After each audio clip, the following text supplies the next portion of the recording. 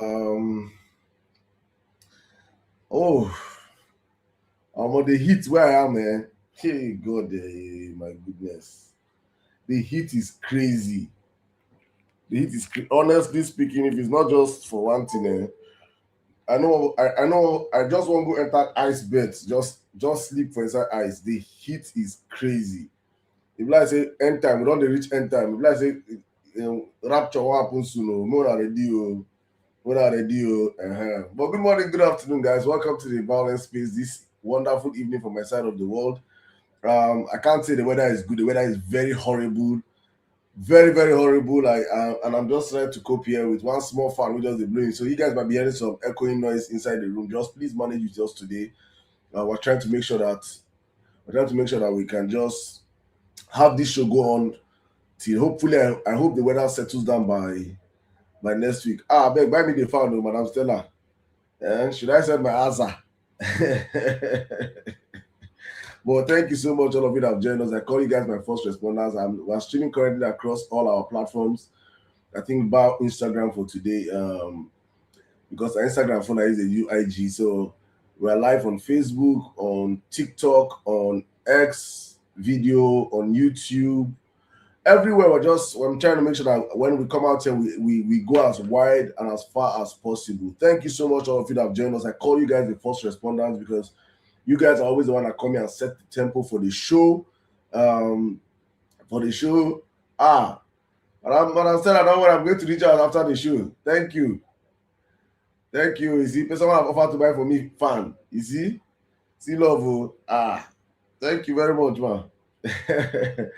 All right, so let's just go on this. But that's why we're here. On today's show, I'm going to make sure I said something yesterday on my live, and I'm like, honestly speaking, so much enjoying TikTok nowadays that I even have audience on TikTok that I believe going forward on the violence space. From last week experience, we're going to be streamlining the violence space speakers, not just on X. I'll be getting speakers also from TikTok, because I have people that are already requesting the mic on TikTok already in their numbers. And I just want to be this to be an opportunity for us to grow multiple platforms. I don't want to repeat the mistakes of last time, the last elections. As I said, I've looked back. I've done my own. What I call it. I've done my own calculations, and I've seen what happened during the last electoral cycle, and I'm trying to make sure that I do not repeat the same mistakes we made last time, as the ones I can control, because the most important thing is what can you control. And what I believe I can control and what I believe I'm good at is helping to shape narratives, helping to push, helping to energize, helping to mobilize.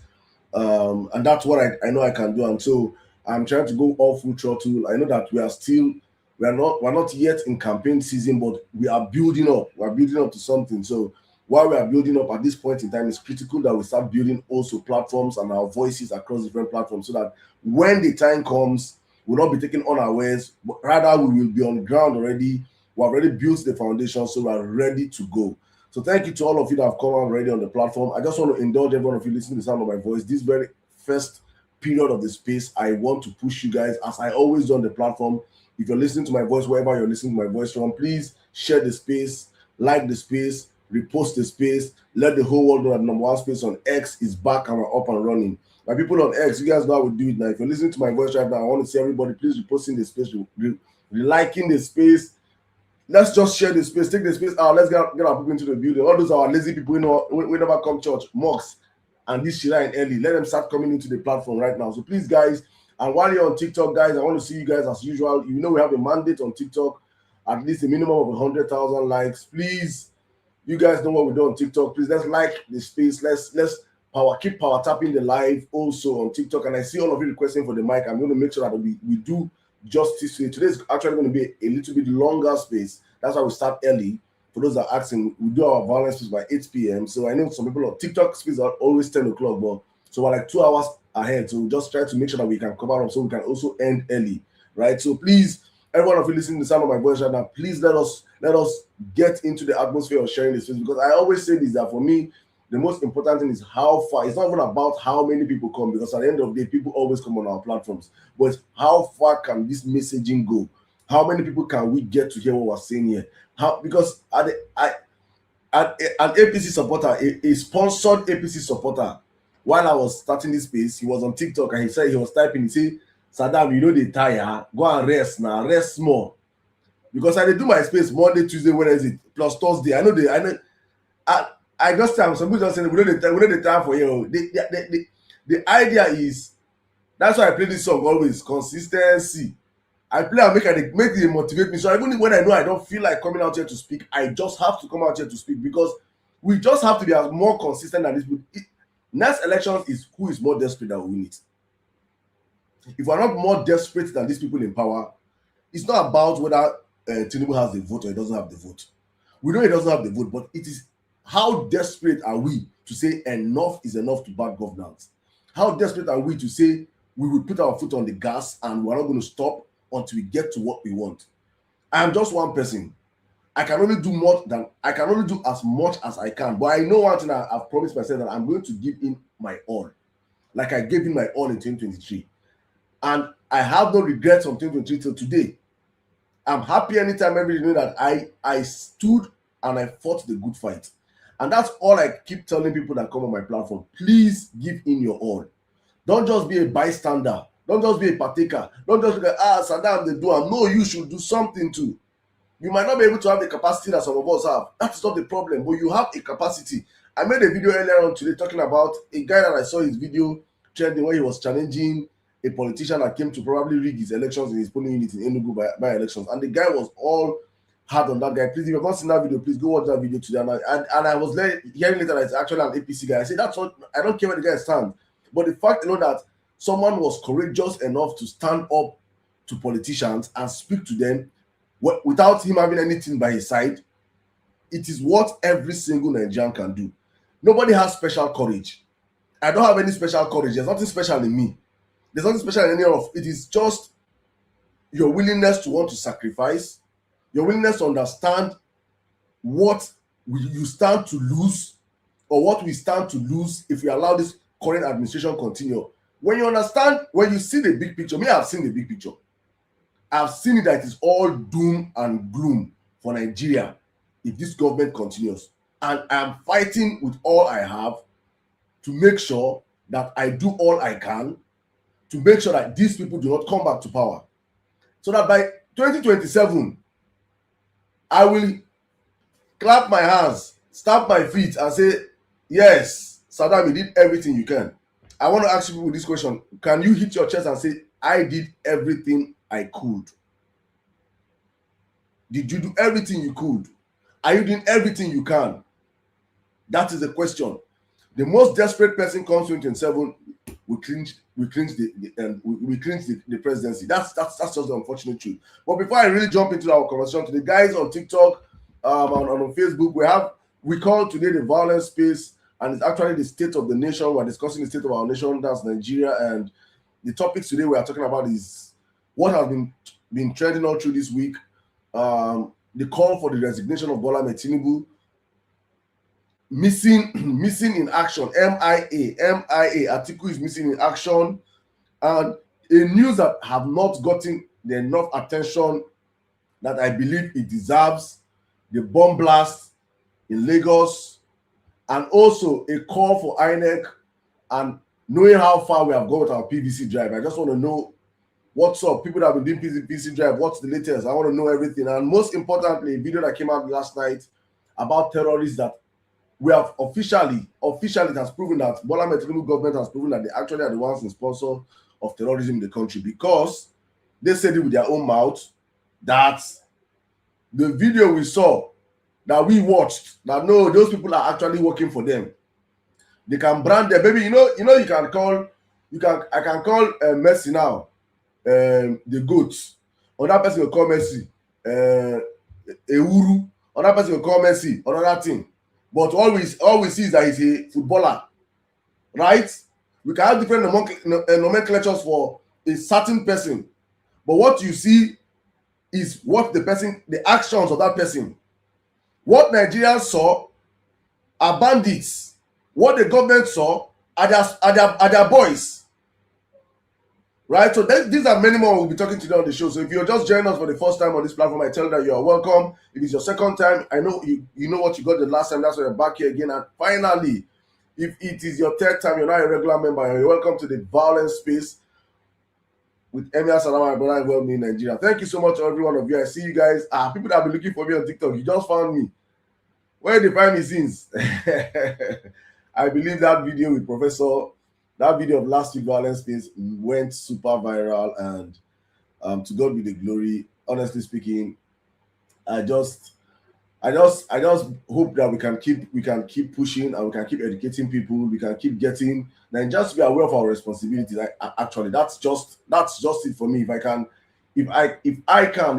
I could convince every Nigerian to understand what we have to do going to the next electoral cycle, I am done. I am happy.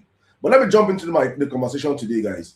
Please, meanwhile, before I jump in one more time, I want to indulge every one of you. We have good numbers already across all our platforms. Please, guys, let's share the live. Let's repost the live. I want to see my TikTokers. Please share to 10 or more people. Prof is having holiday now, and I want you know say Nigeria, and they do see finish too much. They do see finish too much. If you not see Prof too much now, I go water. I go forget say that Tinubu guy. And he goes to be like, no, let Prof is not a celebrity. He's not a celebrity. Let him be coming out once in a while. You know, once in a while. For now, let Prof relax. But if he comes out today and he wants to speak to us, also there's no problem. But I think he always comes on our show, though. But most times, I think he just chooses to take the backside and see what we're doing. And you know, when he needs to encourage us, he encourages us. But let's jump into today's conversation, guys. And if you want to join the conversation, please, you can request the mic. I'm just going to start with the call for Tinubu to resign. You see, I made this brief submission yesterday on the Emir Salam show, and I said it is easy to be a coach from outside. It is easy to criticize from outside. For some of us that played football, like me like this now, there are some things where we say, my late dad, when we eventually meet in heaven, the thing where I go hold am for trousers and say, why you stop my football dream? Because by now, I for no day here. I for they watch me for World Cup. Because I feel don't nationalize for Congo. I will dey Congo. If I decide nationalize for Congo, I will go be captain now. Hey God. I be Bolaji. I dey boss scatter. So when I see some people make some kind of nonsense take was for social media about Messi and Ronaldo, I'm like, these people don't even know ball. So that's one of the things I'm going to use and drag my late dad when I get to see him. And because for me it's easy to say some things from outside if you've not experienced the game. If you don't understand if you have not been in the pitch, if you have not played high profile football, you won't understand when every coach in the world is saying the best player ever is Messi. All the professional players are saying the best player ever is Messi. The only people that are comparing Messi to Ronaldo are people that are fans, people that go and watch only goal, that watch highlights. You know that the only they see is highlights. They say Wasiu. They compare Messi to Boda Wasiu. But when you play the game and you understand the rigorous what it takes to do what Messi does on the pitch, you can never compare both of them. You can prefer Ronaldo to Messi. I agree, I understand. But you cannot have played that game and say you compare them. No. One is exceptionally different from the other. And I'm saying this because I'm bringing back to politics. That it's easier to criticize from outside. It's easier to say things from outside, especially when you don't have it in you. It's easier to say, if you're not doing the job well, leave. That was Bola Ahmed Tinubu prior to APC coming to power. They had all the smoke for Jonathan Goodluck. Tinubu was a Twitter banger boy. Tinubu was, me and now some of the APC because I be banger boy, right? Tinubu was Saddam in 2012 to 2013. Now only say space, no day. It says space there for 2012 to 2013. Tinubu go for the whole space. In the whole space, they got Jonathan out. Well, it was easy to criticize Jonathan from outside. It was easy to tell Jonathan that you don't know what you're doing. It was easy to label Jonathan and give him names and call him all sort of names. it was easy. It was easy for the APC people to say things. And that is why for me it is very painful when I see, or when I see them trying to gaslight obedient and well-being Nigerians are calling out this government today. These guys in APC, these guys are the scums of the earth. Whatever you think you say today, I promise you, no matter how vulgar your language is, no matter how vulgar I want to speak today, I promise you I've not done 0.000000000 to infinity decimal to infinity of what this hi. I don't even know the right adjective to qualify these people. These people were so evil, so vile, so vile on social media. You dare not come out and support Jonathan in public. These animals will rush you like these are vultures from this. These are scums of the earth.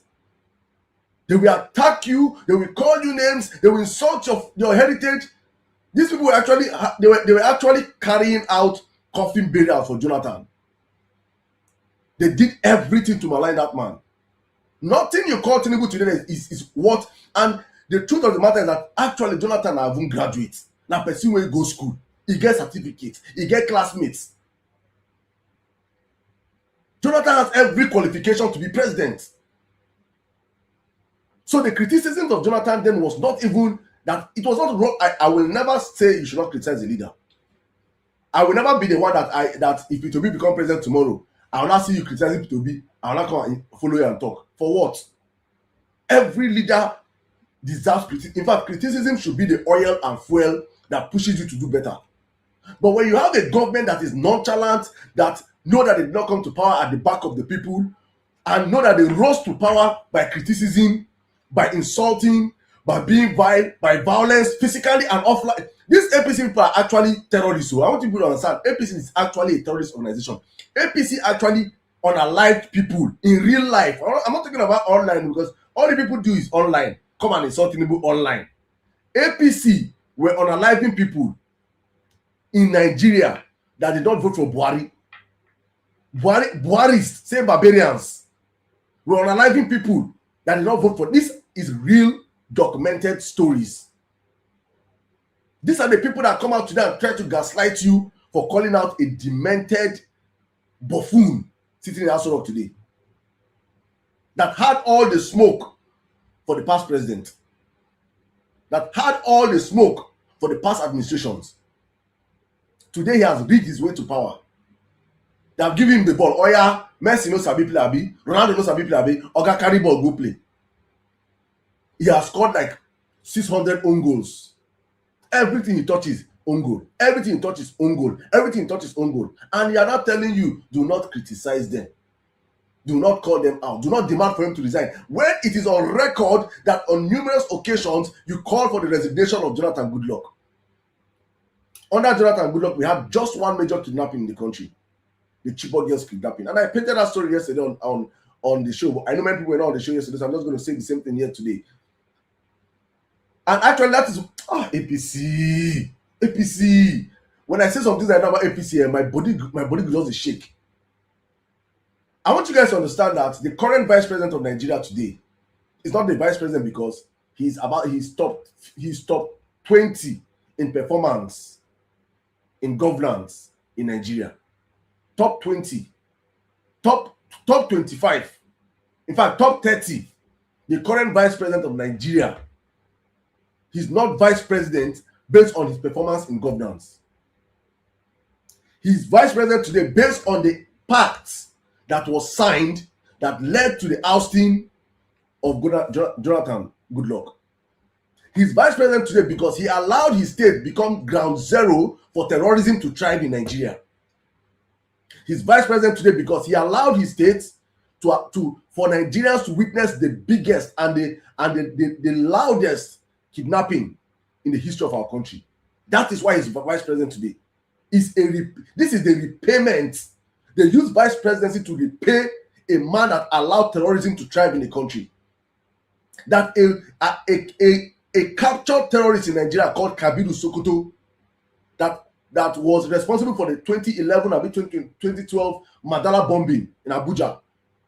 he was caught in this same vice president governor's lodge in Abuja. That is why he's vice president today. It's a repayment plan. I want you guys to understand, when we talk about the insecurity in the country, that it is not something. APC brought these terrorists into Nigeria. APC funded these terrorists into Nigeria. APC fed them. When they got power, APC could no longer control what they have created, and so therefore they settled them with our forestries across the country. So across the country, and many of us have noticed this from so long, have been screaming. I will do all my best. I in thousands of people will be here, not hundreds of thousands, not millions of people. But I am saying this because many things I've said for so long, out of what we have seen, investigations, open patterns, and everything, are what I wish. So some pastors were saying they'll be calling them prophets, because for you to understand Nigeria, you just have to look at it is open plain sight.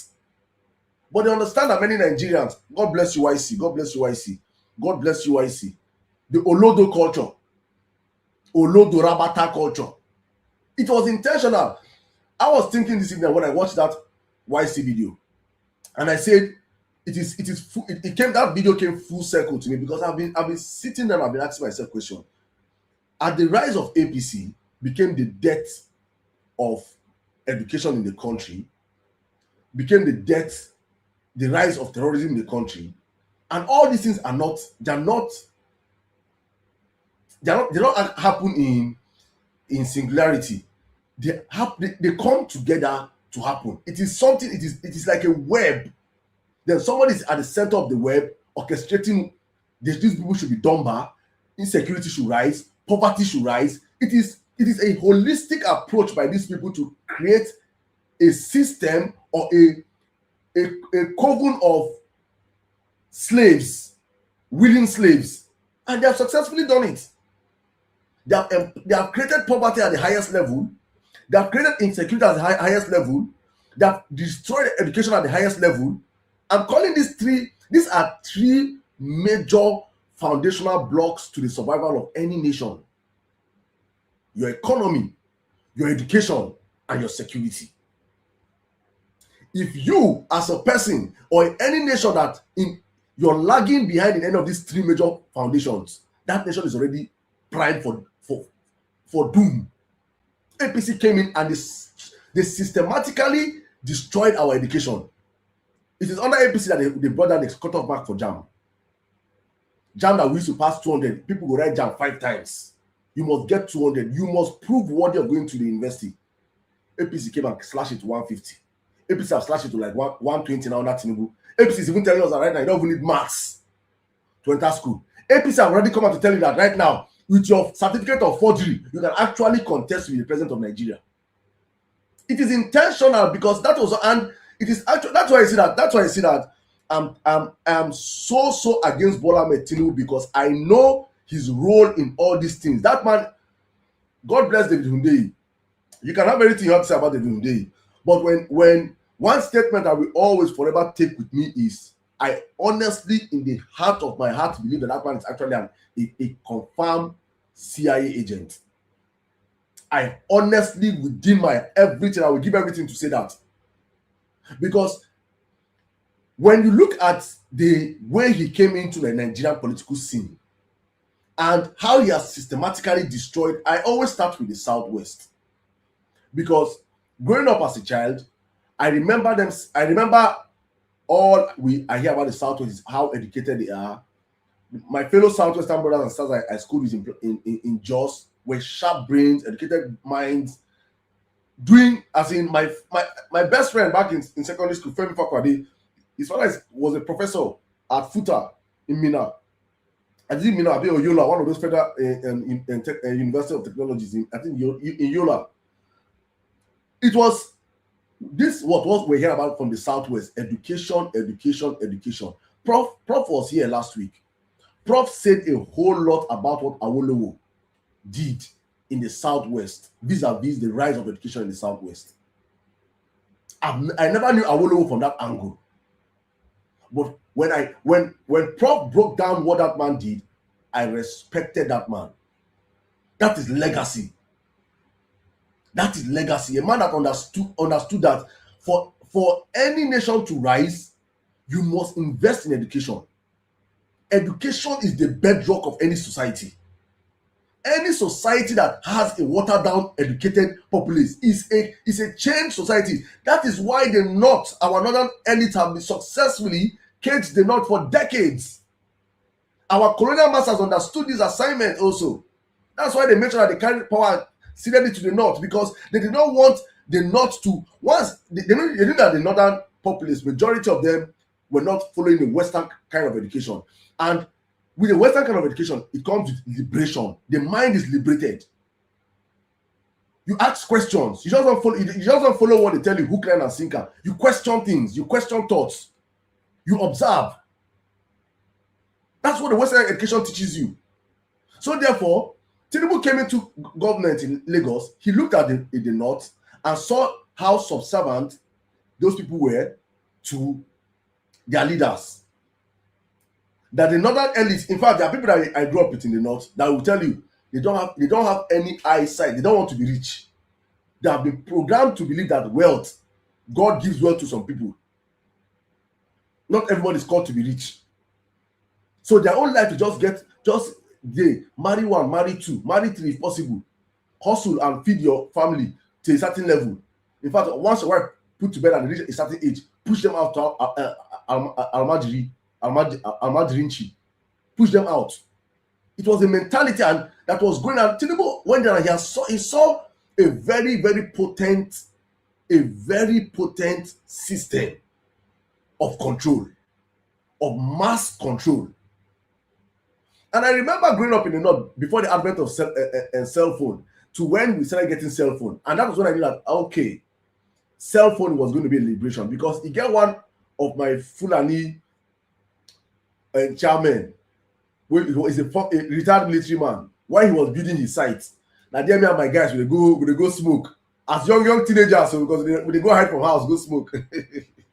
It's as I tell them my life will open. So they don't go cast tomorrow. They don't go cast Saddam. And now my own they smoke before. I don't tell them that before they smoke before. I don't smoke anymore. I've not smoked for the past close 7 to 8 years, so I'm clean. So that one are my past. When they go do some the man go there. That time cell phone don't they come out. The man he say this cell phone is haram. It's haram. Say Northerners look at Northerners when they get cell phone. I don't understand why this man was saying. It was later now understood that these people actually wanted to keep people down, keep our minority brothers down, so that they don't get information. And that was when I knew that, okay, as I started seeing some of our northern brothers getting into the social media space, I was very happy, because I knew that they were going to open their eyes to actually see the reality of how life can be in different parts. And there is nothing more dangerous than an educated populace, which is actually growing. That's why I've always given the North the grace. So when I see me talking about the North, I'm always giving them grace, because I understand the system that they're coming out from. It's a controlled system of subjugation. And that is what Bola Ahmed Tinubu saw and took to the southwestern part of the country. So when he became governor, what did he do? He started making sure that education, first of all, was no longer something that was a cherished was something to be cherished in the southwest, starting from Lagos.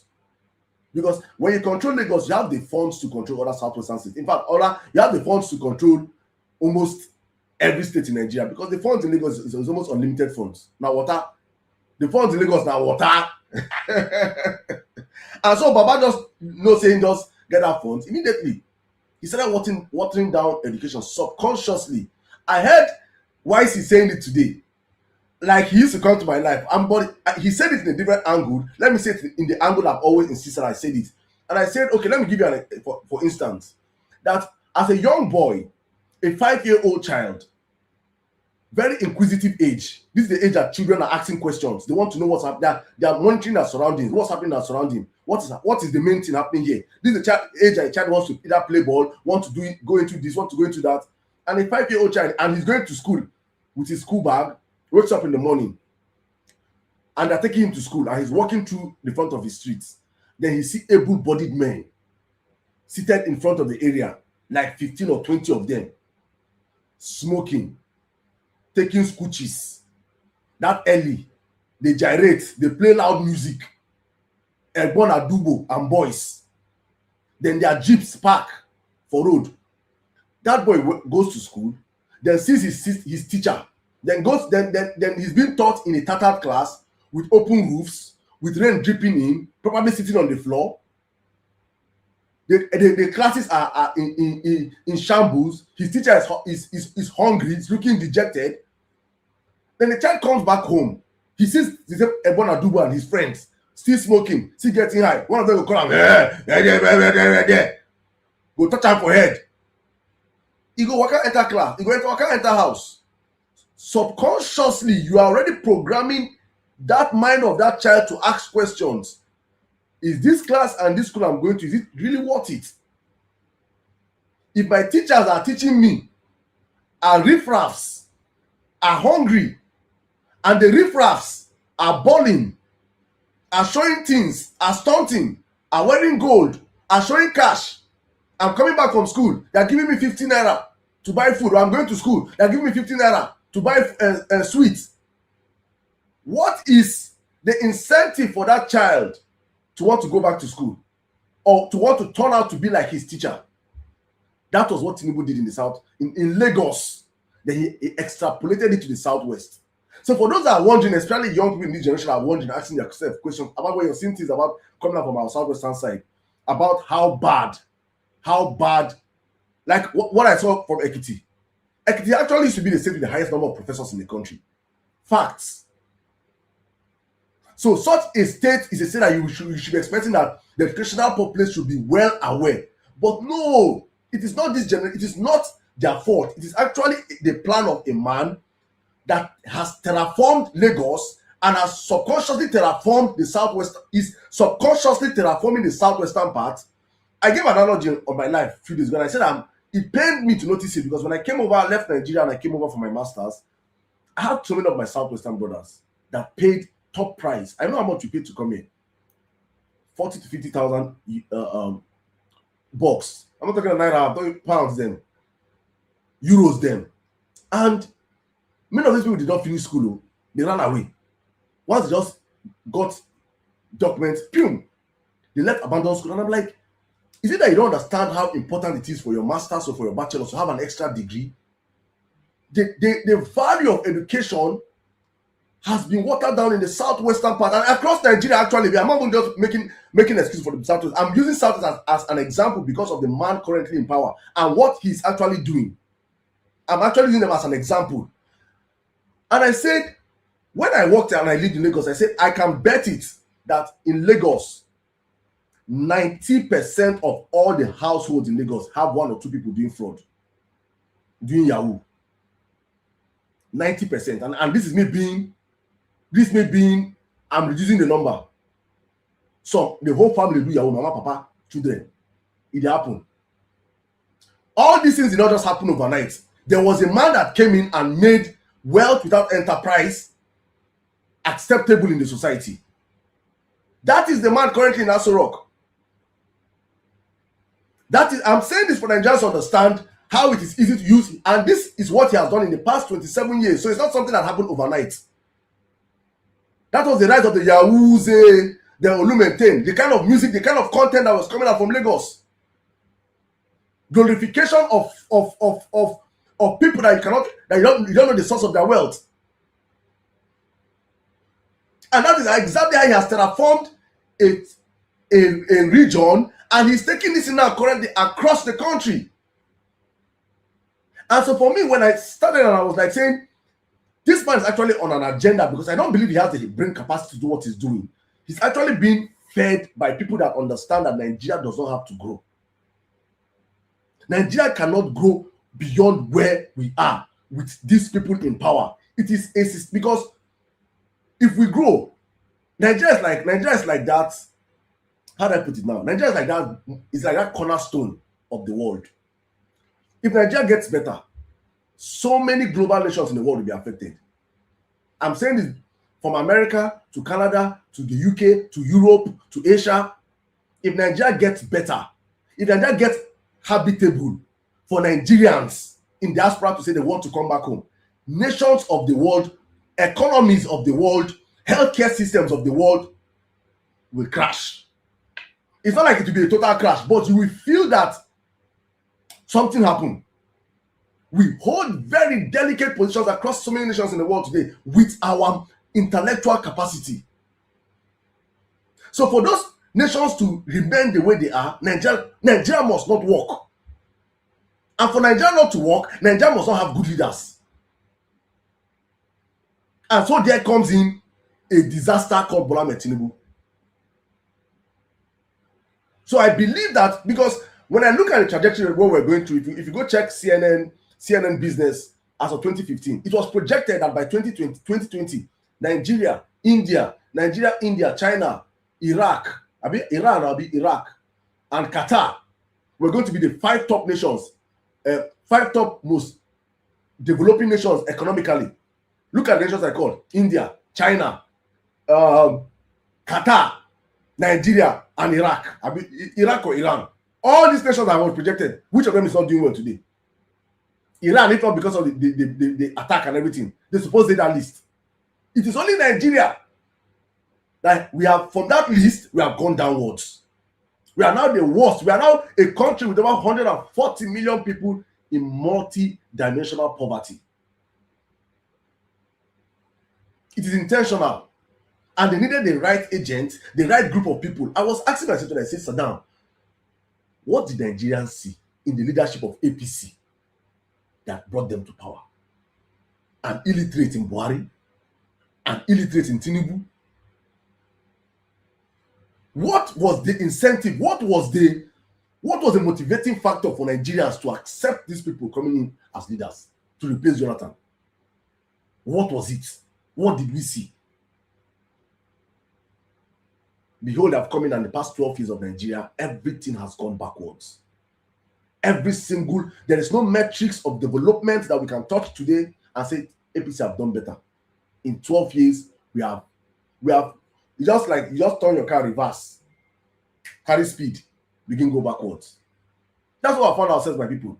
And it's unfortunate, but we just have to keep saying it for Nigerians to understand. And that is why, for me, I just wrap up on Tinubu here by saying, I know the call for him is very legitimate for him to resign, but I don't even expect him to resign. I know he will not resign. He doesn't even read, he doesn't even care. But it's understandable that at least he's having a taste of the same poison he served others. And his own taste is actually a legitimate call for him to resign, because he has been an abject disaster as pertaining to leadership in our country. Let me jump really quick to Atiku before I bring people and speakers into the conversation. I've always insisted, people who know me, I've always insisted that Alhaji Atiku is someone that, irrespective of how I sound or how I want to sound about the man, I believe that he's let me find the right word. He's that person, that proverbial person that does not understand timing. You know, they say that you are the right place at the wrong time, or you are the wrong place at the right time. And I got information. I posted it earlier on. I said, you know me, I always get sources. Call sources. When I announced that they will make Amechi vice, do people remember that I announced that they make Amechi vice? Yeah. When I said it then, my sources told me that this government, Tinubu government, is pressuring Amechi that if he doesn't collect the vice for Atiku, they will use EFCC and open up his cases. That was what he told me. I was like, how can Tinubu be shopping for vice for Atiku? So that means that Tinubu and Atiku are working together. Because if Atiku is actually a threat to Tinubu, if it was a threat to Tinubu, Tinubu will not be actively making sure that somebody vice him. Or is it because Tinubu believes that it is easier for him to rig his way back to power if the opposition is divided? That's the two angles I'm coming from. It's either he sees it from the angle of a divided opposition enables him to find a way to try and rig himself back to power, or he is actively working with Atiku to make sure that they just stay back to power. Because for me, if you trace back their ancestry or you trace back their history way back to 1992, as the boys of the late Shehu Yaradua, They were both SDP boys. Atiku was vying for presidency. Tinubu was vying for Senate. They both rose to the rank, doing business together. They got into the first administration when we returned to democracy in 1999. One as vice president, one as governor. When things were getting heated in the southwest, Obasanjo wanted to capture the whole southwestern part of the country. Atiku, he gave Atiku that assignment. Atiku captured everywhere apart from Lagos. He gave Lagos back to Tinubu. Tinubu repaid him back by making Atiku his presidential candidate in 2007 when Obasanjo gave the ticket to Yar'Adua of PDP. Tinubu gave his ACN to Atiku. They have been friends. They came together and they formed APC. They have been friends. They have been business partners. They have been allies for so long. So I will not be surprised if these guys are really using Nigerians to do business, because they are actually businessmen that only care about their own selfish interest. But I got another information that the man is not fiscally okay. And when I got that information, I was like, I asked, where's Atiku? Because what Nigeria cannot afford to do is to go from a ghost Buhari to a ghost Tinubu to a ghost Atiku.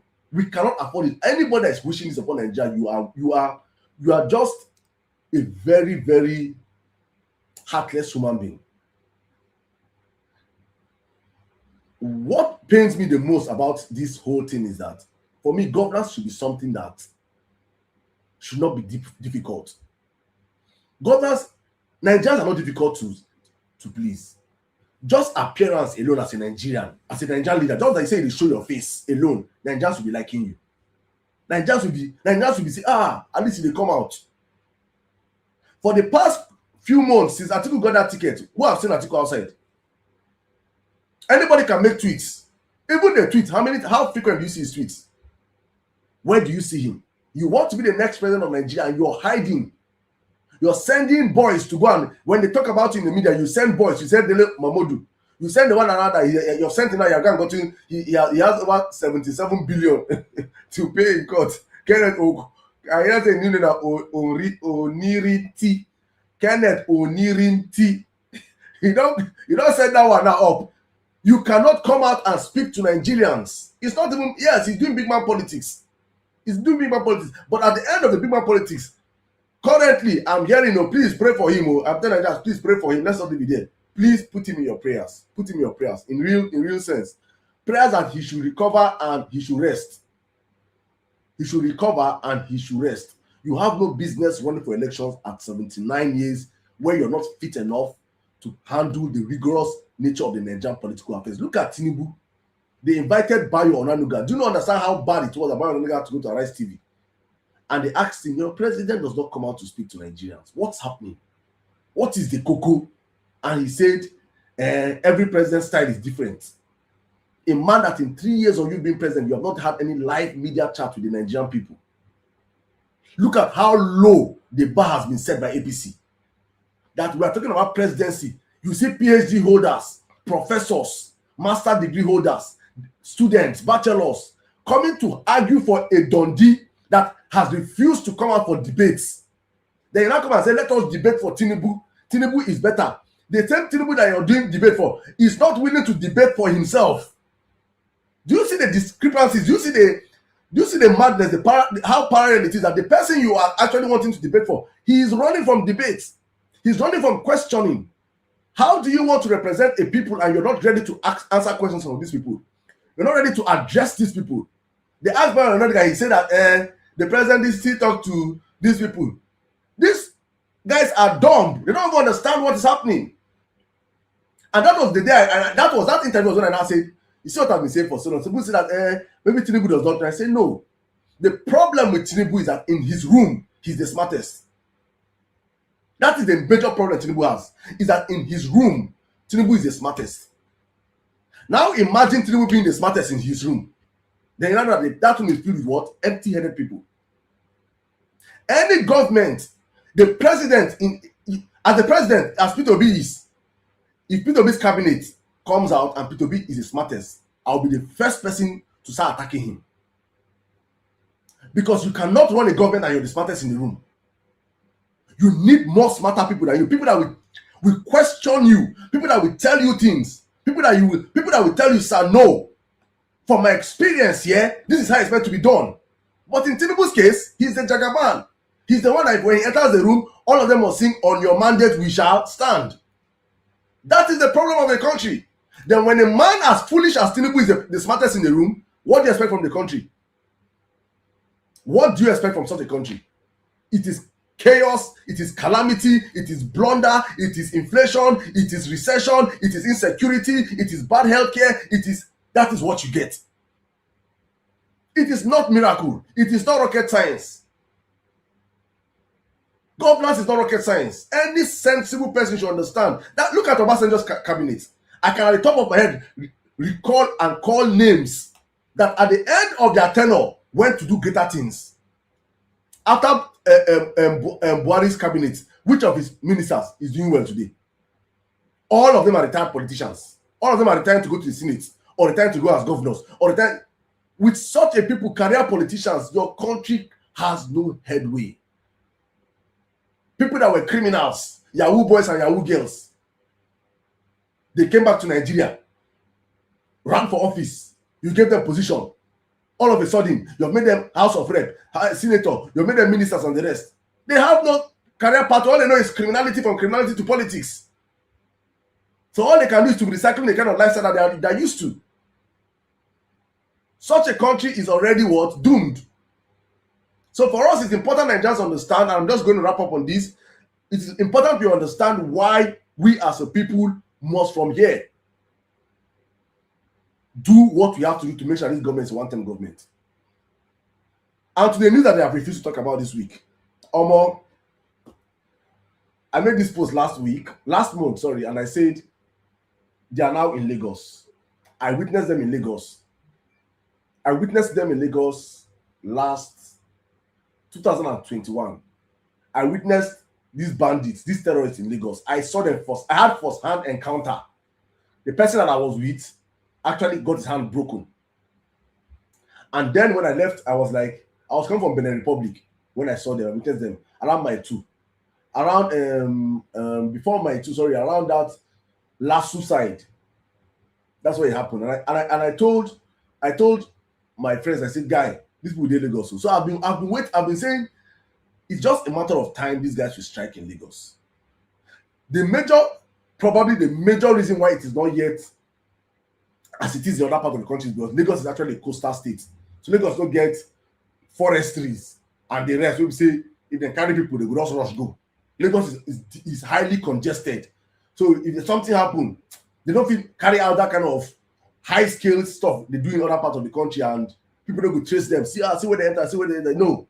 That's probably why they have not yet launched a full-scale out on Lagos yet. But Lagos is actually occupied by these people. And it happened 3 days ago in Mushin. An IED was exploded in the market in the morning times. And all of a sudden, that's not mainstream news. They have done everything to suppress the news because these people control the media. Most of our journalists are brown envelope journalists. And they know that if this news goes mainstream, people will now be apprehensive, knowing fully well that as we are speaking currently, that terrorism has found a home in the state of the president himself. Exactly the same thing happened during Buhari in Katsina. Katsina was a very safe state until Buhari became president. Google it and fact check it now. There was no terrorism in Katsina prior to APC coming to power. Check it. Katsina was the one that produced Yar'Adua as president. I think Masari or somebody was also one of their governors. Go and check it. Katsina was very safe as Buhari entered in the spirit of the agreement with APC. Once you come in, because you people brought us into the country, you will give us your region. As Buhari came in as president, the Northwest used to be one of the safest places in the North, apart from religious crisis. We're talking about Katsina, we're talking about Zamfara, we're talking about Kaduna, we're talking about Kanu. All this Sokoto, all these northwestern states, they get problem. As Buhari enter, check the stats. Numbers does not lie. Zamfara became inhabitable. Katsina became inhabitable. Sokoto, they get skirmishes. Kaduna became inhabitable. We saw Southern Kaduna was run down. Communities were sacked. It was only Kanu that was a little bit Kanu know how to hold themselves well, but the Northwest went up. Tinubu has 20, and I'm saying it for people to see patterns, to recognize patterns, Nigerians. 2022, before Tinubu became president, Oyo was safe, Ondo was safe, Ekiti was safe, Kwara was safe, Lagos was safe. 3 years down the line of Tinubu, Kwara, over 30-something kings don japa, don run from their community, say, I know king again. No, they don run. In the space of 3 years, Oyo, we dey see am, our children are still in the forest. Ondo, we dey see am. Ekiti is currently under siege. And the most recent one in Lagos, bomb blast.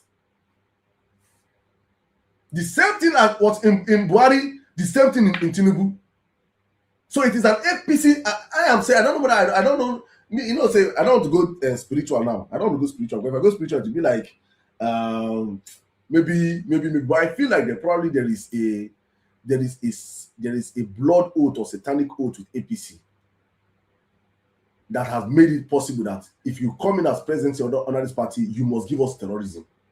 Because I also remember Imo State. That Imo State was relatively safe until Rocha Sokorocha moved to APC. And Hope Uzodinma became governor. Edo State, the same thing. The governor actually said that we will give you people what insecurity. Just check the stats. Numbers does not lie. My feelings might be deceiving me, but when I look at the patterns, it is not lying. It is evident. So please, my people, let us remember. When you see such news, please help amplify it. This government only is trying to de-escalate the news. Our job is to amplify the news. Imagine the presidency spokesman telling Nigeria to stop traveling by night.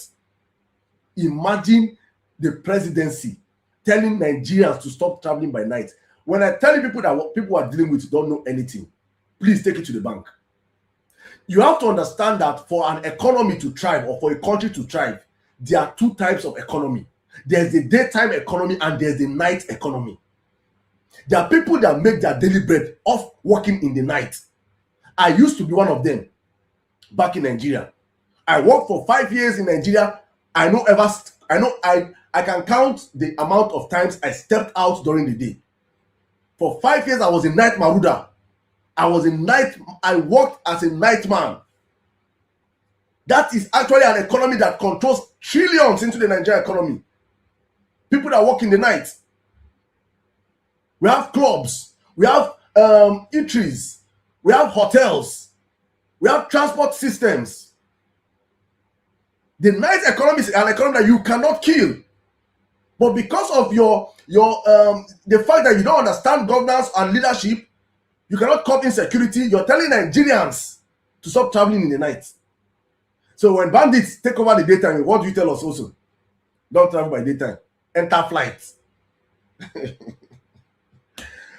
Nigerians, let's wake up. Please, I'll wrap up with that and say, please go and get your PVC.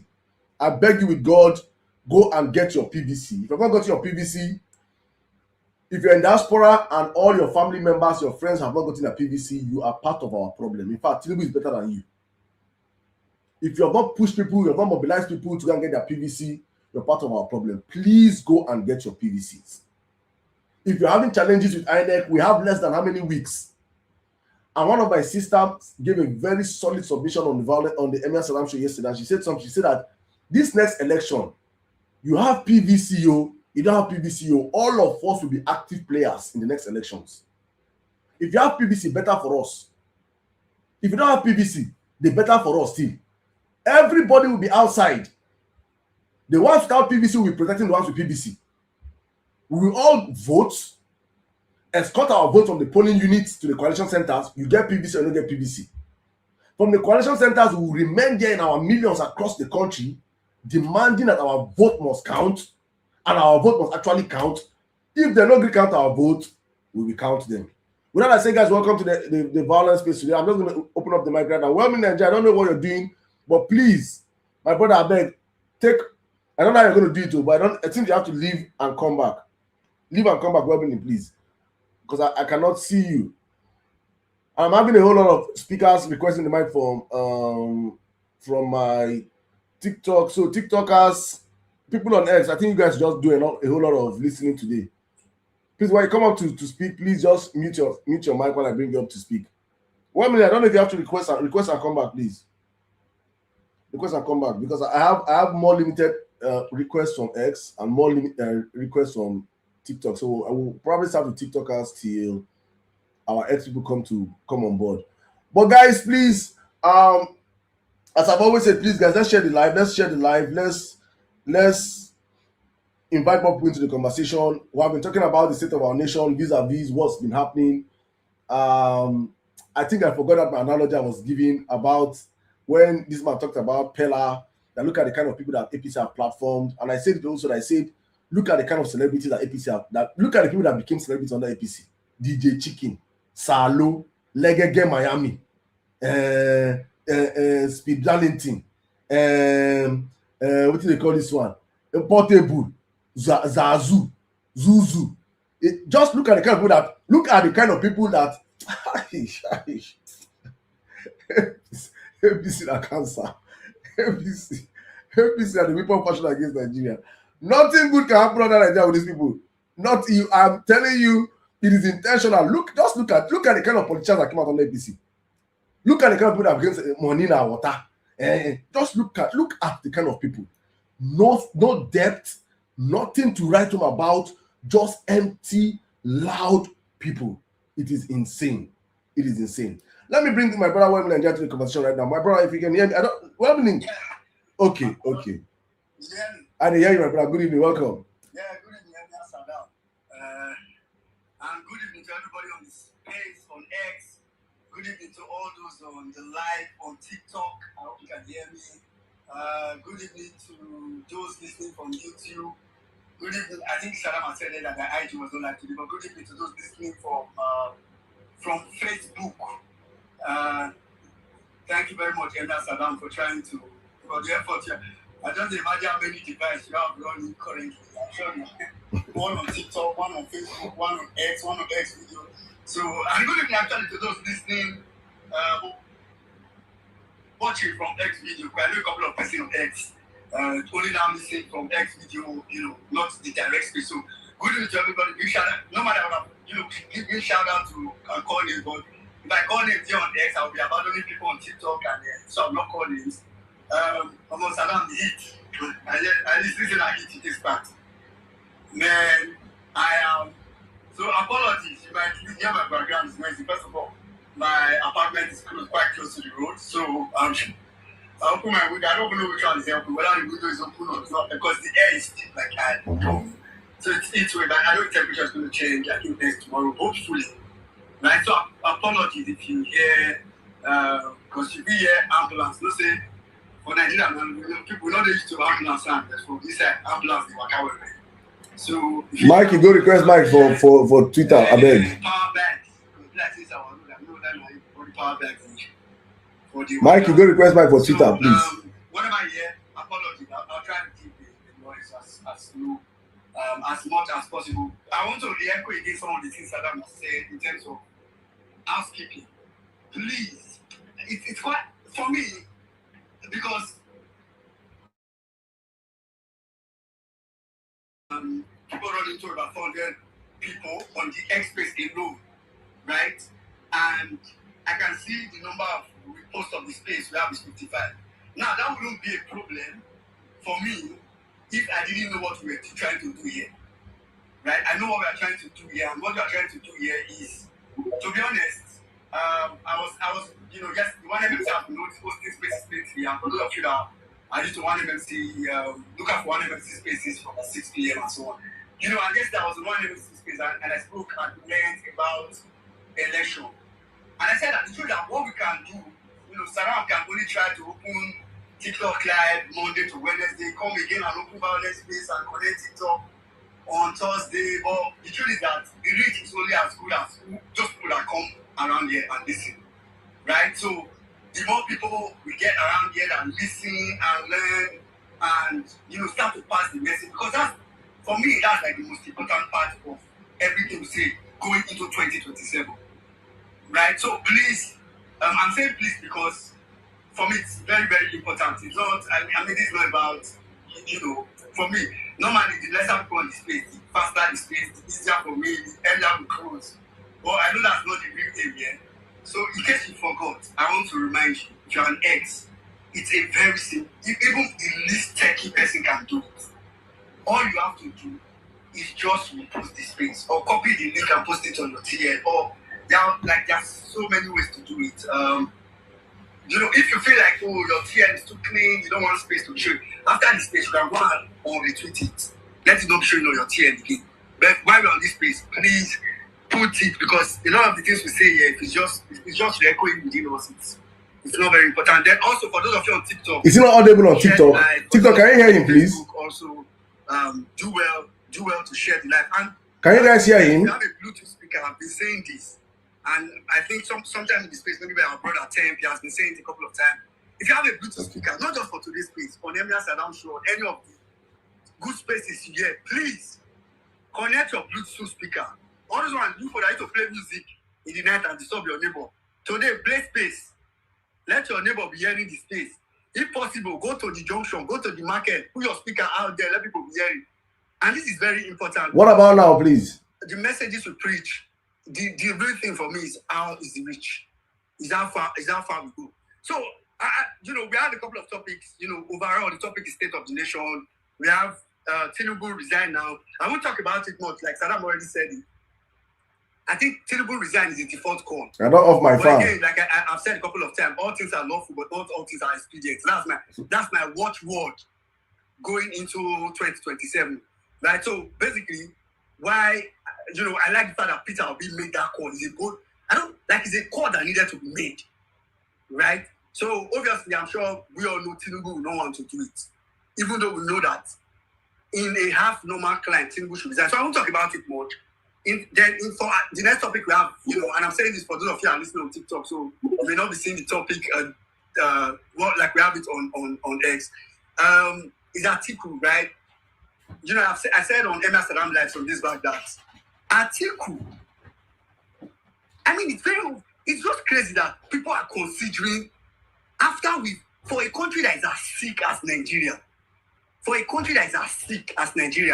after we've had to deal with a sick Yaradua, right? Who, though he was, like Peter Obi 5C, he was competent, he had compassion, he had capacity, but he did not have the capacity because he was not well at the time. Then we came to Goodluck, did a little bit, then we went to Buhari. Buhari for the 8 years of his tenure was showing hospitalized. I think it was going to his bathroom.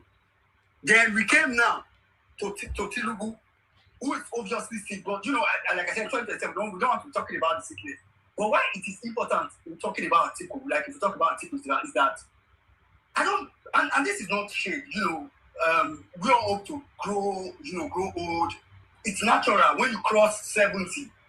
There are just some natural things that just happen. Your body starts to get weak. So this is not people trying to say, "Oh, Atiku, this is not mockery." And like Saddam said earlier, I really back it. Let's pray for him to recover.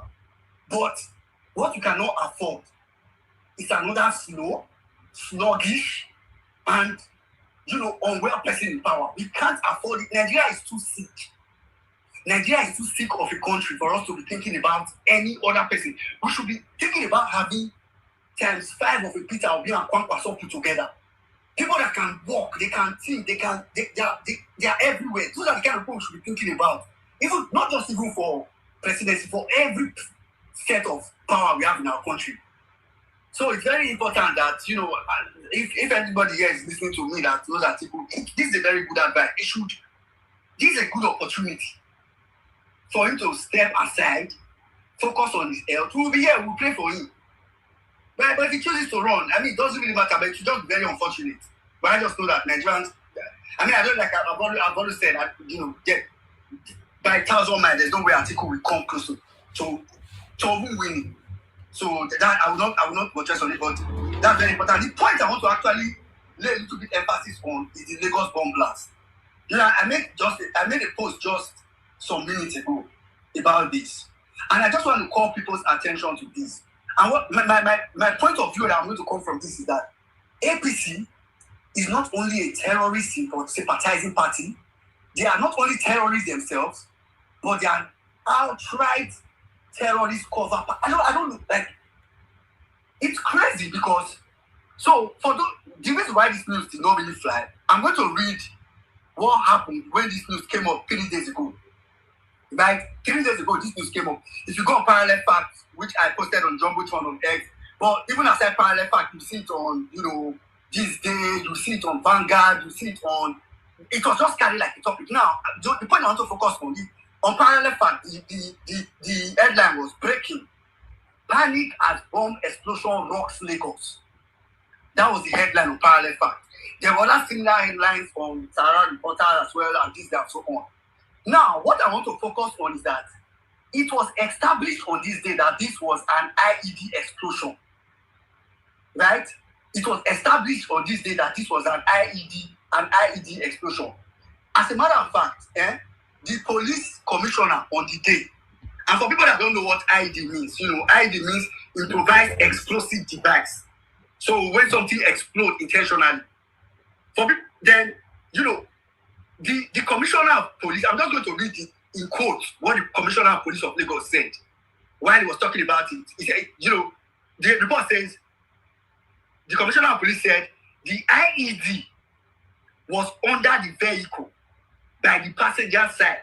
It exploded when the vehicle was started. He went on to confirm that there was one victim, like one person was injured.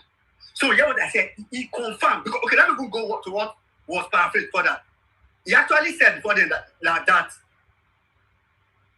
the police received reports of an explosion and immediately deployed an explosive ordnance disposal team, that's EOD team, to secure the environment and carried out a detailed search. So before he now went on to say that the IED, so from the detailed search that they carried out, they discovered, they knew that there was an IED enough to even know where the IED was placed in the vehicle.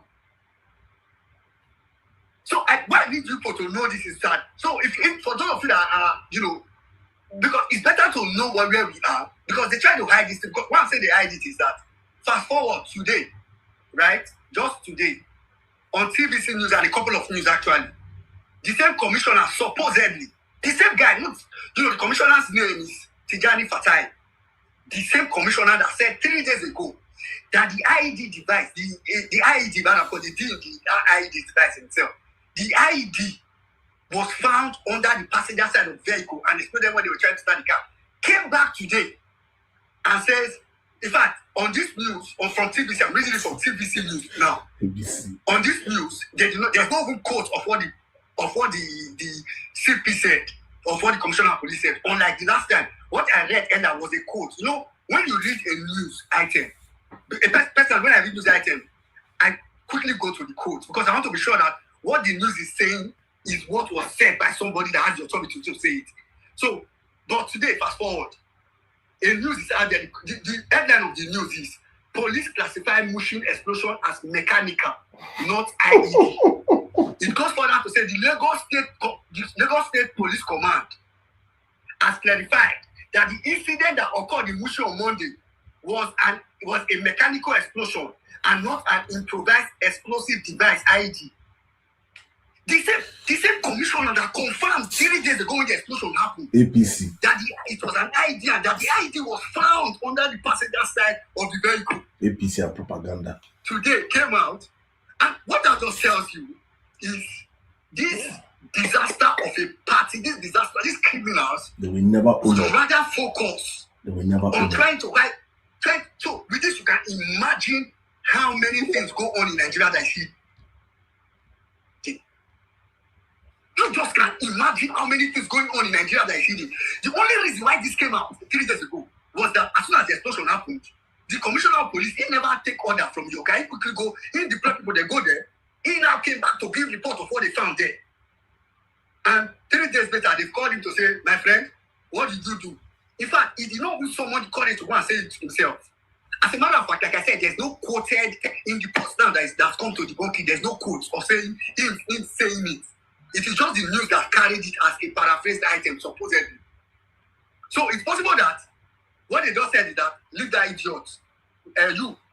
Call TVC, call a couple of news outlets, tell them to just put out a news that it was no ID.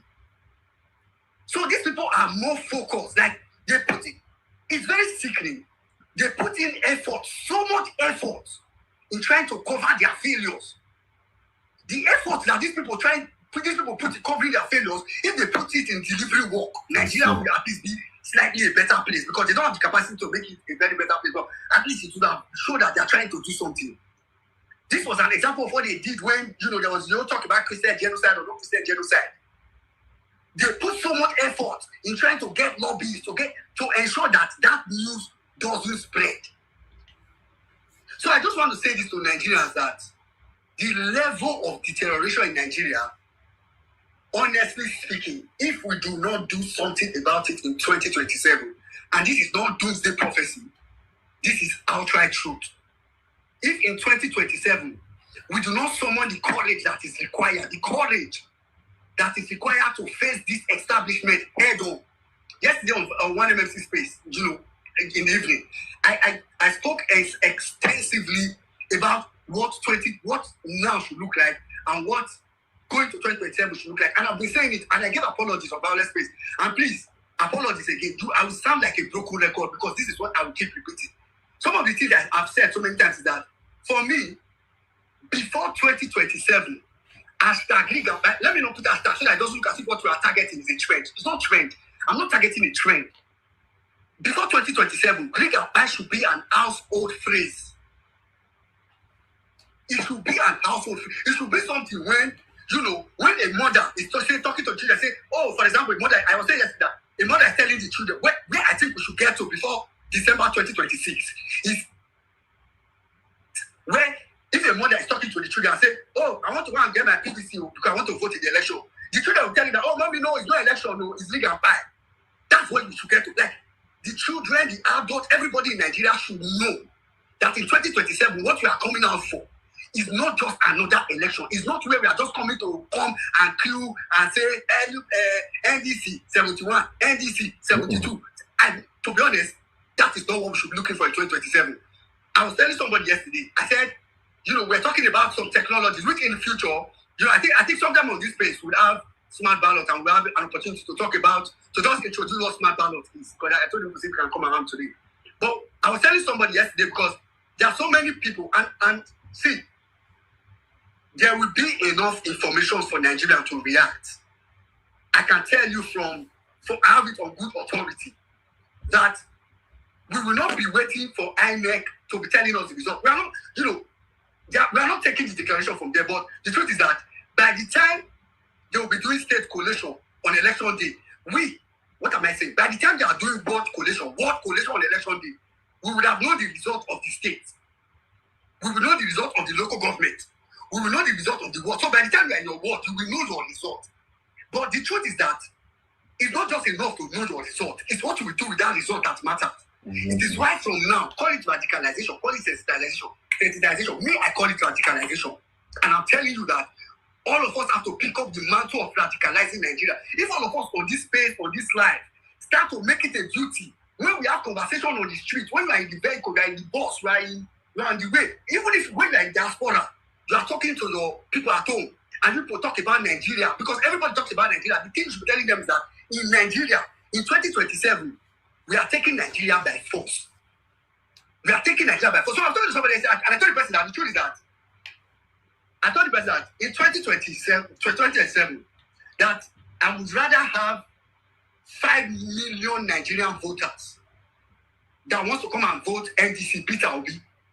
5 million that are willing to give their lives for the election.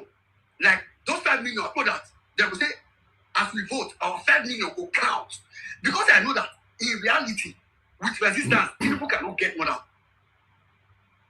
There's no Nigeria that will leave his house on election day, except for people that are APC have been paid. The APC are paying. There's no normal Nigeria that will leave his house on election day that I'm going to print for APC. That's for sure. So I'm telling the person that I would rather have 5 million Nigerians that want to vote, and all 5 million of them are ready to buy, to follow that result, to ensure that result is protected, than have 50 million that will come out and will shout NDC 71, NDC 72, and after election, all of them go home.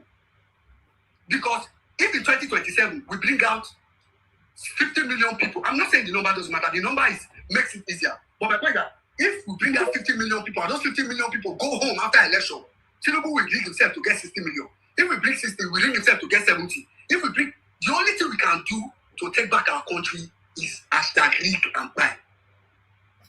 So, and where that starts from now is collecting of PVC, radicalizing of people. Let it become a natural narrative. Let it become a norm in your conversations. This is very, very, very, very, very important. There was something Saddam, and I'll end on this one. There was something Saddam was saying on MS Saddam show, I think one of these days this week. I think it was on Monday. And I brought it yesterday to one MLC. See, we have to be very serious in 2027. I was telling them yesterday that I am not, see, we should not, 2027 is not for Serere. It's not for, the sweetness of it. It is business. We should mean business. I was saying that what we want to be seeing, if we don't want to be seeing videos online of, don't be showing us videos, and I'll keep emphasizing this almost every day till elections. We don't want to be seeing video of vote buying. You will now set camera. Hey, APC is buying votes. See them, they are buying votes. You'll be one corner whispering. What am I going to do with your video of them buying votes? The video I want to see is that you saw someone trying to buy or sell votes, and I don't post them. I don't see video I want to see. Facts. Because if you bring your video, they are buying votes, or you saw somebody in the classroom completing ballot paper, then you now go one corner video. What do you want to do? Like, want a video to come and show us to trend or what? Like, engagement. Because I feel like this culture of video is also almost like a problem. So, see, your focus in 2027 is that as you see it, if you are not acting on it, I don't want to see your video. The only video I want to be seeing is people acting. It's not people showing me what was happening. Because by the time you are showing me, it is already too late. Best we don't complete. The film don't rig up. They don't buy all the votes they won't buy. So we have to be very, very, very, very, in 2027, we have to mean business extremely. So on that note, I'll give my mic and just say again, please, we are currently in PVC collection era. Encourage your people to collect your PVCs. Like I said, at least ensure you do your biometrics. Coming to the election, we'll do a lot more education anyways, but ensure you do your biometrics, right? If you do your biometrics, even if you don't get your PVC, we'll go find where you will vote. One way or another, no worry. Shall make sure you do your biometrics if you've not finished, and if possible, collect your PVC. But if not, get to that river and we'll cross it. But please do all that and ensure you start to mobilize people. Like I said earlier, luckily, and this is my rounding up point. Luckily, within the obedient movement, right, which is not, I don't want to restrict it, within well-meaning Nigerians, a platform has been developed to see, and you probably have heard it. I've even heard smart ballot before I got to know about it. And that's a platform that can also help with our mobilization and doing some of the things that we couldn't do in 2023. So within the space, hopefully, when it comes up, we'll try to just give a little bit more details and keep doing it as time goes on. But please, remember, 2027, the only way is rig and buy.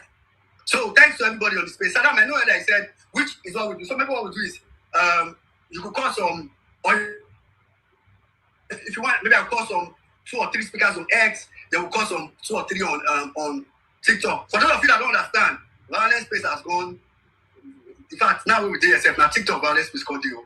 It's not Vawulence Space on TikTok. It's only a Saddam show on TikTok. But we will fight. We will hold our ground on X.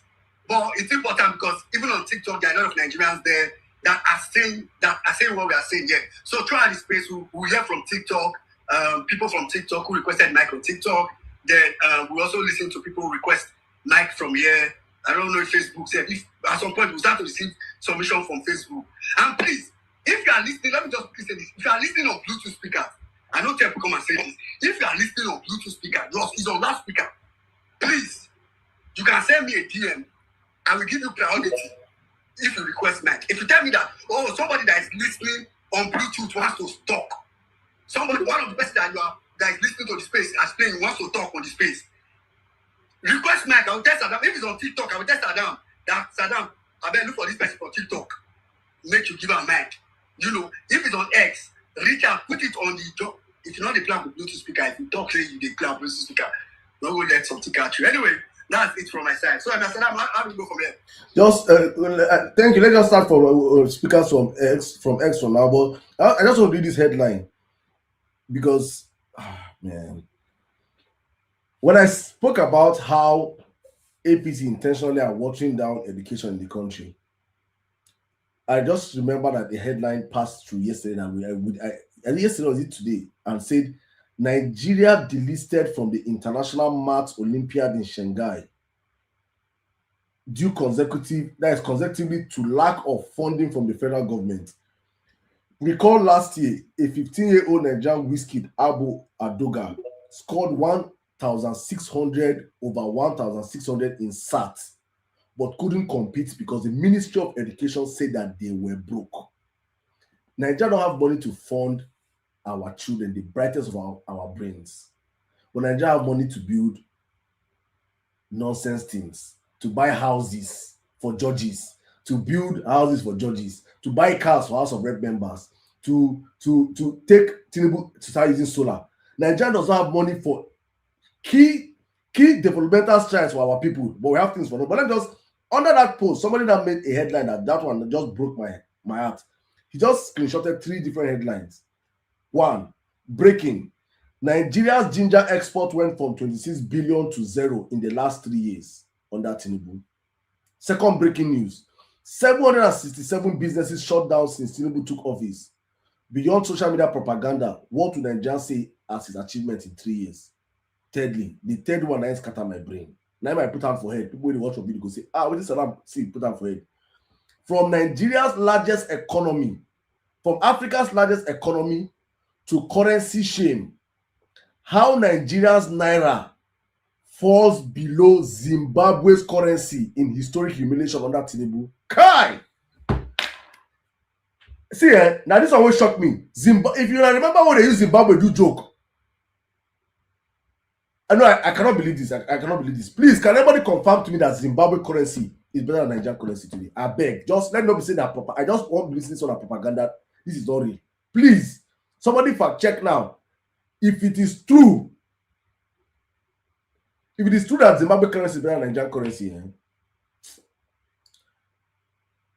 honestly speaking, and we allow Tinubu come back in 2027, we are the most useless set of people on earth. Nigerians are the most,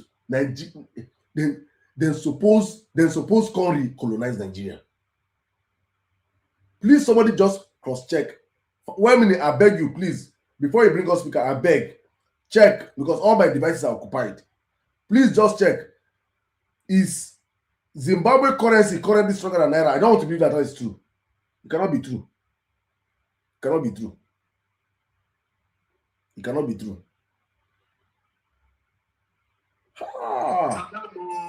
It's a lie, Abi? Yes, Zimbabwe currency is currently higher in value than the Nigerian naira. I beg, I know they did this show. Current exchange rate. I don't know. It's okay. One Zimbabwean gold, that's ZWG, Jesus, is equal to approximately 51 Nigerian naira. Hey! Put that in context. It means if you have 1,000 ZWG, I can't pronounce the currency well, 1,000 ZWG. In Nigeria, you'll be a big boy because you have 51,000 naira. 1,000 equals to 51,000 naira. Zimbabwe.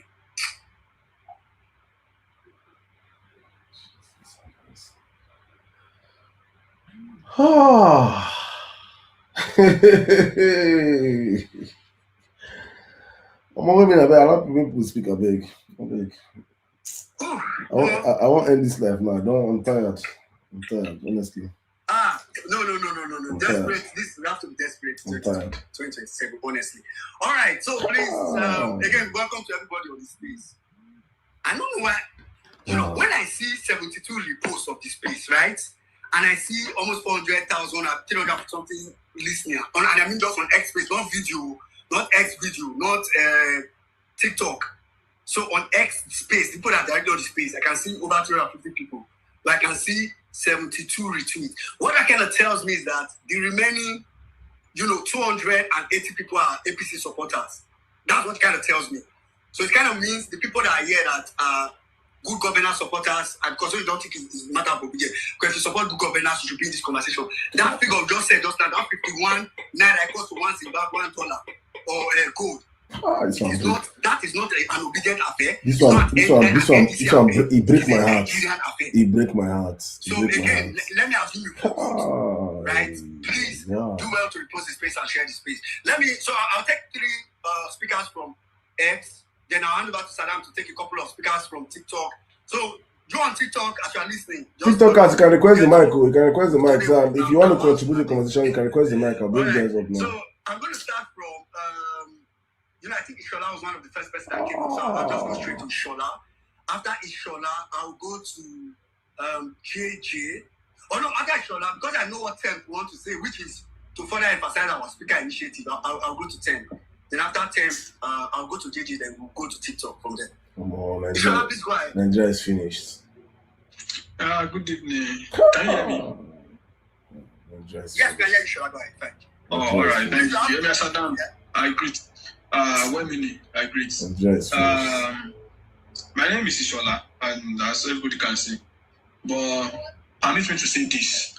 I want to address some set of people, and I want to address my people. So if what I'm going to say is if you are going to feel annoyed, that means I'm telling you the truth. Because in Yoruba land, the truth is bitter. Let us tell ourselves the truth. And allow me to use Yoruba to address them, because all this using English to address Yoruba people, I don't like it. Let us call it Yoruba to Yoruba. Let us talk truth to each other. Gẹ́gẹ́ bí ọmọ Yorùbá gidi, ṣé nǹkan tí ilẹ̀ Yorùbá dé yìí ṣó tẹ́ yín lọ́rùn? Ǹjẹ́ ó tẹ́ yín lọ́rùn? Yorùbá is synonymous to being a criminal. Tá bá gbọ́ Yorùbá níta, wọ́n á ní criminal ni ẹ́. That is wrong. That is wrong. This is not the Yoruba that we know. This is not what being a Yoruba is supposed to be about. Yoruba, we are known for excellence. APC has turned Yoruba to something else. If the fact that we Timbalosita and I say my name is Ishola, the first thing anybody assumes is I'm an APC supporter and that is wrong. That is wrong. It is because Atijeki Yoruba Dibalabala lo Tinubu. And this is wrong. Tinubu is not a representation of what Yorubas are. It is time for Yoruba to fight back. If when they are kidnapping in the north, you people kept silent, you didn't say anything. Now, it is now in Owo. It happened in Owo, it happened in Odo, it happened in Oyo. Now it is happening, it is going to happen in Lagos. What is remaining in Yoruba land? And you all kept mute and say, if anybody come here and call me that me I'm a bastard, I will ask the person, file babati yare na mi jẹ́ kí n mọ̀, file babati yare. Ọmọ Yorùbá lè mi Somali. Me Somali mo sì mọ̀ nǹkan tí Yorùbá dúró fún. I know what Yorùbá stand for. We are known for the truth. Ìgbà wo ló di ká máa ṣe àhesọ ọ̀rọ̀. Ìgbà wo ló di? Kí ni yàtọ̀ láàrin nǹkan tó ṣẹlẹ̀ nísìnyí? I don't know if you seen the movie they call Saworoide. If you watch Saworoide is a carbon copy of what is happening like this now. It is. Tinubu is the Lagata inside Saworoide. Right? So now, what are we going to do if you go to Ibadan? I'm speaking to the Yorubas of this page. Go to Ibadan. Hello, they are not going to school. I want to do in fact, before, now, when you say, when you want to speak to Yoruba, they will say, the Yoruba is known for going to school. Right? Now, like this, what do we have? I'm sorry to mention this person's name. I don't know if Emma Saraka allowed people to mention people's name on the space. Pella, is that the people that we are showing up to see in Yoruba land? People that will say, they will even be asking you, what is your education? What is it? This is what APC has done Nigeria to. This is what APC has done to Yorubas to. Ekiti is not to have the highest professor. That was in history. I don't even think if you have the highest professor again. Do you know what happened in Ekiti? One do bread, they are throwing bread to you. One do bread is in bready, you. Bready. Òpònú kan wá jókòó pé ààrẹ Yorùbá. Wọ́n sọ fún mi pé tó bá ti support Tinubu, tó bá ti support APC, ọmọ àlè ni ọ́, bàbá ńlá tó bí bàbá rẹ̀ gangan lọ́mọ àlè. ìwọ gẹ́gẹ́gẹ́gẹ́ ni wọ́n pè ní babaláwo máa lè. Nígbà tó o bá lọ, when you go to that Lagos, go to that park, gbogbo àwọn ọmọ tó yẹ kán wà ní school, all those children that are supposed to go to school, they have turned to agbèrò, they have turned to tout, wọ́n á gbàdá lé wọn lọ́wọ́, káwọn ọmọ yẹn lọ máa pààyàn káàkiri. Is that Yorùbá? Is that what you want to stand for as a Yorùbá? Bámdára lọ béèrè mi dáadáa lẹ́kìtì, lọ sí ẹ̀fọn àlàyé lẹ́kìtì, ọmọlé ahun ni mí. Tó bá fẹ́ lọ sọ́dọ̀ ọjà mi náà máa bọ̀ lóbòkun bíbá yìí, ọmọlé apẹ̀tù ni mí. Ọmọlé rí sàpẹ̀tù lọ bá wọn bẹ̀ ní iṣọ́ máa lè. Wá sí tán, wá nítorí pé mi ò ti sọ, mi ò sọpọ́ọ̀tì ẹ̀ńtẹ́ gbé sí kí n tó ń pè Tinubu tó jẹ́ kírímínà yẹn. Lọ́wọ́ àwọn táwọn APC, èwo nu wọn ni wọ́n ṣe kírímínà? Èwo nu wọn ni kì í ṣe kírímínà? Which of them is not a criminal? Is that what Yoruba represents?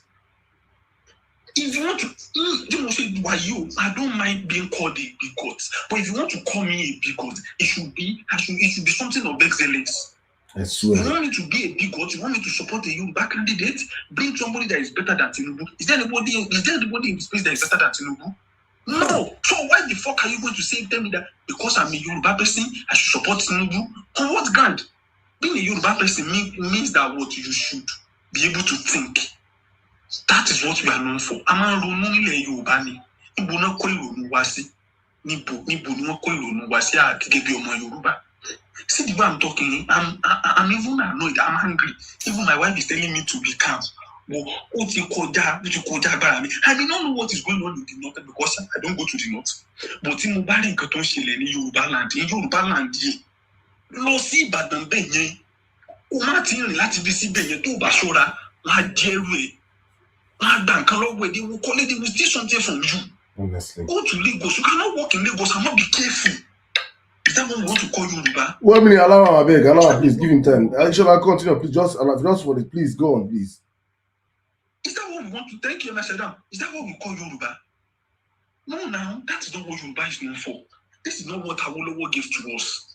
Whatever Tinubu is doing to Yoruba land, she wants to pay for one. You want to tell me our secret, all the Obas in Yoruba land, they became political Obas, all because of one stupid, sorry, they said we should respect our elders. I don't want to call him a stupid man, but of course, he's even a stupid man. Right? So, because of one person, Amada Bamadanu, Bayo Onanuga, came online to say, the Nigerians are not hungry.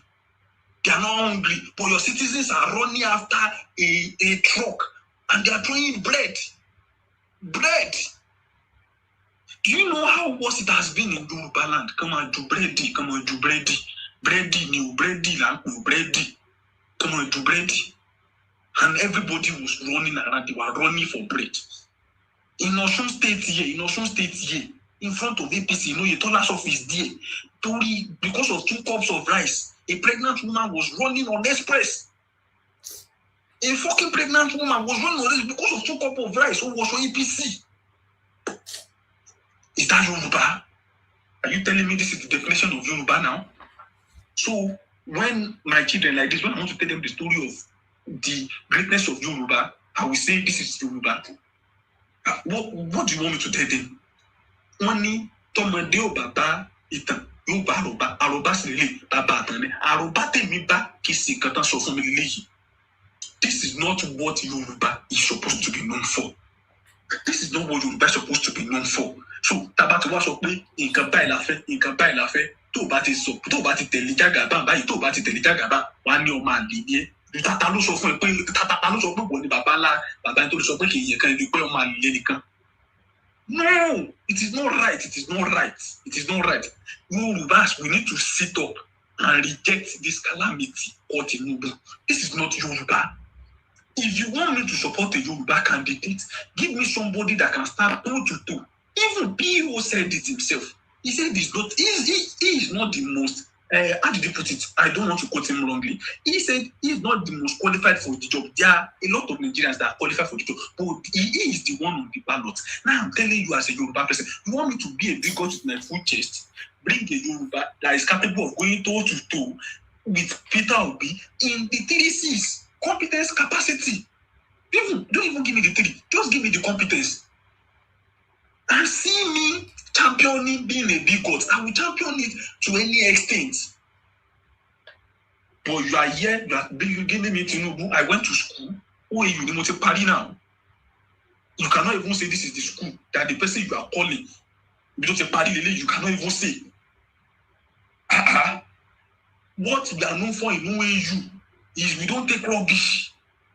And look at continually. And it is not because it is what we have to be in Yoruba land, because we don't take rubbish. But you see that what it can mean. And what do we even expect when our children they cannot even go to school at the we've turned all these louds, we've turned them to king. You go to park, you see all these children, you see them. They can go in school. Children are supposed to be in school. No, they will not. But this is so Tinubu and Msuluoma, they will send their own children. In fact, Msuluoma was even sending you pictures of his children graduating now, and you are still there. They are telling you before you are going to school with how much? School. School, from my part 1 to my final year, to 200,000. In OAU, ask. My school fees was 33,000 naira. Go and ask. You see, the school fees is so, I don't even know how much they are even calling it again. Then for you today, you say you are giving them, you are giving them student loan. Student loan. Sorry, he didn't go to school. Let me go to another person that went to school. He is so called Bayonanuga that he went to school. Is that in fact when Bayonanuga was in school, they were feeding him, they are washing his clothes for him in school. Ask anybody that know that story. So now we now come to Yoruba land. Now we saying, what has he done? Lagos State, he built blueprint. This whole blueprint, he did not even build a singular bridge. He didn't build it in Lagos. So because of one person's ambition, you want to clear every other person's work. So now Fashola want to contest like this for president. Tinubu already said he's the one that built Lagos. So what did Fashola do? Fashola cannot come here and tell me that he didn't. I will tell him that Tinubu, you yourself said Tinubu did this one now. Right? So because of one person, you want to erase every other historical background? It should even be somebody that is good. In fact, somebody that is good will not even be claiming all this shit. Yoruba, when they say Yoruba Ronu, BT Yoruba Ronu ti jade is standing from something that is right, not APC. I'm not even saying you should not even support APC. If APC is standing for something good, support. But APC is rubbish. Tinubu is rubbish. So, are you the mic?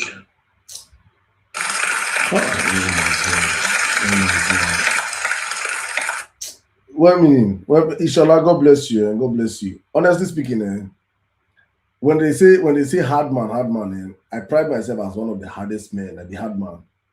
But honestly speaking, this Zimbabwe news, is scatter my mind. It's scatter my mind. God knows that if it's just for me, I will end this show because I also want to go into a room, lock myself, cry. I want to cry for Nigeria. Because I am at the point where I feel like maybe it's only me that this is paining. Maybe they pain now. Maybe now they feel waiting. If people don't understand what I'm saying, that Zimbabwe currency is stronger than the naira. I don't. And I now saw somebody in the comment section. A lady, she said, I am from Botswana. And I feel worried that 2,000 Botswana pula equals to over 200,000 Nigerian naira. This is not a banter. I am dating in Nigeria, by the way. In Nigeria, let me. I don't know how I can send this. Let me see if I can send this to you. I don't know how to put something on the Jumbotron again. I don't know why I can't put for my this thing. Send it to me. I'll put it. The trend as I was sending. Please, I send it to you right now. A Botswana is on this live as we are speaking right now, listening to us speak, that is dating a Nigerian, and is saying 2,000 of their pula is equivalent to 200,000 Nigerian naira. Over this week on my show, the Vawulence Space show, I have actually been platforming Nigerians in African countries. I've brought Nigerians that are in Togo, Nigerians that are in Liberia. Look at the countries I'm calling. Togo, Liberia, come up to talk about how they are seeing life in these places. This Togo, every state in Nigeria is richer than Togo. I did not say Nigeria, every state in Nigeria is richer than Togo. But go and see the quality of life of these people there. They don't have the infrastructure that we have. Oh. They have 247 lights, adequate water. This woman said she would have died if she was in Nigeria. When I've forgotten what she said. I've forgotten when she was pregnant. Togo, if you have crisis in 5 minutes, ambulance is waiting for you. In Togo, Togo's currency is better than the Naira currency. Nigerians, are we freaking sleeping in our country? I don't understand, honestly speaking, because it be like say they don't jazz us. It be like say they don't do us juju. It be like say something is freaking up in the air. Waiting they happen. How will they allow this nonsense go on? How are we comfortable in this misery? How will they make mistakes? How are we making excuses for these satanic agents? How will they? I know they understand. Honestly, I beg if it's only me that explain this one, make I just off this life, make I go sleep, make I ask me, because I do not, honestly speaking, I don't understand. How? Hi, my God. When I beg, bring speakers, I beg. Yeah. No. It's crazy. And some bastards are telling me that we control this nonsense in 2031. As how? Saddam, let me give you a shocker. Let me give you a shocker. You know, if you count 1, 2, 3. Guys, excuse me. You can't. You go count 1 to 7,000 faster than you go count 1 to 1 million. Abi, 1 million naira. 1 million naira that when you get for Nigeria, you go feel like a big boy. Is not up to 8,000 Ghana cedis. Not 80,000, no. Not 800,000, no. 8,000. No, let me rephrase. 1 million naira is not up to 8,000 Ghana cedis. And we have somebody that is borrowing our generations unborn into oblivion. You see, my problem is not with the APC politicians. My problem. Sorry, just I was actually going to come to you, right? I'll come to you pretty much immediately, and you can just continue that your train of thought, like I'll remind you. But before I come to you, I just wanted to give a big shout out to Ishola for that submission. That submission was, thank you very much, Ishola, for that submission. I feel like that submission is very, very important, because when I go TikTok, if I dance and for TikTok, wait till now, on TikTok now, because TikTok. But you know, I've heard Saddam on TikTok many times trying to tell some other people, because what happens is that when you see some of very few, can I not say very few, but like some, big God that support this guy, it sometimes make you think, oh, is it all of this tribe? And Saddam used to always emphasize on TikTok that no, there are so many Yoruba. The only problem is just that maybe some of them are not as loud, right? Because if you go on TikTok, you see a live stream that is big, the host is a bigot, and every other person is a bigot. Like, I'm moving, and it's not only Yoruba. It's on TikTok. It's Yoruba, Igbo. I tell them, I say, I never knew that Edo people can be bigot. I never knew that people as bigots. I never knew we had a bigot side until I arrived on TikTok. So for our listeners on TikTok, I hope Ishola's submission proves to you that there are so many of you, for those of you that are Yoruba and thinking, be like say we know many way not be bigot too. Ishola's submission proves to you that there are actually many, and I just want to encourage us to continue to, because in Nigeria, the loudest voice win the vote. If the bigots are louder, then to look as if they are more. So I just want to encourage all our Southwest brothers and sisters on TikTok, on X, on Facebook to to be that force, like Shola, be very loud, don't hold back, because that's how posterity will also judge you to say, okay, you when this thing was going on, your children will ask, what was your role? And you say, I spoke. You will not say, because if you say, oh, I thought about it, I felt it, you felt it inside your mind. But it's important for, to speak out. And we have a lot of people doing that, on X. I've been seeing, some of them, especially on Vawulence Space, on TikTok, but we need to keep doing that. So thank you very much, Ishola. I see the number of reposts has gone up, right? For those of you on TikTok, please keep tapping. But for X, what we do now, repost or retweet. Again, I remind that please let's repost the space. It's very important for those of us on X and those of us on TikTok. Keep tapping. I'm going to come to 10. And just like continue submission on the Ghanaian, on the currency. After 10, I'll take, I think the person I wanted to take dropped. No, it was JJ. Yeah, okay, after 10, say JJ. Please, if you're on X, bless what I don't forget. Bless TikTok, just press on up now. If you're on X and you're on the speaker session, please, if you want to speak, raise up your hand. We raise that for you. For TikTok, they have a queue for you and our hands with the raise. Please, if you want to speak, look for the hand icon and please raise your hand so that I'll know you're close to your phone. Now it's only Jumebi that's raised his hand. I don't know if his hand, it's not Jumebi category. So after 10, I'll come to Jumebi before we go to TikTok. 10, please go ahead. Okay, so imagine the difference in value. And we call ourselves the giant of Africa. We'll not be giant again, we don't turn chicken. But that's not the main reason why I'm here. Everybody in life has their purpose.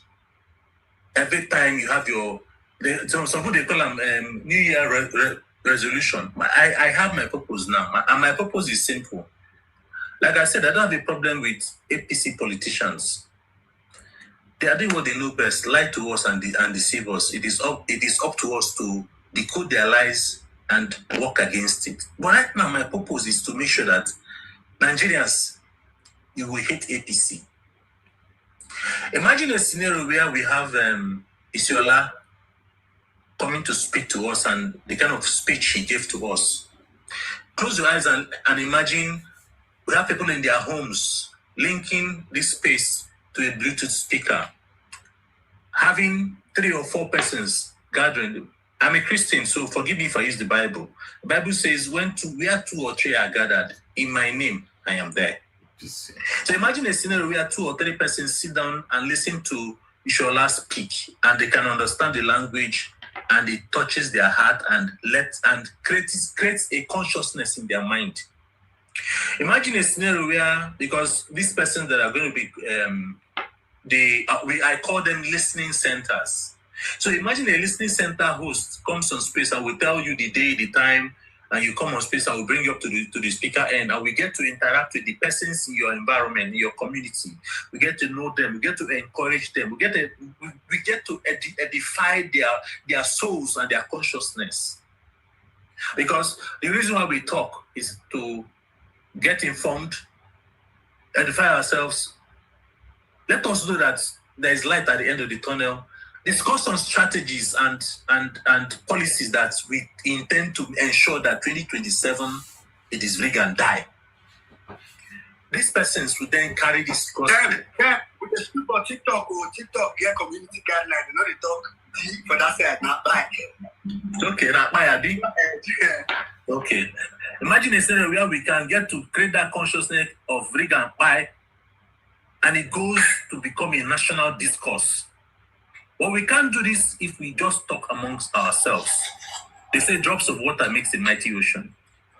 We need volunteers. My DM is open 24 hours of the day, 7 days of the week. I read my chats.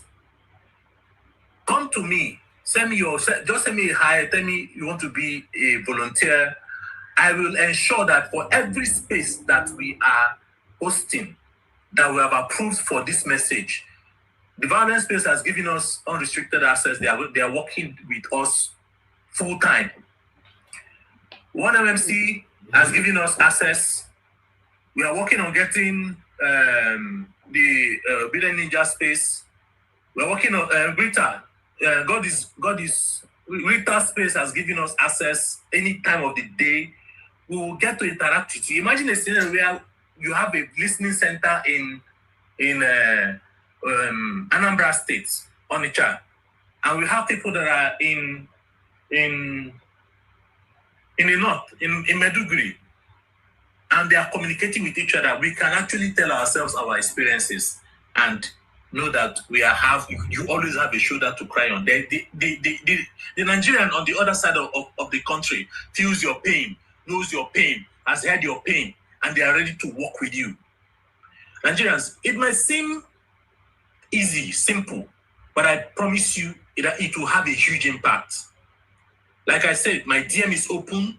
I have some members of the team that are working with me. Well, meaning you can also help get some contacts. Any contact you give to me, I will be there. MS Adam, please assist since you're the boss. We have Momi Anka Dede. Chris is also there. Belele is there. Please reach out to us. We will ensure that you will be heard. Then, by the grace of God, as time goes on, we'll see how we can also assist those that are struggling and work on modalities on getting small stipends for you guys, because what you're doing means a lot. This is a personal project that I am undertaking. I know I can carry it. Thank you very much for your time. Thank you very much, Tim. Now, what I like, it's not just enough to, come on Space Live and, and just watch. Some people see some of these places as consolation venue. Let me go to a place. Once I go to that place, my mind will calm down. But I think that's very important. TikTok, let's power tap, guys. Please, let's power tap, please. And listening to you guys for me is my mental. It all balances my mental health to know that, okay, Nigeria has home. And that's very important. I'm not playing it down. But the truth is that some of us here, some of these things we say, there are people in the speaker session that probably know it better than, even Saddam that talks, right? For example, we got to meet Professor Francis. Because he might have spoken, Saddam, some of us were shocked. There are people in the listener session now that know even more than us. But the point is that what we want is reach. That's why I don't think Saddam wants to just open the operating 4 phones at a go, But the reason why Saddam is sharing this space on X, on Facebook, on YouTube, and whatever, and all the platform now is for reach. And what we want to do is, leading to 2027, however I can contribute to that reach, please, I beg you, because my life is at stake in 2027. My life is literally at stake for this 2027 now. So I know now beg, I will be beg. I know you need a lot to do too, but please, if you have family members at home, for those of you in diaspora, you can ask, how can you contribute to this? You can buy speakers, like a Bluetooth speaker for your. Don't come and give anybody money. Don't give anybody money. Buy it. Send your people the money. Say, buy speaker. Connect to this space. As you play for neighborhood, everybody they hear. If you can go market, if you hear space where they play as you market, plan for market. Nobody says you have to say anything. People play radio in Joku. People play music in Joku, Nigeria. The spaces are recorded, sir. If you go to the market, you can in the morning time you replay the spaces. Our spaces are on YouTube. You go there, play them. Exactly. These are practical things. Saddam makes a lot of videos that are enlightening. Even, for example, the video on how we can protect our boat. These are things that you can do, like, it's not just enough to listen. Because for me, in 2027, if I have told myself, like Saddam said earlier, like Atem just also said it, Atem has given himself this task and is doing it. Some of us will do what we think needs to be done, but, to save Nigeria requires everybody's collective effort in the least way possible. You do yours, everybody does theirs. So nobody say you have to do exactly the same thing, but it's important for us to contribute to this. So please, reach out to them if you have a Bluetooth speaker. And why is that important? Is because he wants to put you guys in a group, people that have that Bluetooth speaker, so that if there's a space going on, he can send you the link, or he can send you a link of a space that already played and say you can play this space when you go out tomorrow. Like, just to kind of coordinate it. So you can reach out to Temp in the DM. You can reach out to me. I'll be looking at my DM request as much as possible. And if you send a message to me, I'll go to Temp. If you're on TikTok, I'm always making noise on Saddam's comment section on TikTok. You see WMNG. Now maybe that. Maybe WMNG for Saddam comment section for TikTok. I'm always there. If you see me there, send me a DM. I can link you to Temp on X. So thank you very much. Temp. Please, let me just add this. I don't need 30 seconds. we are going to have Google meetings where we will discuss strategy. This is a special, we are going to have Google meetings with you.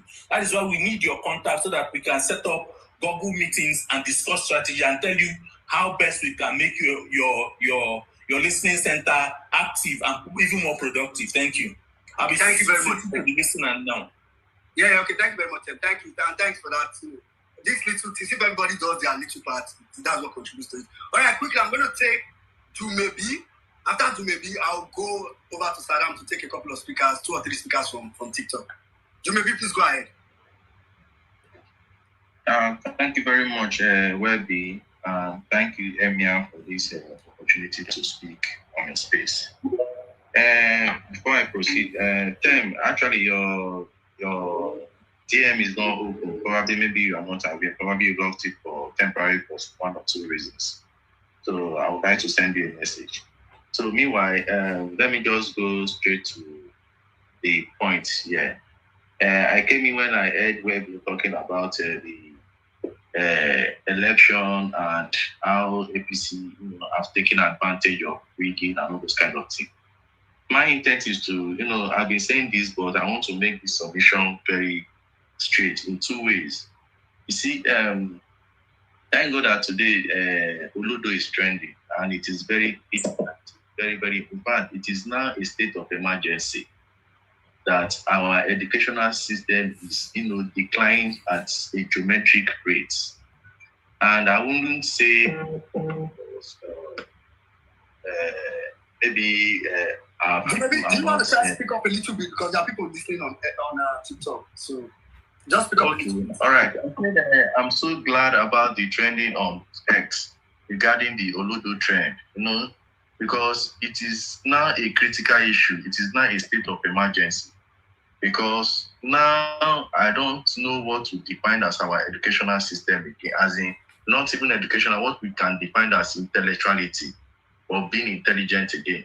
You see, because the way I understand that fine, social media is having influence on this, but the trend at which we are going, that is why it's as if our political system is declining. When I mean decline, in the sense that more powers are being given to dumb people, as in dumb people are now being in power than people of intellectual.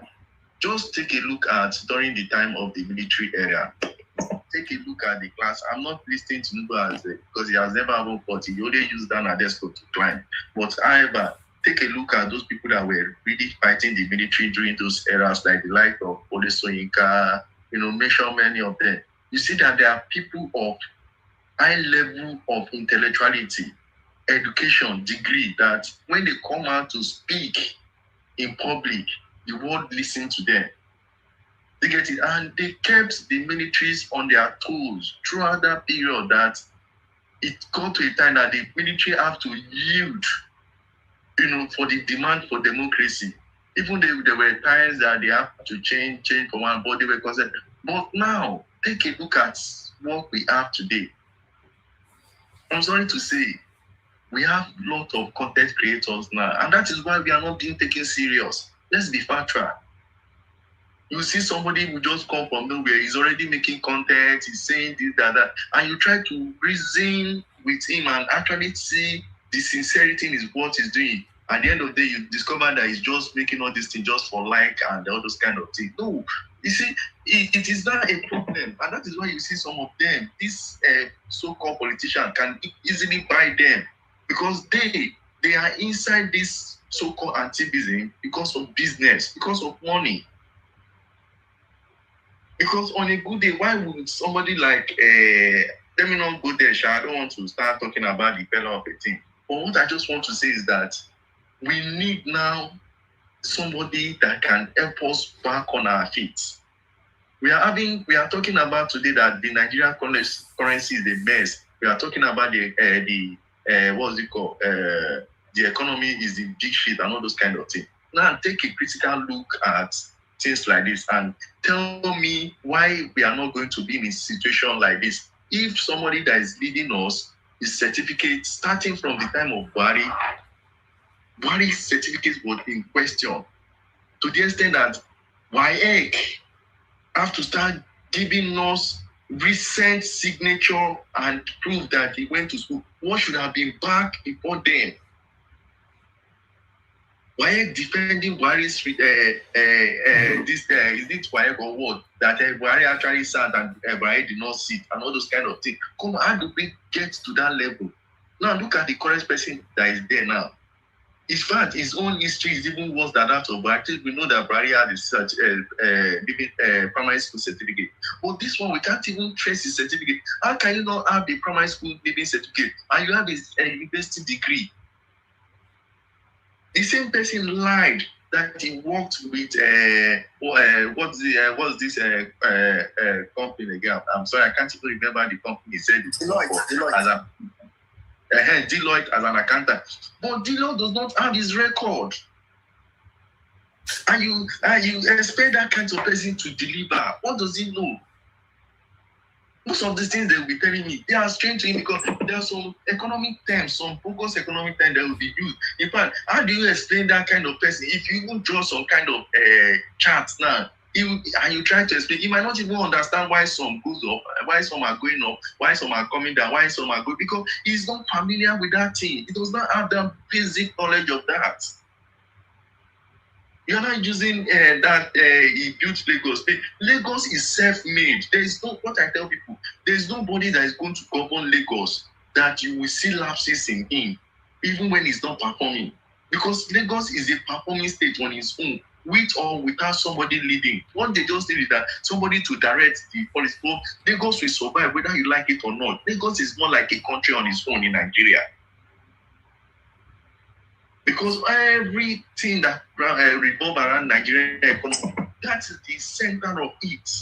There's nothing you did that your business doesn't start from there.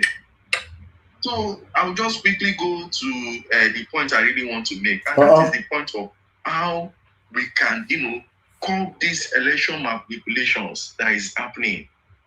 Now, if you look at the AMAC, the Ekiti, and other supplementary election that is being done, you will understand that there are two places where rigging happen. And that is one, places where you don't have a quality education, where you don't have elites around there. And secondly, the collation center. I've been saying it times without number. You see all those villages that we don't reach, that we don't have agents, those are where they bring in all the counter cities and towns where you have a line that can defend their votes. And number two, you see that collation center, they know that they cannot alter results while in your presence. So what they do is that they know that it's just limited people that can go into that collation center. And that is when they are there, rather than working on result that is already on IRAP, on all those kind of things, as they do, they will begin to change they will begin to alter results. Okay, they will begin to alter results. So what I'm trying to point out is that we should try and endeavor that whatever we are recruiting, make sure that there are enough persons that can go into this village. Trusted person that can mount the feeding unit in these villages. And secondly, whoever you are sending into the collation center, let it be somebody with high level of integrity, somebody that can never be bought, no matter the amount of money that is promised, and that can quickly raise alarm and send messages out there to people that are waiting that look, this is what is going on inside the collation center. If you need all to come inside there and stop this mess, then do it. That is just the only two things that we need. If not, we'll be rigged out. For me to depend on the court is another waste of time. So that is just why I use my mic at this point. Thank you very much. All right. Thank you very much, Jimmy. Very salient points that you raised, and that's why some of the things that we are currently doing, it's in place. But obviously, it's not the time to start maybe gradually revealing them. For now, the only one that is being revealed, and if you check the Jumbotron here on X, the second tweet on Jumbotron is about smart ballots. It's a app. It's an app that we are planning, or we are not planning. We are currently using for mobilization within the OK movement, that obedient and Kwankwasia movement. So that in there we can be able to also cover some of this ground, or we plan to cover all the grounds in terms of even agents and some of those things. So I urge everybody to go check that tweet and start getting on the app. And within the space that I've get one of the persons from their team to come and just quickly give an information of what it's about. But for now, I'm going to hand over to Emir Saddam. And when we come back, I'll start from Mr. Tommy Waziri. I'll start from Waziri. We'll come back from TikTok. And we'll take it from there. Saddam, call your congregation. All right, let's take some speakers from TikTok for now. I don't know, Baba Mafi, can you hear me? Hello, Saddam. Yes, I can hear you. All right, thank you, sir. Please have the live in 5 minutes. I don't know if you're conversing with the topics we're talking about tonight, right? Yes, I am. Go on, sir. You have 5 minutes, sir. Thank you, sir. Good evening, everybody. Good evening, Saddam. Vawulence Space. Well, meaning good evening, everybody. So I'm just going to talk about some few things that I've jotted down. One, that not all Yorubas, I'm not Yoruba, but not all Yorubas are bigots, or not all Yorubas want Tinubu. Then the few ones that want Tinubu, that says because it's Yoruba, I want to make them understand that even now on the ballot, Tinubu is not the only Yoruba on the ballot. So why go for the worst of it all? If because it's a Yoruba man that you want to vote him, Makinde is there. So why not go vote Makinde, or vote someone that has at least a track record of what he or she had done before, what he or she can do, instead of a Tinubu who we don't even know anything about. That's on that. Then for the other thing I wrote down is 2018. I went to Lomé in Togo. I know we've talked about Togo and their currency and other, and it's right you up this evening. Saddam, 2018, 1,000 sefa was about 580 naira. So I went to Togo. I spent about 50,000 naira, which was almost 100,000 sefas. But as we speak, sefas is bigger than naira. Almost all the currency in Africa, they are bigger than naira. Naira is the worst performing currency in the world currently, as we speak. And this government, they are still not. This government still don't have contact with reality of what people are facing.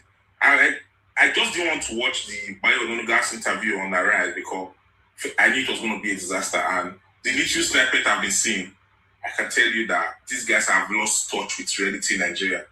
I don't know what these guys are planning to do, or the matriarch of rig and buy should be what's trading in Nigeria currently. Because Nigeria has happened to me recently, and I can tell you, Saddam, rig and buy should be what is trending currently across the country, not just in the north. And I've seen a lot of the videos that you've done to educate people on how we can protect our vote. Saddam, I don't know if those videos can be translated into different languages and shared across the country for everybody to know. Because a lot of people are really worried on how their votes are going to be protected.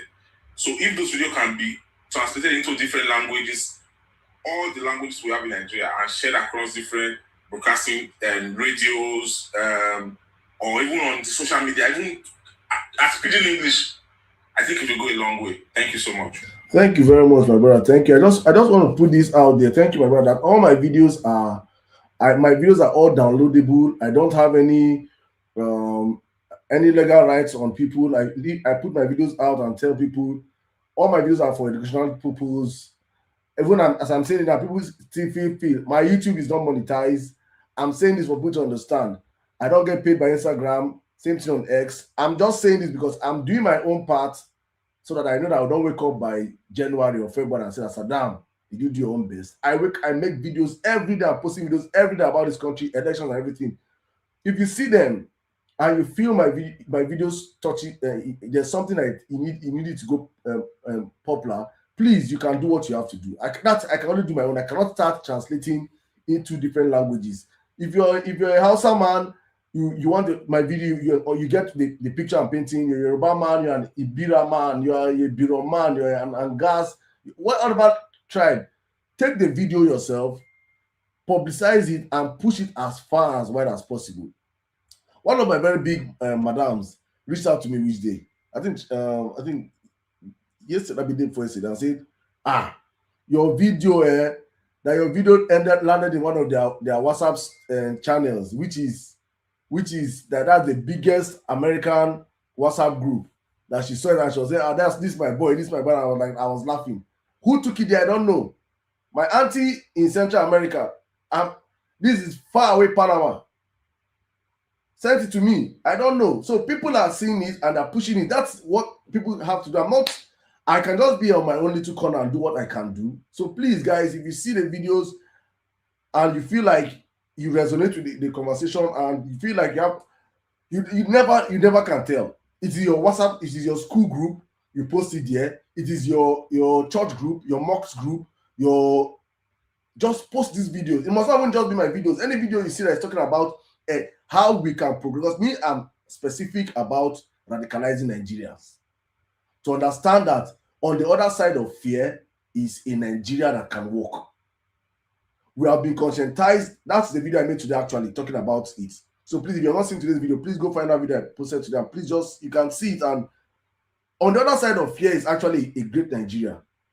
We have been programmed for so long to live in fear that Nigeria cannot change. The bandits, terrorists will do this thing, they will carry police, they will carry tear gas, they will do this, they will do that.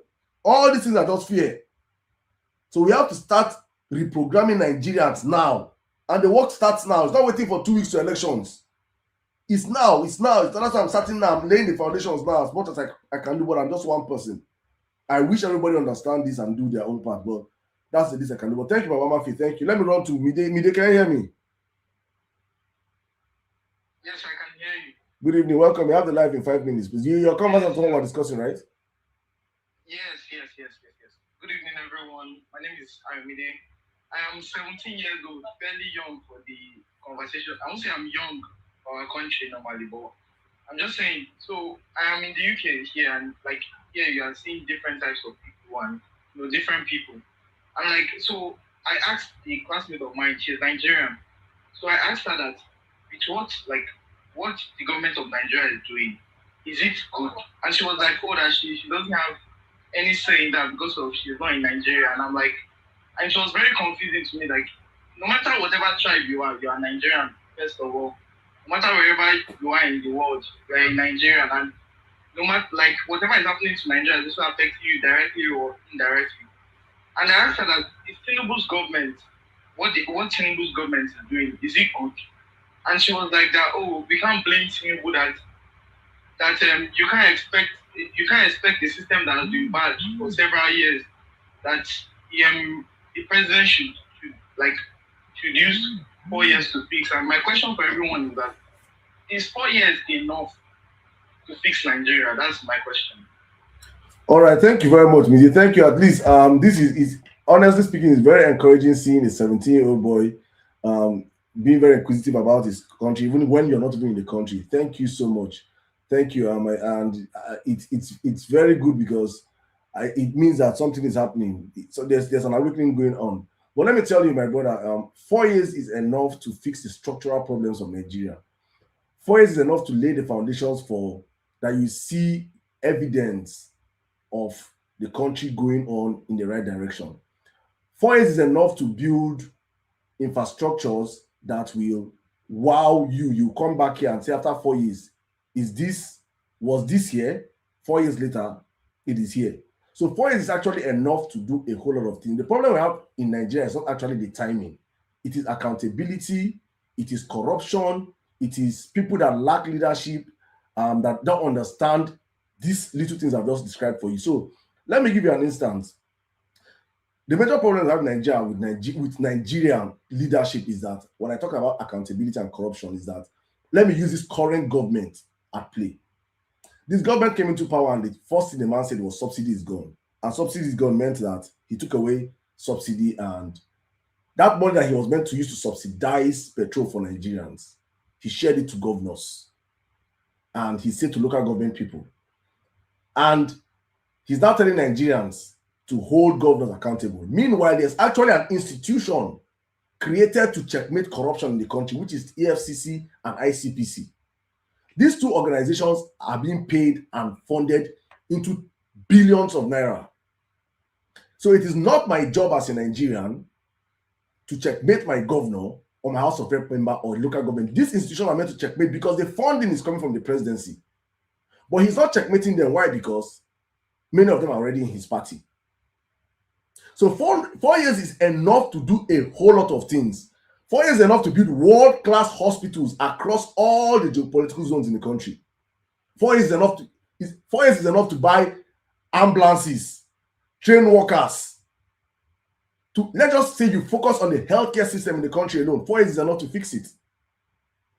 4 years is enough to change the security apparatus in the country.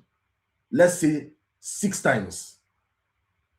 6 times meaning that in every year you change the security apparatus twice.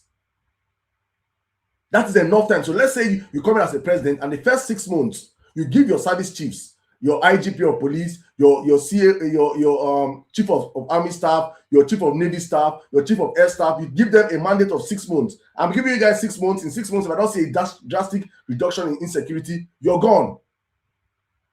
And if the first set goes for 6 months and they fail, you sack them, you bring in a new set. The new set that is coming after them knows that my job is not guaranteed.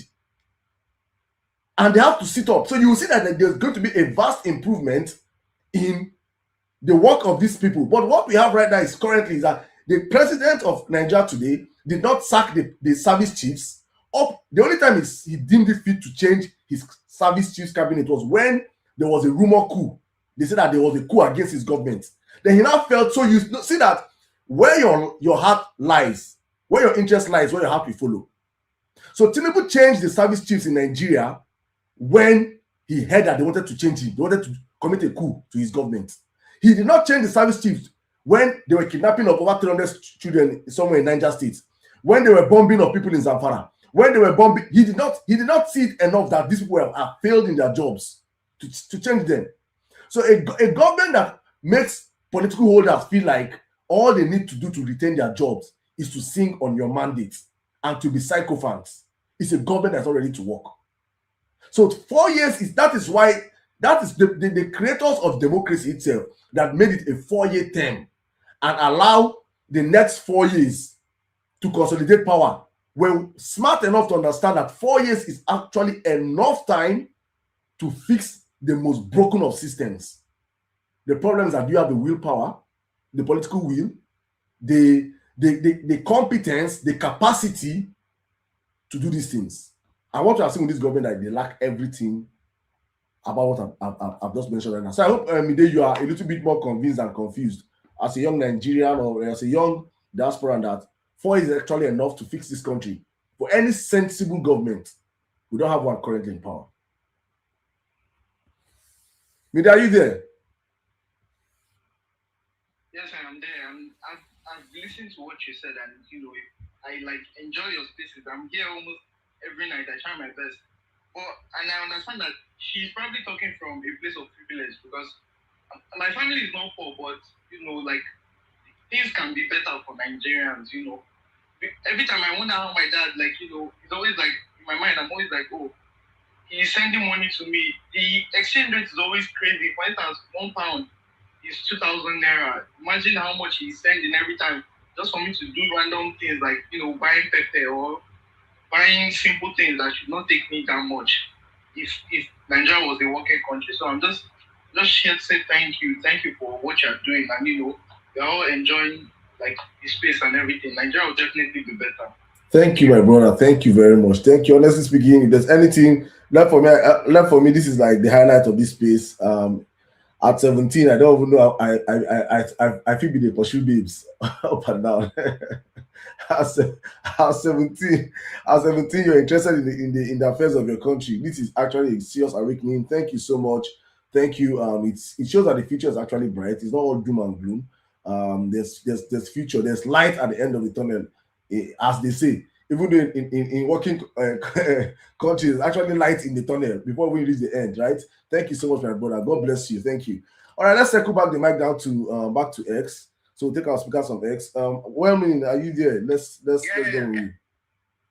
Meanwhile, sorry, please, if you're on TikTok and you want to join the conversation, please request the mic. I'll bring you up after we take our speakers from X. Well, take it up, please. Thank you.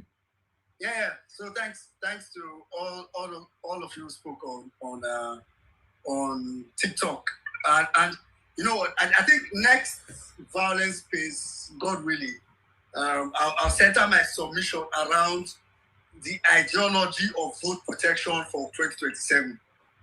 Like, I'm not saying I want to talk about it as an ideology. You know, that's what I'll center my submission. So I said it because I know the first speaker on TikTok talked about, protecting votes, spreading this message. I'll speak about it as an ideology. So watch out for next week's Vawulence Space. Okay, quickly, I'm going to go over now to Tommy. After Tommy, I'll come to M for Mikey. I'll go to M for Mikey. After M for Mikey, I'll take. Okay, after M for Mikey, I'll think about to come and take. All right, Augusta told me I heard you on the Amsterdam show. I said, "Hey, my brother." Well meaning, well done, sir. Yeah. How you doing? I do. Okay, so quick one. I came up for a reason. And in fact, it has become two reasons with Mide's submission. The first one is Ishola. Number one, I'm half Yoruba. I'm half Kogi State. My dad is from Kogi State. My mom's from Yoruba. Sometimes when I hear a Yoruba person speak like this with so much intelligence, intentionality, truth, I am proud. I wish I could even speak Yoruba the way he speaks. Well, so my reaction to Ishola is that Ishola, I don't know if he's here, but please, if you can, speak more. I know why I'm saying this. Back then when I was in Nigeria, I heard all the bigotry, especially in Lagos, especially in the Yoruba groups, in the Yoruba society, that Yoruba people don't support Mr. Peter Obi. That Ban must support Igbo, Yoruba Nimina. I hear that nonsense and it is so irritating to my ear. So, Ishola, I want to beg you. You see, if you can even volunteer and collect speaker, in that I went through his profile and I saw that he's in Osun State. Please amplify this. Let them also hear you speaking. Let them hear spaces like this. Let them hear, especially on that TikTok. When I go to some, I'm like, do these people have brains in their head? Now, just listen to everything Ishola said. That is what Yoruba is known for. That is what we know Yoruba for. Not the running after bread. I was literally almost crying. Listening to a pregnant woman running after bread. Bread that will not last you for more than one day. It's really unfortunate. Please, Ishola, see, I am pleading. If people like Ishola can even start creating, TikTok, you will see that people will join you. I even like you mix it with English so that people that don't understand you, and also you're now spreading a message to those Yoruba people that are probably on the edge, or those Yoruba people that they've lied to, because I noticed that's the lie they've told them. Oh, yeah, Yoruba, I will support another person. Yeah, Yoruba, I will support. And I like what somebody said. The person said that, okay, if it's Yoruba you want to support, there are other good Yoruba people there. Even if you don't want to support Mr. Peter Obi. That's to show you that they are lying to you. So, and Yoruba tell one be, they are lying to you. They are lying to you. So, please, see, and also, well-meaning, I also had when you were speaking, I had a suggestion. If you can start this hashtag, maybe, I don't know the hashtag that can go with it. Say your tribe, I am Yoruba, I stand for the truth, and I support Mr. Peter Obi. I am Edo, whatever it is. Let's make it trend. And let people know that these are lies they've told our generation. And it needs to stop. They've lied so much to our young people. And that's why I'm begging someone like Mr. Ishola, let him come and start speaking. All these people, it's not even have to be only TikTok. Facebook is there. And that's why I continue to appreciate Emir Saddam. My wife was listening just this evening and she said, Emir Saddam is really trying. We all can do this thing. When Emir Saddam knows me, I own a family content. I cannot speak much. But I still, once in a while, I still come and speak. So please, and Yoruba Eja Masoro. And somebody also mentioned we are not really amplifying enough. We need more Yoruba people speaking the truth. Those of us that know the truth. There's an old man that came yesterday on the Saddam show. I heard that old man and I'm like, God, there are even old people listening, especially on that TikTok, even though they are not on Twitter. So it tells you that there are people that we need to minister to.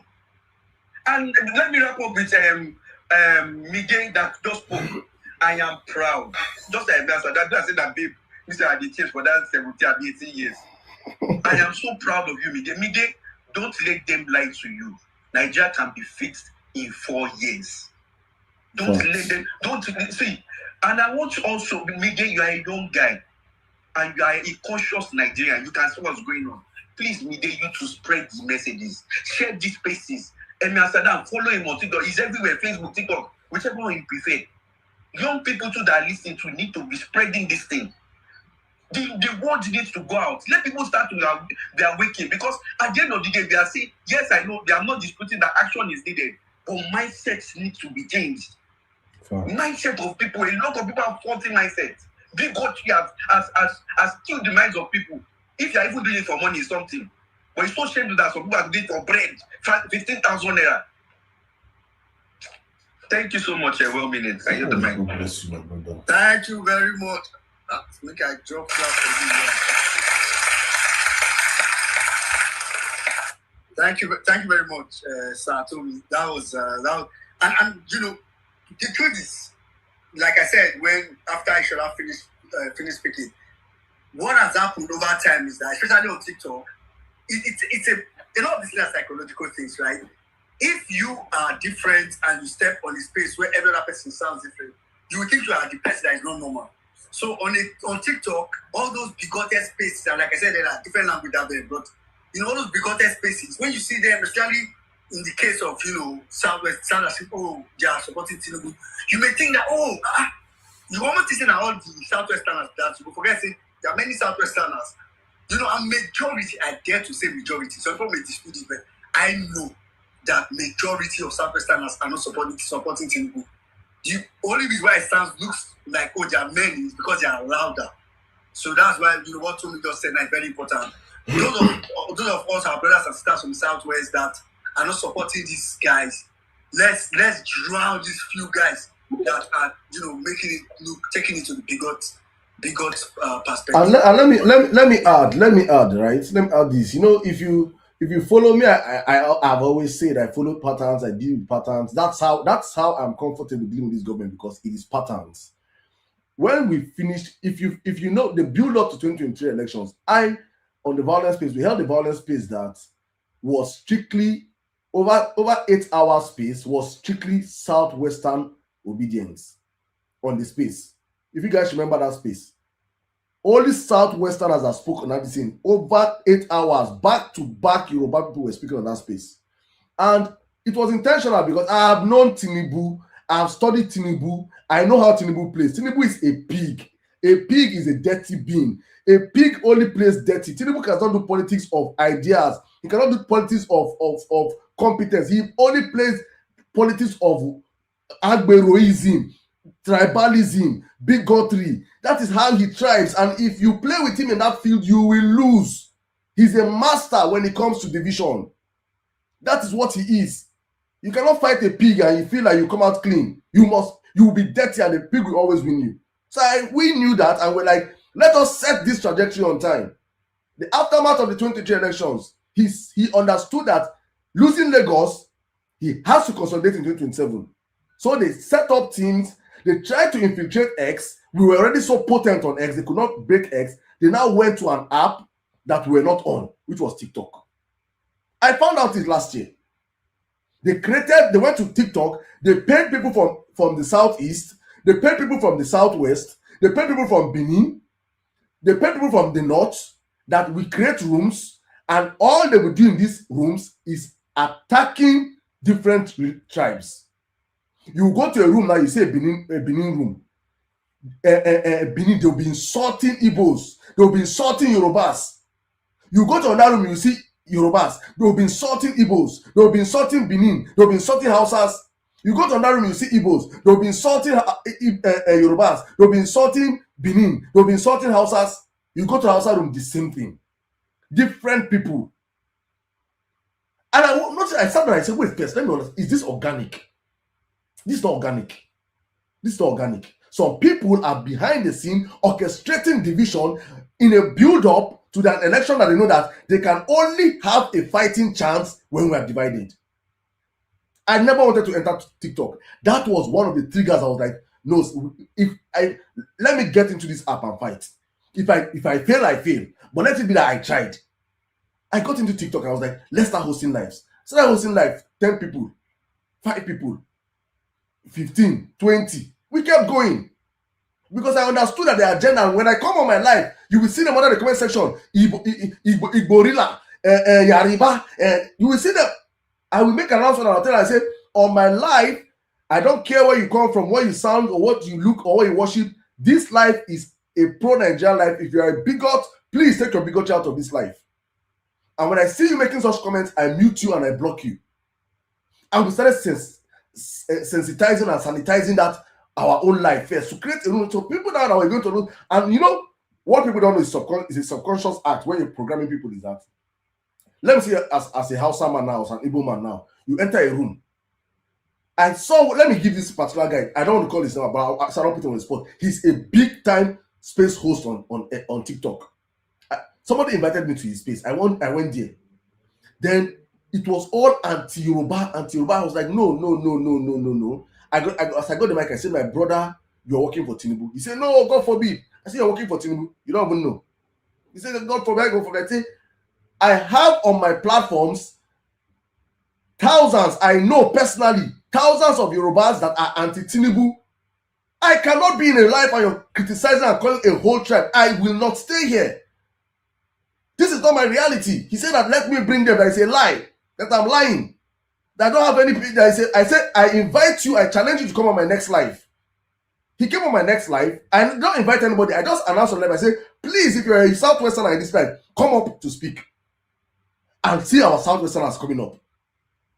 Because when you sit down and create an echo room of bigotry, you will not know that other people exist outside your ecosystem. That's what Tinubu has manifested in our country today. And so it is important and I kept saying it, our Southwestern brothers and sisters that are against this man, please be the loudest in the room. You might be hated by people, but one thing that will serve you and save you is posterity. Posterity will remember that while others were silent, or while others chose to sit on the fence, while this man was destroying the country and destroying your region first, you spoke up and you were loud enough. If I was a Southwesterner, God knows it, I would be the biggest anti-Tinubu. I will be the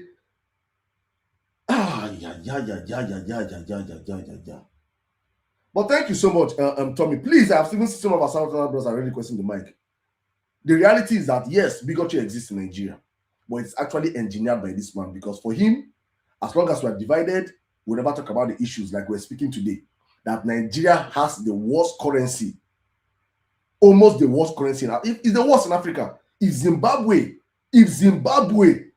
is better than Nigeria currency-wise, we are finished. But for Tinubu, we shouldn't be talking about that. We should be talking about Igbo, Yoruba, Hausa. That is what they want us to do, because that is where they play best. Thank you so much. Women, back to you, please. Sorry, Saddam, just one quick request. Can you cut that Shola's this want to share it on WhatsApp? Many of us want to share it, please. At the end of today's space, I'll cut it, please, at the end of the space. Thank you, my brother. I'll send it to you. I'll post it actually, so you guys can just go viral with it as much as possible. Thank you. Yeah, thank you very much, Tommy. In fact, Saddam, you are divinely ordered. You know, say yesterday, was it yesterday or the first day when you did the African?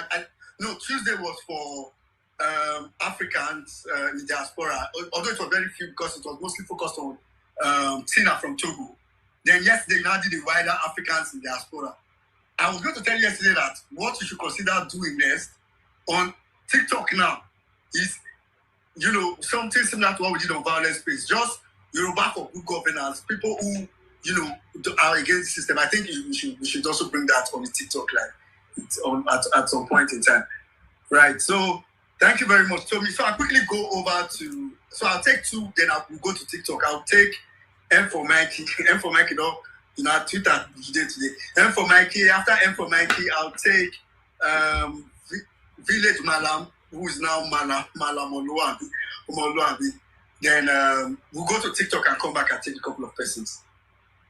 Well meaning. I want to remain for TikTok, JJ. Now Salah send me a comment. So Salah send for street. You want to for street? Go stay TikTok. That TikTok, the violence where they build for that place now. I don't catch the code. I don't catch up. Man, it's really it's a sad day, guys. It's sad. At some point, I just felt like I'm really done talking. It's just that we cannot give up. We cannot give up because the state of our nation is in a bad place. But one thing I really want to hit home tonight, I was listening, I saw a video yesterday about some, I think this happened in the north, where the police were hailing some guys on the bike. These were presumably bandits in the northern part of Nigeria. And the police were hailing them as they were moving in their hundreds on bikes. And the police PRO came out.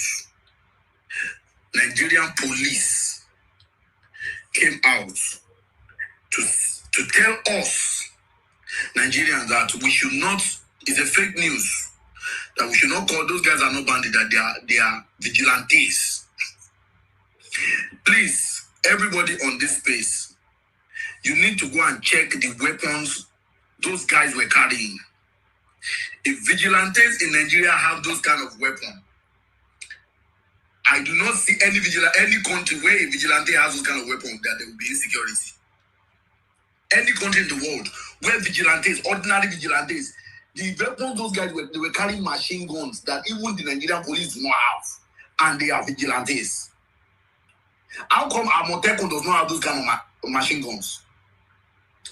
And the thing is, for them to come out and tell us Nigeria, it is not, as in me, I wonder, what gives them the boldness to just come out publicly on a Nigerian police official handle and tell Nigerians that has all the intellectuals in this world, with all these thousands of professors and all these intellectuals that go on media spaces and go on national TV and speak all these jargons in the name of English and analyze ABCD, and somebody is telling you that vigilantes are the one on the bike carrying machine guns.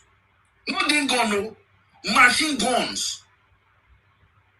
I think somebody even said one of them was probably carrying RPG. I didn't even check, analyze that video because I was already boiling. So it is the audacity to. So let me tell you what all of us have succumbed ourselves to is that Nigeria, APC government do not rate Nigerians at all.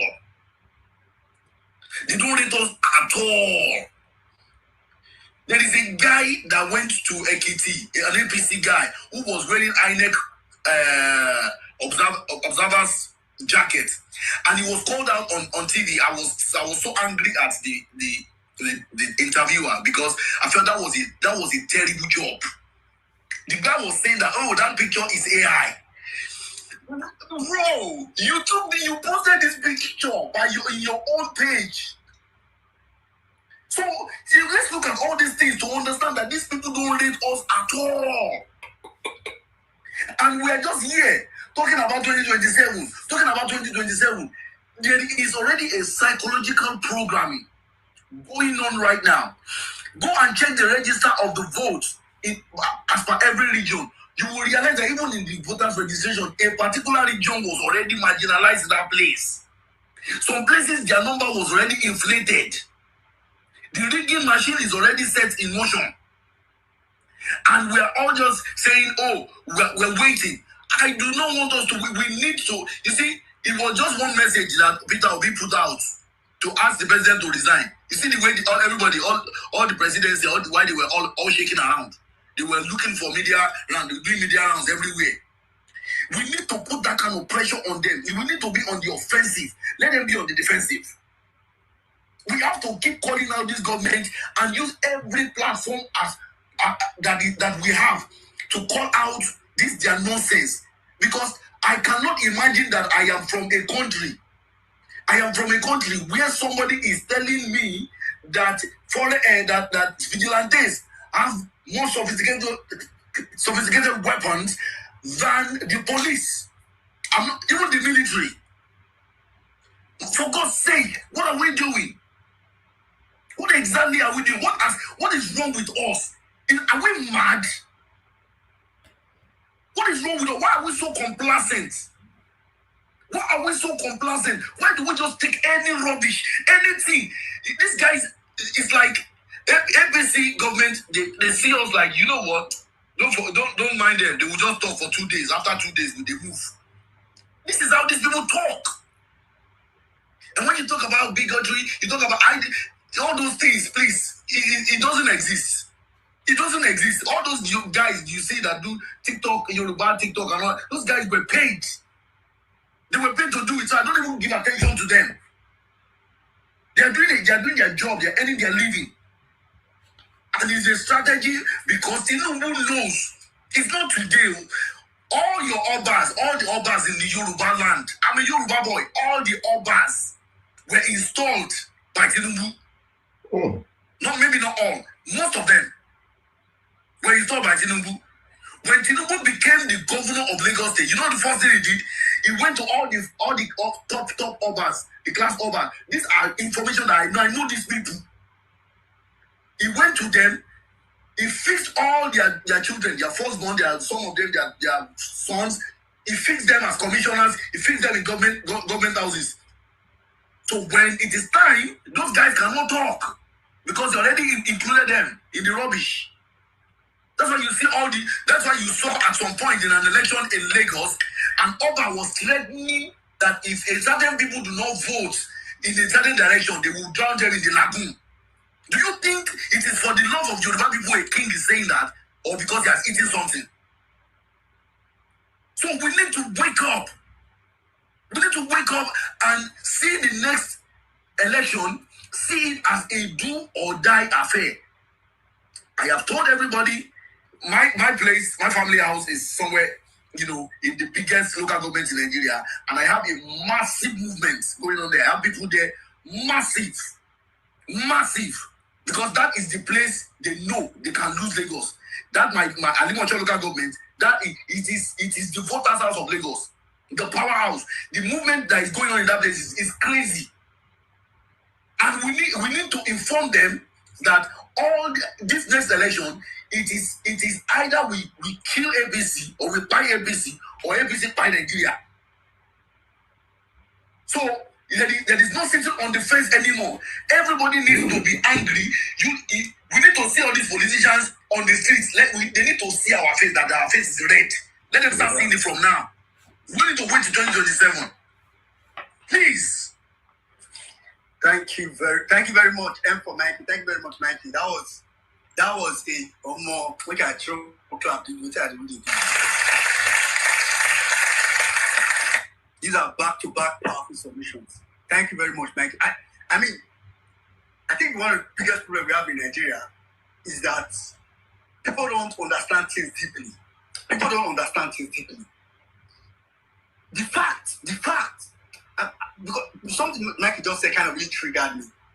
The fact that the government thought that the best thing to do about a couple of bandits riding on bike and a couple of police, 2-3 police waving them, thought that the best thing to do is to come and defend the bandit, to come and become the bandit spokesperson.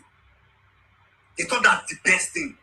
Like the police thought that what we can do best, our best job is to be spokesperson for bandits. So literally, police and became spokesperson for bandits and said, no, don't call them bandits, call them vigilantes. I don't know. 1 minute. If they should have used to stop to their usual lie, saying AI. I mean, they should have said they forgot to say AI. At least they still rate us small. If they say AI, I think they should have been kept quiet or say anything, or just say we are investigating the officers. We are investigating the officer, but they felt it like sensible enough. So basically, what's happening in Nigeria now is that the bandits and the security architecture and APC, because I don't want to say because the security architecture we have there is APC. The bandits and the APC security architecture are together, they are collaborating, they feature each other. Police go feature bandits some days, bandits go feature police some days. Full collabo. We that hear Hausa, there's no how you know Hausa and you hear what the policeman the person that was actually talking in the video. He said, Akwe Masalafa. I understand another video. He said that there is actual problem in the land. If you hear Hausa and you watch that video, there is no how that you watch that video after you know how to speak Hausa, and you see these people say that is vigilante, that you don't start laughing. This APC, and that's why I said when I said what APC sees as bandits, every nomenclature matters. I see Messi as the GOAT. If you see Messi as not the GOAT, all the end of point is that he's a footballer. They see them as bandits. Nigeria, they see them as vigilante. The end point is that they are terrorists. They are all working for APC. So people should understand this thing and don't stress them. APC brought in terrorism to Nigeria for a reason. To hold on to power, to push Jonathan out of power. And when they successfully did that, they could not settle those boys back and turn them back to Niger and other West African countries that they came from. They have to placate them and give them your forests. Some governors are paying those people ransom. Then they have to use some of them again to be using for illegal mining. APC is a den of. APC is a terrorist organization. Nigeria don't still understand. We don't understand what is happening. No, let's move on, speakers. Yeah. I mean, it's crazy. I'm quickly go down to Malam or Moluabi. And meanwhile, I was going to say, Mikey, you said now your local government, all the work you are doing, please, we might need you to onboard those people on smart ballot, because what we are doing now, it is we need to aggregate our people and start to find a way to aggregate as many agents that we can get. Yeah, I'll reach out to you. We'll talk about it. Yeah, let's if you can onboard those people on smart ballot.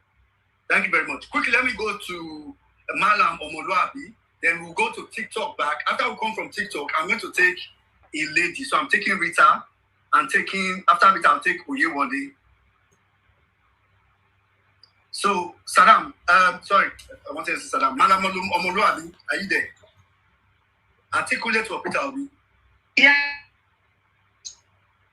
Go ahead. What did you talk? Malam, you need to go to your tree. Your line is breaking. Can't hear you. Can you hear me? Okay, now I can hear you. Try. Can you hear me now? Try. Yeah. Try. I said salam alaikum. Yeah. Salam alaikum, everyone. Mashallah. So these are only the first in this space. I think Malam, I think your network is having issues. Please request the mic and come back. Is that Malam a man or woman voice? Yeah, big. Now Peter will be guy.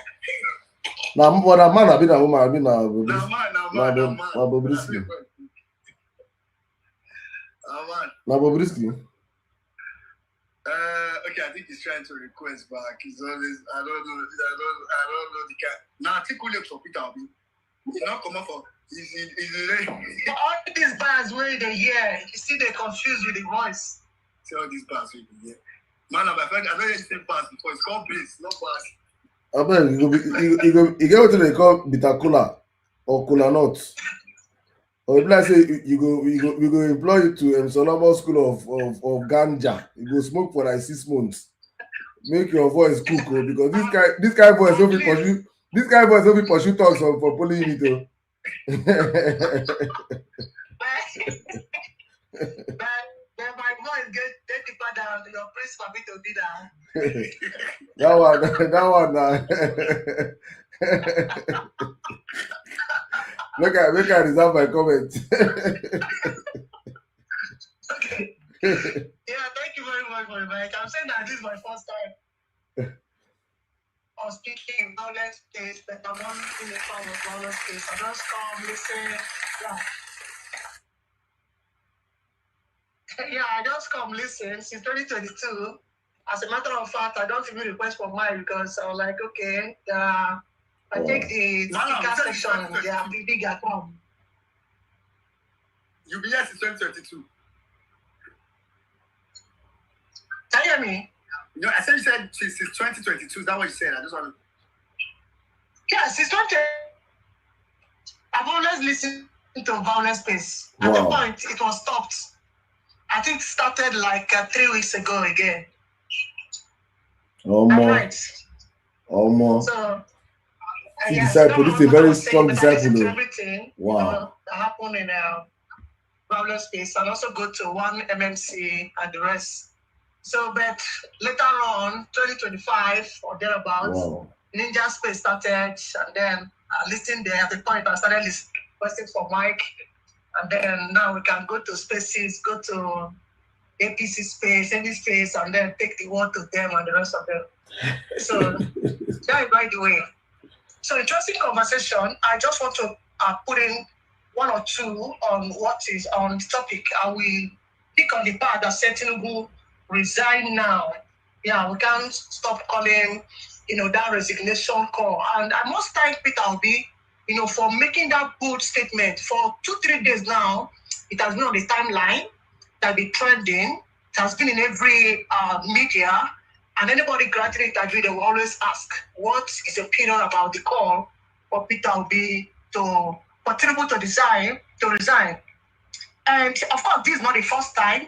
Tinubu is the first person in 2014 that called for the resignation of Goodluck Jonathan, and that is as a result of insecurity and the rest. So I will just pick on 2 points. One point is on the issue of education, why I want Tinubu to resign. So if you go to our universities, for example, there is an increment in school fees, right? And then before now, when I was in university, I was paying 23,000 as my school fees. So for 5 years, I did 5 years course in pharmacy school. 23,000. Imagine that. If you multiply that by 5, that's like roughly 100 and something thousand for 5 years. Currently, students are paying 100 and something thousand for just 1 year. If you multiply it by 5, that is like 500 and something thousand. And somebody is telling you, come and collect. I'm doing net fund for 1 million people. And then we're doing net fund, giving people school fees so that they will pay later on 500 and something thousand. Whereas if I don't pay, if you allow me pay 23,000, I'll be able to afford it for 5 years.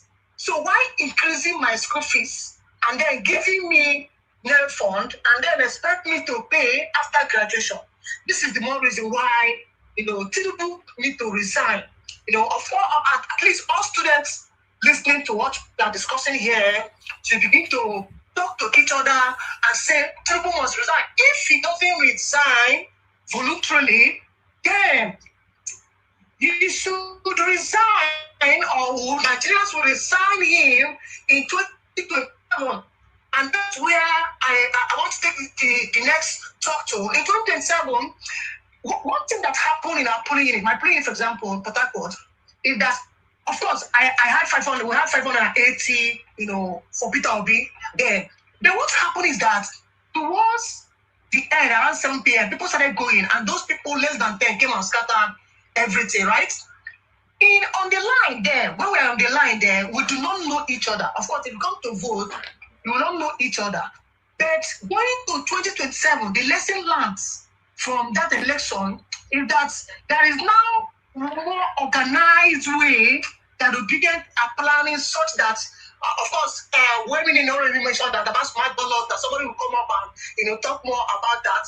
So more organized way, people will know each other. So that's one of the lessons from 2023. So for those that are in university, for those in primary and secondary school, I learned that Botswana, an African country, there is free education for secondary school Invest. Oh, Malam, your network.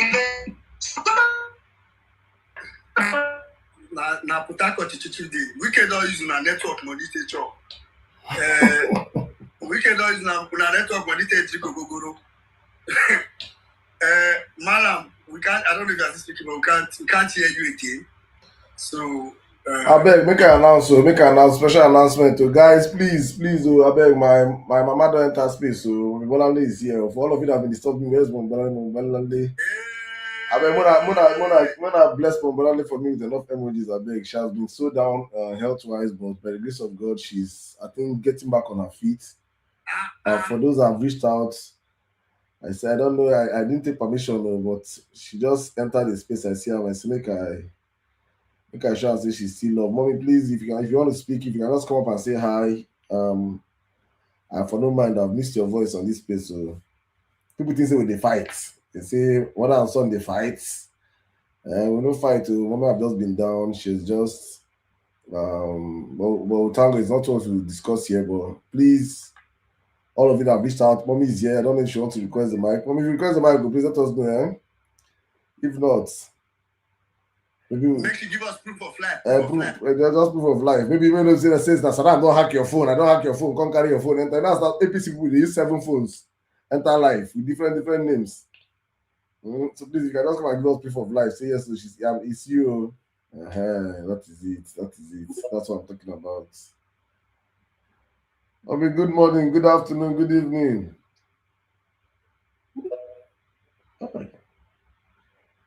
I mean, talk now, talk. Make I hear your voice. Make me hear your voice, so. Hello, good evening, everyone. I'm tired. Wow. When you do, you're mute, so in case you are speaking, check your phone. No, she's speaking, though. She don't talk. I don't hear her more. Oh, yeah. Well, meaning, is there something? Last, I mean, this is my phone. Now, Benin Juju be this. How are you doing now? How are you doing? It's good to have you here. Yeah, I'm still recovering from surgery. So I'm not 100% yet. It's been a long, hard journey. But the work for Nigeria goes on in whichever guise you want it to. But I want to just at this point thank everyone who has asked after me.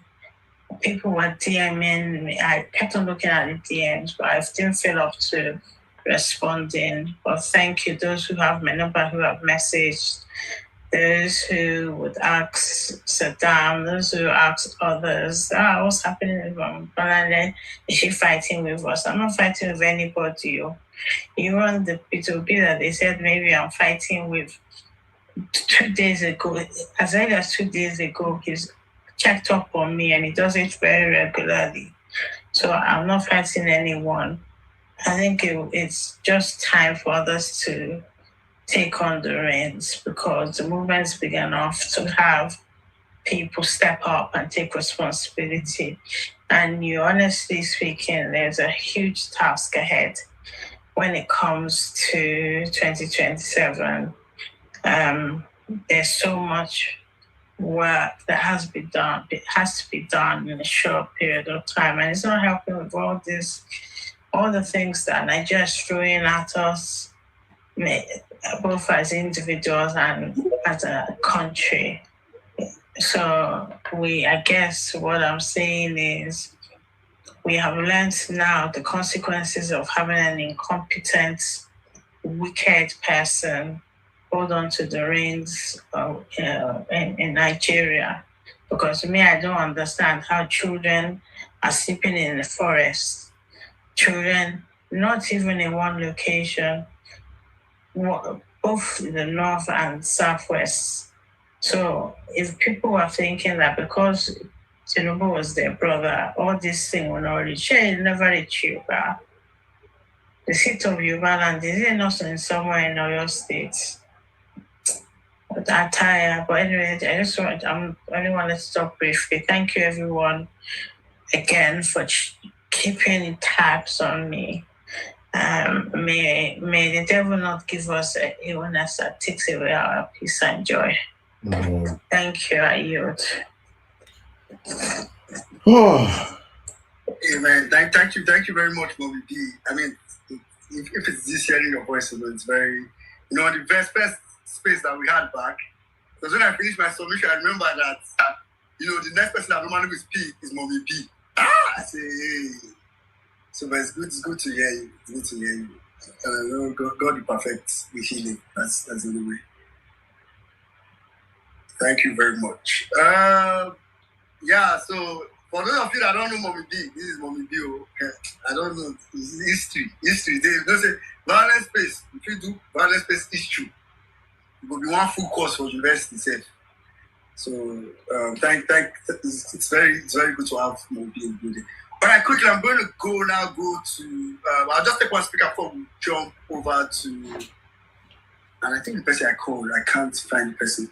In that case, okay, I think it was supposed to be Malam before I go to TikTok. Saddam, I better take like 2 or 3 person from TikTok.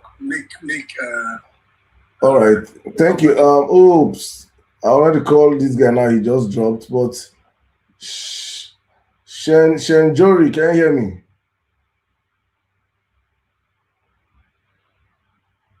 Shenjuri. Okay. Okay, Chucky, can you hear me? Yeah, I can hear you. All right, you have the live. Please, in 5 minutes, please. Yeah, good evening, everyone.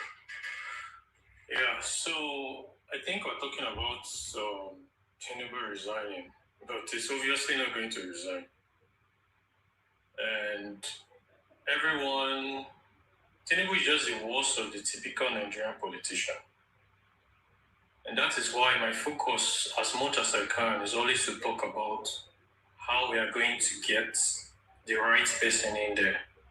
Because these people, if you had any of all those people in the Senate, any of the governors, obviously except Alex Uti right now, any of the other typical politicians, they will do something similar.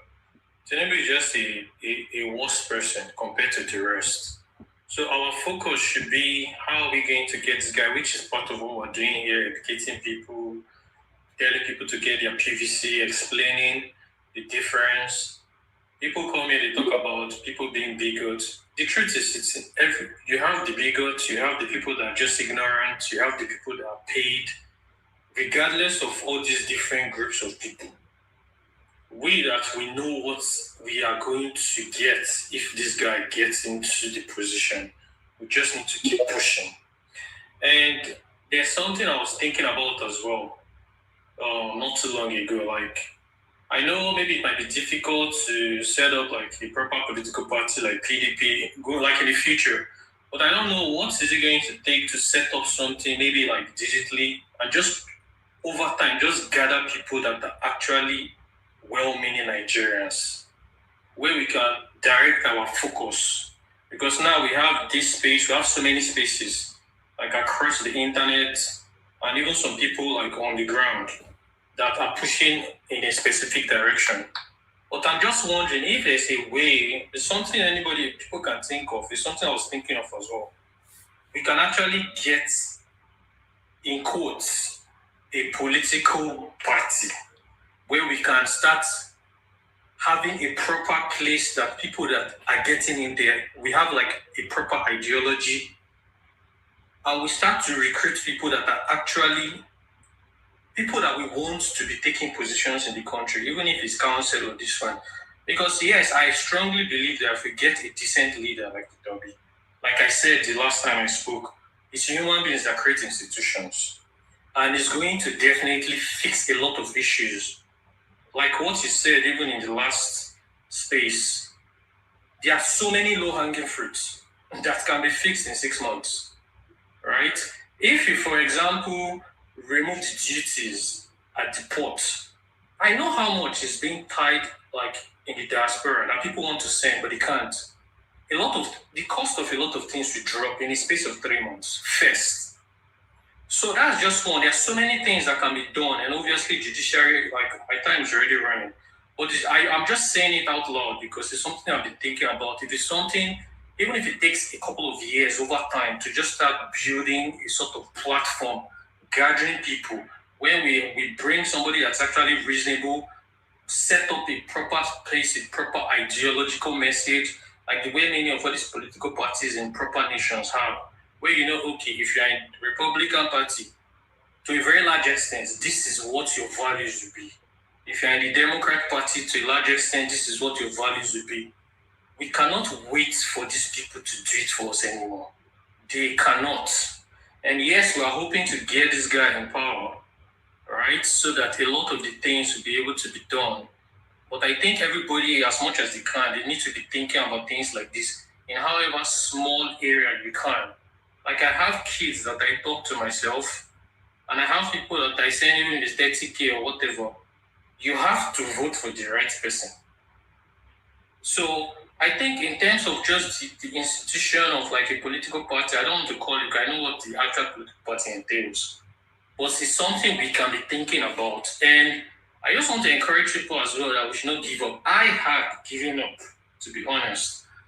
But looking at the world and looking at countries that are being in worse situations and looking at what is going on to the kids in the country, so many people are being killed. We know the problems. We don't need to overemphasize. But I just want to encourage people to continue to talk to people and to not give up because we actually do not have a choice. No matter where you are in the world, you will forever be a Nigerian as long as you're born in Nigeria. So it's just what it is. So I think that's my time for today. Thank you. Thank you very much, my brother. Thank you very much. I think that's a perfect place to wrap up. No matter where you are in the world, no matter even if you're born abroad, say your name alone, the time will come that probably that passport, you think that ID card will become useless, and they'll tell you go back home. Where will you go to? Where will you go to? When you come back, other African countries have left us behind. We are last. If you leave Nigeria, I said I was on my live on Tuesday, and one of my sisters, I think I'm going to have to cut her video and post that video. It's quite long. She's based in Togo. When you hear what is going on in Togo, people were in the chat saying, people that came in when she was speaking and did not hear what she was saying when she started, felt she was talking about Canada. And people were saying, is this Netherlands? Is this the UK? People were asking questions. This is Togo. Go to Benin Republic and see. When they say basic amenities, every government needs to provide basic amenities: light, water, healthcare, good roads, security. These are basic amenities. It doesn't take you rocket science. It doesn't take you 25 years. It doesn't take you 10 years. It doesn't take you 4 years to provide these things for your people. But when you have a disaster, a calamity, a bandit, oh my goodness. When you have such people in power, what do you expect? Look at what Bayo Nadiga came to say, that where is the hunger? That the hunger is exaggerated. He was re-echoing the statement of Tinubu. So if these people do not even appreciate that there's actually hunger, that shows you that in their mind, they feel that they're doing a good job. And I want to remind Nigerians, before I run to the next speaker, that this is, imagine how they are thinking now. This is actually the best of Bola Tinubu. Always, if you ever want to give up in this struggle, remember that we're actually seeing the best of Bola Tinubu. Because for me, God knows that I almost felt like, it was the point that I said, man, this thing is even, I'm tired. But I remember that Saddam, what people are saying actually is Tinubu's best too. How you don't want to know he's good or he's worse or he's bad. You don't want to know he's bad. They talk of his worse, which we will see in second term. God forbid it. Let's pass. Let's just share. Jury, can you hear me? Yeah, I can hear you. No, there's someone on TikTok. I want to see if I can get this one person, and I'll circle back to you. Shen Jury, can you hear me? Yeah. I can't really talk much. I'm at work, and to be honest, I think I agreed so much with the last person that spoke. Tinubu is a big disaster, and I'm a typical Yoruba person, but I'm so surprised that even the people that are ignorant are more than the people that are being paid to do the evil job. To be honest, we need to act. We need to act to prevent the future of our born child and our children. We need to act fast because these people, they know they cannot be in power for life. They're already planting their children to continue the system. And we cannot see this. We can see the trajectory in every areas of the country, in every parastatus. Every institution has been collapsed. They've made sure no institution is working. They have made it an anarchy system. Everybody is working for them. The judiciary is working for them. INEC is working for them. I mean, just name them. We need to act fast. So I don't know how we want to do it, but we just need to keep spreading this good news. Let everybody be aware. Out of people that are ignorant need to be out of this ignorance. Whichever way we can preach to them. We need to have one voice. We need to, irrespective of our tribe, irrespective of our religion, we are all suffering from the same bad people. And they are not as much as us. So we need to just act fast. I can't really speak much because of I'm at work, so I will have to go now. Thank you very much. Thank you very much, my brother. Thank you very much. Thank you. Let me circle back to you, please. Take it from here. All right. Okay. Thank you very much. Thanks to you guys on TikTok and those of you on Facebook that you guys are just listening. Meanwhile, guys, let's power tap the live, please, so we can get to 100K now. My TikTokers, what's happening? Big shout out to every one of you.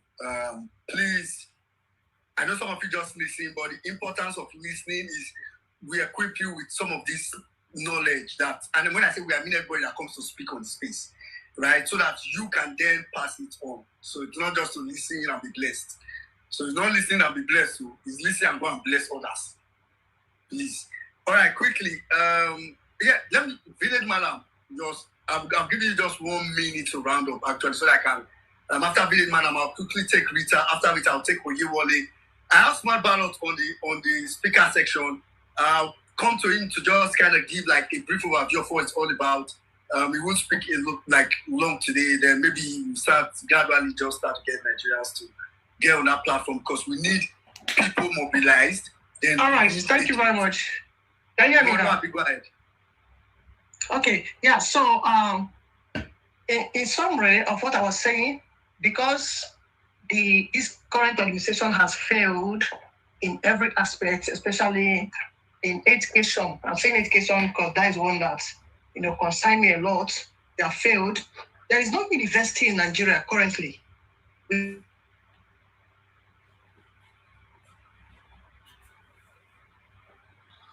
Malam.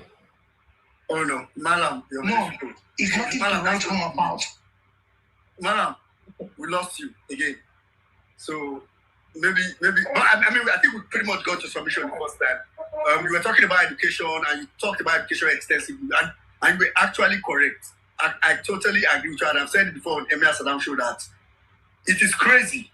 So what Tinubu has done, it is why people that talk about Neopone, I feel like and this is not me trying to criticize Tinubu, to be honest.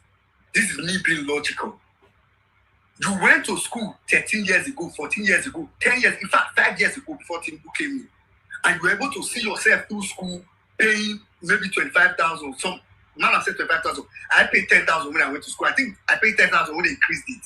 Initially, my school fees in Uniben, I think it started off around 7,000 something. I can't really remember anymore, but I know I did not pay more than 10,000 when I left school. But now, what Tinubu has done is to come and put people inside debt. And for those people that think Nelford is free money, it's not free money. You don't even know if you have a job yet, but you're already owing money. You are owing money because Tinubu has put you inside debt. Instead of Tinubu to repair the educational system for you to still be paying your 25,000, 20,000, and you'll be able to pay 80,000 to finish your entire school for 4 years, or if you do 5 years course or whatever. But now you're having to pay more money, and it will borrow you the money. Tinubu is using you guys to do Ponzi. He's collecting high money from everybody, a higher school from everybody, and not circulating it around and calling it borrowing. That's Ponzi. So Nelfund is glorified Ponzi. If you don't know this, just know it in your head. Anyway, thank you very much, Village Mara. Quickly, I'll go to Rita. After Rita, I'll come to Oyewole. Then after Oyewole, because I want to take people who have been here for a long time, I'll take heads before maybe now, come to smart balance. So Rita, please go ahead. 4 minutes. Rita English. Is Rita speaking? Because I say now, this I don't understand my network again.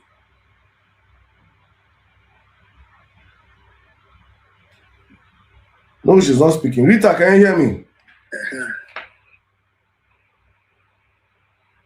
Okay, Rita not. She's not available now. Let's keep.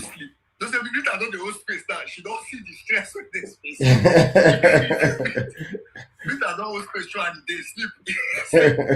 But you don't wound down, but you don't tell her. When you want to please go ahead. Good evening, everyone. Am I audible?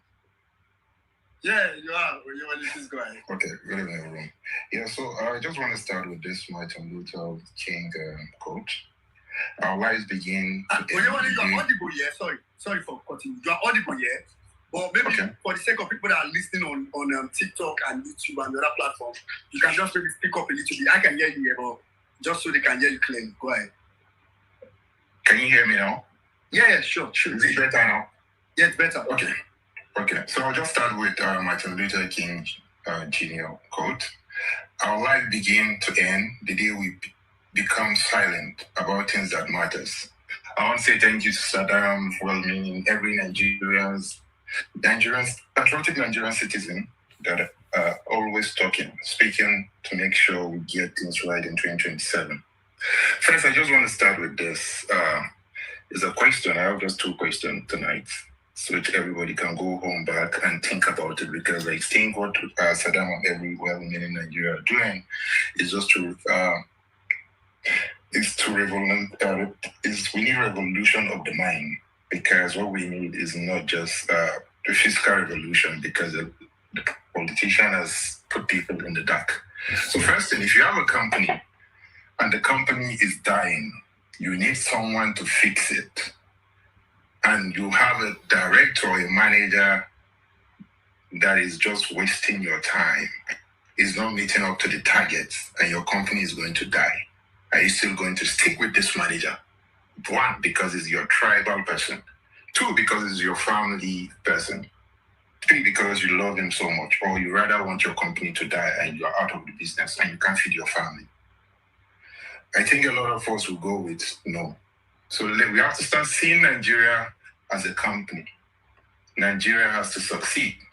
As a Nigerian, we have no any other country. The only country we have is Nigeria. We're the most populous black country. We are talented. We are gifted. Name it. Any adjective you want to use to qualify who Nigerians are. We are resilient. But why are we getting the wrong leader? We need 2027 is our time to take our country back. If Nigeria is your company, you want the right leader.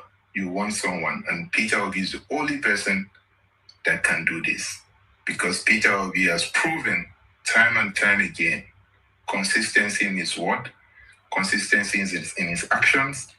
That is the man for the job. However, on the other hand, ask yourself this another question. If you are a Nigerian, why is it this true election period they start using tribe? Oh, you're a Yoruba person. Oh, you're an Igbo person. Oh, you're an Hausa person. You're Shekiri, you're other tribe. Why is it true election? Once you want to hold them accountable, they use division. We have to put our thinking cap and know that we are going to school. You are still in university, or you've passed through the university. You didn't just go to university just to go and finish. You went there to earn knowledge. And knowledge is thinking outside the box. When someone says A, there's a sun there, you have to go out and check. You have to also use your mind to filter things and say, oh, this is wrong. You should know by now between the wrong and right. So they can't keep telling us when it's time to hold them accountable. They'll come out and tell you no. It's because it's an evil person that is saying no. ignore the messenger and take the message. Peter Obi said it. Tinubu is not doing anything, so we have to look at it from that bigger picture. We need a country that works. If you travel outside Nigeria, even just go to Ghana here, the first thing they'll ask you, can I have your passport? If they ask you for your passport, they are not asking you, are you a Yoruba person or are you an Igbo person or a Hausa person? What they want to ask you, are you a Nigerian? And as in Nigeria, you have to know that you are in Nigeria. What matters to you is that Nigeria has to get better for everybody, not just for few. If you are thinking that, because I'm supporting the Tinubu or you're supporting the bad politician, they're just going to give you certain amount of money, this money will finish. And it finished, what happened next? Look at Nigeria, till date, we have kids in Nigeria still staying up NEPA.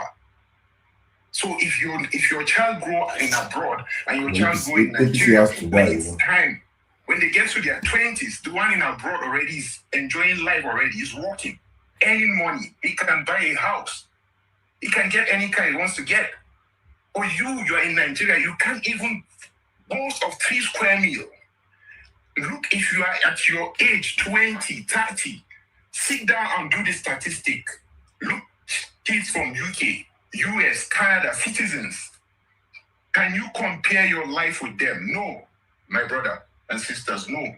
These people have gone beyond your level. They can live the life they want to live. They can attain the life they want to attain just because of what? Leadership and planning. And that's why the only person that has such leadership is Peter Obi. It doesn't give you shishi because in abroad they don't do shishi politics. They don't do shishi politics. They don't need to give you money. You use your money to canvas for that person. You use your money to go all out. You go to the door and knock all the doors and say, this is the right person. You sell your candidate. Why? Because you believe in the values. You believe that person is the hope you have. My brothers and sisters, the time has come. If we miss it this time, we are gone. Honestly. If you look at any slavery video, you get angry. Oh no, the slave master did that. No. I keep telling people it's not the slave master's fault. It's our fault. Look at what's happening in Nigeria. They are throwing bread on the street. And we are happy. Because you can eat 3 square meal, am I right? But look at people that cannot, they are throwing bread.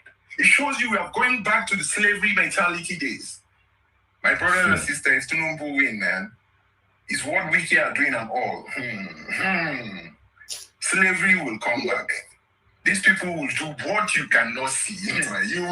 You will cry. They are showing you their true colors. They are showing you that you don't matter. They are showing you they don't need you to win an election. They are showing you they're destroying every institution you have. Bandit pass and police is laughing. And the man is telling you, Akwe Masala. What is Akwe Masala? There's a problem.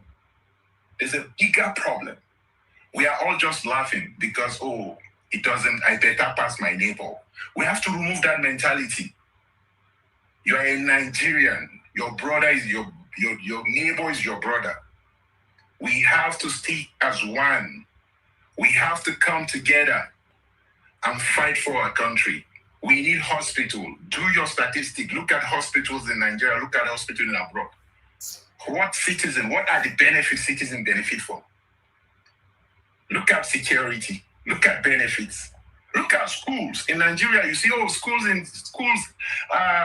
kids in school from primary school, secondary school, they use Google Class, they use this, they use school.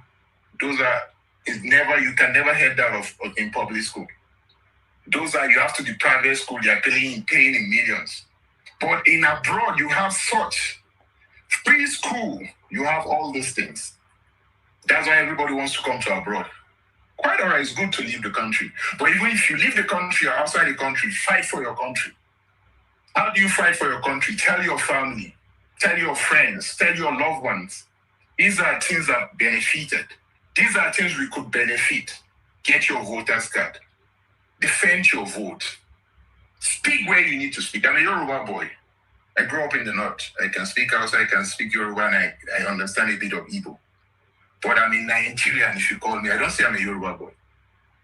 I'm a Nigerian. So we have to know, anywhere you are, you've seen good life. These people travel abroad, they see all this good life, but they can't do 1% of it in Nigeria. Why? Because they want to keep you poor.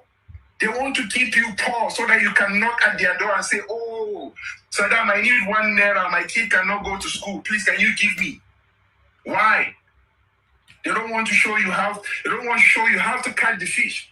They rather want you to come and ask them, I need to feed. I'll rest my case with this quote. And this quote says from this person. Give me a minute. And this quote says from Sarah Palin. When we talk about fighting for our country, we are talking about our vote. Our vote is our armies. Nigerians, Yoruba, Hausa, Igbo, whatever tribe you are, let's don't miss Peter Obi 2027. It's better to try than not to try at all. I hit the mic. Thank you everyone for this opportunity. God bless you. God bless you. God bless you. God bless you. You will live and you will never suffer. God bless you, my brother. Let me just buttress what you just said right now. When you talked about hospital, I was just scrolling through my this and I saw a tweet somebody retweeted to my timeline. I want to say this, Nigerians, and we have I totally agree and believe inside me. If you like believe they don't believe in God, that one concern me. I'm a child of God. I believe in God. I know deep inside me that APC is a satanic coven, that they have actually done rituals with the brains of Nigerians. Many Nigerians currently, as we're speaking right now, they have used their skull for sacrifice. I'm saying this with all my chest because there are things that are happening in Nigeria that, honestly speaking, cannot fly in any other place on earth. What Tinubu has done to this country in the space of 3 years, if it is not backed by a supernatural, powerful native doctors from somewhere, Nigeria is supposed to pursue that man by now. Because how on earth am I reading that 701 billion naira meant for Nigerian states was diverted from the federal account to fund APC campaigns? And now those greedy governors are fighting over the spoils. 701 billion naira. In context, the person said that stolen money could have built 14,000 modern healthcare clinics. 14,000 modern healthcare clinics. 14 freaking thousand, not 1,400, not 1,400, 14 freaking thousand healthcare clinics across this country. See, Nigerians, if we allow APC in 2027, I will personally start a campaign on calling for a recolonization of Nigeria. Oyinbo, come and China, whatever it, any country that like, please come and recolonize us. We are not human beings, we are animals. Human beings cannot be surviving in such a system. Human beings cannot be slaves to their fellow black men in 2026. If we allow APC come back, let us start calling for, let them come with chains. If I know, colonize us and keep us back home and use us as slaves. It is better off being slaves to the white man in my country than being slaves to my fellow black men that are using me and treating us like animals. We must have a stopgap. We just have to. Let's bring us the next speakers, please. Yeah, come on, Kai. Your only submission taught me places that it's just thank you very much, Oyewole. Like I just weak. No, the problem is that we don't really know the depth of the problem, and I think it's just very sad. It's very sad. People don't know the depth of the problem. If you talk to people, they think the problem is just rude. They think the problem is he talk or he doesn't talk. They think the problem is you just don't like the guy. Some people would think it's banter. Some people would think I said I'm sure some days ago, somebody was trying to give an analysis. The question he asked was, what team do you support? Like, was trying to analyze politics. And I'm like, who is this? Like, some people think it's football. Like, this is, these people are Man U fan, this one Arsenal fan. We are arguing against each other. So people don't understand the depth. At all. One of the things that you always said that struck me very deep in my head. You know, I pride myself as someone that, how would I put it now? Like, I didn't like right from school, my journey has been relatively fast, right? You know, got jobs slightly quite early. When I wanted to change, got like basically a lot of things early. One thing you want to say that I could don't know, and I've said this before on this space, that if you are 30 on this space, what you've achieved at 30, 30 is kind of really low. If you are 35, 40 on this, and maybe not, I'm not generalizing. Maybe there are people, and I mean people in Nigeria. If you know in Nigeria that is 35 in Nigeria, what he has achieved at 35, I'm telling you, people in average clients, because who says standard clients? People think we are talking about, America. Like, no, people in average clients have achieved it at their 20s. Now, it's kind of really sad to me because for a country where our life expectancy is very low, because when they say very low, some people will say, Nigeria, our body strong, You don't know what you are. The air we will breathe in Nigeria, I know, because of bad roads. One of the biggest problems I have when I'm in Nigeria is the air we breathe in. If you leave Nigeria, the air you will see, you will notice the sharp difference in the purity of the air that you breathe in. Right? So, you will live in Senate climb, and this is a very typical example.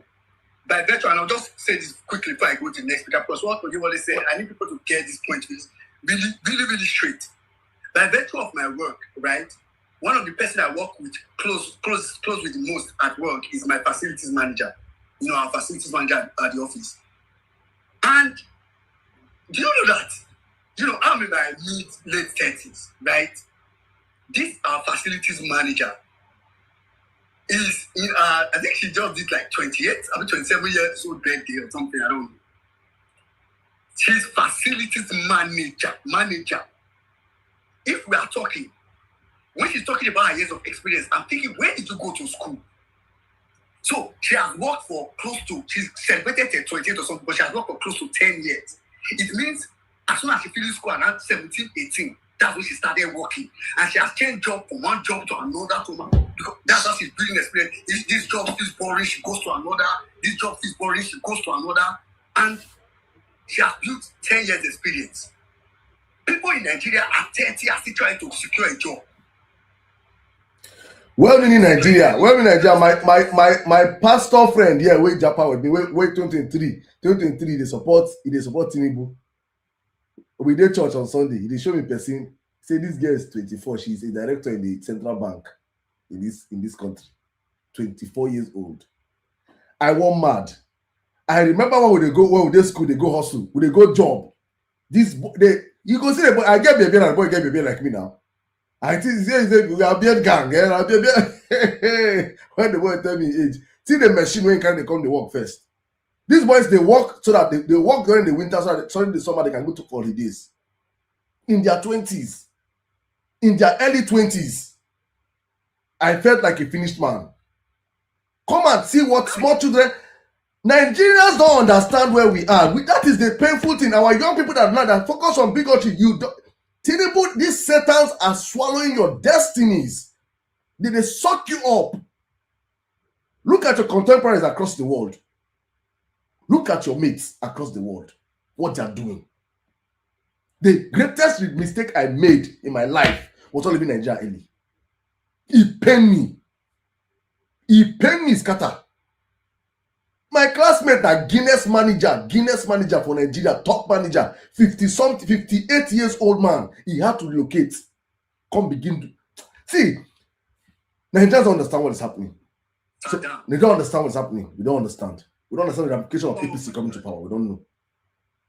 As you just talk, you just trigger talk to my head. Some of in my masters, so what we were doing as masters, what I was studying as masters when I was in France, when I was studying as masters, the people, I have classmates that study, for some of you that know European system, that was studying as back +5.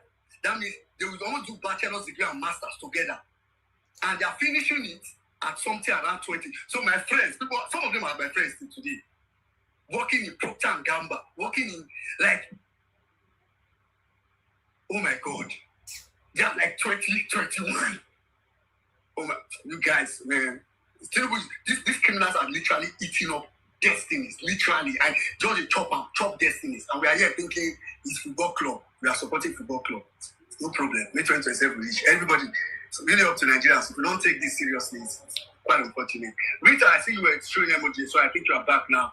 I'll do this quite quickly, so we can, because I actually want Smart Ballot to, give some kind of brief introduction. My intentions actually is, so the link to Smart Ballot is on the Jumbotron already. I just wanted to talk a little bit about the idea behind it and some of the features. Then maybe in subsequent spaces we'll probably see the possibility of having him on the speaker section for people who have tried it and now have questions. So I don't want him to describe everything today. So if you describe like briefly today, then by the time you try it, if you now have questions, you have more information. So you don't come here and start asking, what, but you know, want to follow up with. We have to do like step by step. All right, so I'll quickly take Rita. I'll take after Rita, I'll take Hes. Those are the two people that have been here for too long before I come to Smart Ballot. Or before I take Smart Ballot, I'll ask Saddam if there's somebody on TikTok, then come to Smart Ballot. Rita, please go ahead. If you can do it in 3 minutes, it's very well. Thank you, Romini. We not even spend up to 3 minutes today. I greet everybody, Emia. Everybody, wherever you're listening from, I greet each and every one of you. I really want to say a very big thank you to our brothers that have really spoken about lives outside Nigeria.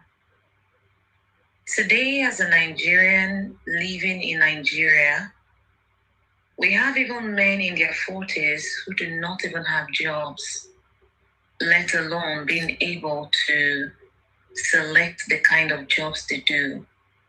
We have Nigerians today in their 40s that if you give them 500 is even too big. If you give them 200, it will be like say, me them lie down, they worship you based on the current situation of our economy. And there we have a presidential spokesperson coming to the public to say that he is not seeing the poverty that have ravaged the whole of Nigeria from north to south. Like the poverty in Nigeria is so pronounced to the point that you see able-bodied men and women, guys and females who ought to be controlling big companies, they stood on a queue collecting cow meat with their bare hands. And a presidential spokesperson is coming out to say he is not seeing the hunger that is in the land. Even after Godswill Akpabio at the time said that the hardship in the land is so much that Nigerians should please take advantage of any way they see free food, they should eat. And Bayo Ononuga is coming to tell us that he's not seeing the hunger simply because he wants to deceive Nigerians again to vote them come 2027. But fellow Nigerians, if you make that error of voting these guys again, we know how the 2023 election went. But if you allow yourself to be deceived to cast your vote for these people come 2027, suffering will be an understatement. Suffering will be an understatement. We understand that even some of us, we never get the opportunity to travel from our own state, let alone going abroad to see what life is really about. The same Nigeria that was able to provide for their students, their people with just palm kernel, granite, and cocoa. Today, the same Nigeria is still having all these things with oil. Yet, now we borrow pass. And despite all the borrowings, nothing to show for it. We are called the giants of Africa, but because of the kind of leadership we have back home, little African countries don't even respect us anymore. Yet you still want to say, I will vote for him because it's my brother. I will vote for him because it's my sister. I want to end by asking, especially as Southwesterners, a question. If you hear the name Awu today, what comes to your mind first is education. I ask you, today, if you mention the name Tinubu, what comes to your mind? What can you say that Tinubu has done for the Southwestern Nigerians that's making you to say, I must vote for this person because he's from my side? What can you point to and say Tinubu has done this for Southwesterners? I leave you to answer that question holistically for yourself and yourself alone. Thank you very much, Rita. Very salient questions. Just really unfortunate. Where we are as a country is it's very provoking. Sometimes if you really think about it, it's like, and this is why I really need people to be playing spaces on speakers, honestly, because some of the submissions we read on this space today, it's paining me that it's probably just going to be all of us here. Your wallet submission is a submission I think every Nigerian should listen to. It's very thought-provoking, very, very thought-provoking. All right, quickly, I'm going to go over now to Hez. I'll just have to speak for 3 minutes. Then, Salam, if you have anybody on TikTok that wants to speak, we'll get them to speak. Then I'll come to Smart Ballot after that. Go ahead, Hez. I'll pass it on to Saddam to call the TikTok guys. Then let me speak after Smart Ballot. Thank you.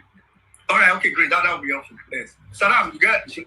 Somebody just posted on TikTok, Saddam, my 2-month-old baby is earning more than 400K a month. That is a country that works. I want to repeat it. 2-month-old baby. 2-month-old baby is earning more than. Please, Mr. JJ, just if you could put the country, please, just down there. 2-month-old baby is earning 400,000 naira a month. 2 months old. Earning more than your professors, your bank managers, and the rest. 2 months old in a country that works. And I'm certain I can bet everything I have that if he puts the country here, that we have more resources than that country. It's in Canada. That till she gets to 18 years, they're going to pay him this money. Nigerians, where could they play now? Nabanta now, Abi? Obedience but idiots. Let's go. Let's keep it going. All right. Quite unfortunate. So I'm just going to quickly bring in Smart Ballot. So I think I've made reference to Smart Ballot a couple of times on the space. I'll just give like a brief overview of what the platform is all about and all that. So we won't take questions. What I'm thinking is, in the future, a couple of spaces later, when people have explored it, used it a couple of times, so probably have been there on speaker section for people who have questions over time. Yeah, Smart Ballot, Mr. K. Thank you so much, Woman in Nigeria. People hear you from TikTok and YouTube and Facebook. Okay, can you hear me well? Yeah, it's good. Go ahead. Awesome. Thank you so much, Woman in Nigeria. And greetings, Emir Saddam, for the amazing job you're doing, holding it down and pushing. It's not an easy stuff. Greetings also to everybody that is listening. I'm happy to be here to talk and also introduce Smart Ballot to a bigger audience that we do have here. So, back in 2023, part of the challenges we had was lack of polling unit agents across all the polling units in Nigeria, all the 176,846 polling units. In that election, we ended up not having agents in over 30,000 polling units. And then also, sometimes also, another challenge that we also had was sometimes you hear some of these older politicians make reference to the fact that we do not have structures. That's where Smart Ballot comes in. Smart Ballot provides the movement, the Obiquan Posok team, with that digital structure that we need going into this election. It helps us with key basic things that we need, which is grassroots mobilization, and then also defending our votes across all the polling units, and also recruiting and managing polling unit agents, so that way we have not just one polling unit agent in each polling unit, but a minimum of 5 in each polling unit. We'll have men agents and backup agents. And finally, also help us with collecting results, transmitting these results, and also documenting these results. So that way, if at the end of the election, when we beat APC and they take us to court or they start doing their eyes on the judiciary, we have all our certified results from each of the polling units to present, because we cannot trust INEC to do that for us. Now, when we talk about the grassroots mobilization, Mr. K, let me continue. I like how you said it, because in 2027, now then they take us to court. We are not there. Now them, they do eyes on the judiciary, Right. not us. So now, when it comes to grassroots mobilization, Smart Ballot helps us organize it, both offline voters and the online voters. The online voters are these voters who do have smartphone, who can download the app on their phones, and who can also partake in grassroots mobilization by inviting other voters to register. The offline voters are those mama, papa, or those younger generations also that probably do have smartphones but don't have space on their phones to download the app. When you talk to them, they may tell you that they don't have space to download the app on their phone. Or those mama, papa that don't have any smartphone to be able to download the app, so that way you can equally register them. So we can all keep track of each one of these voters and bring all of them out on the election day. When you register, both either offline or online, Smart Ballot systematically register you in that specific polling unit where you're going to be voting, so that way you can see or meet up with other voters in those specific polling units.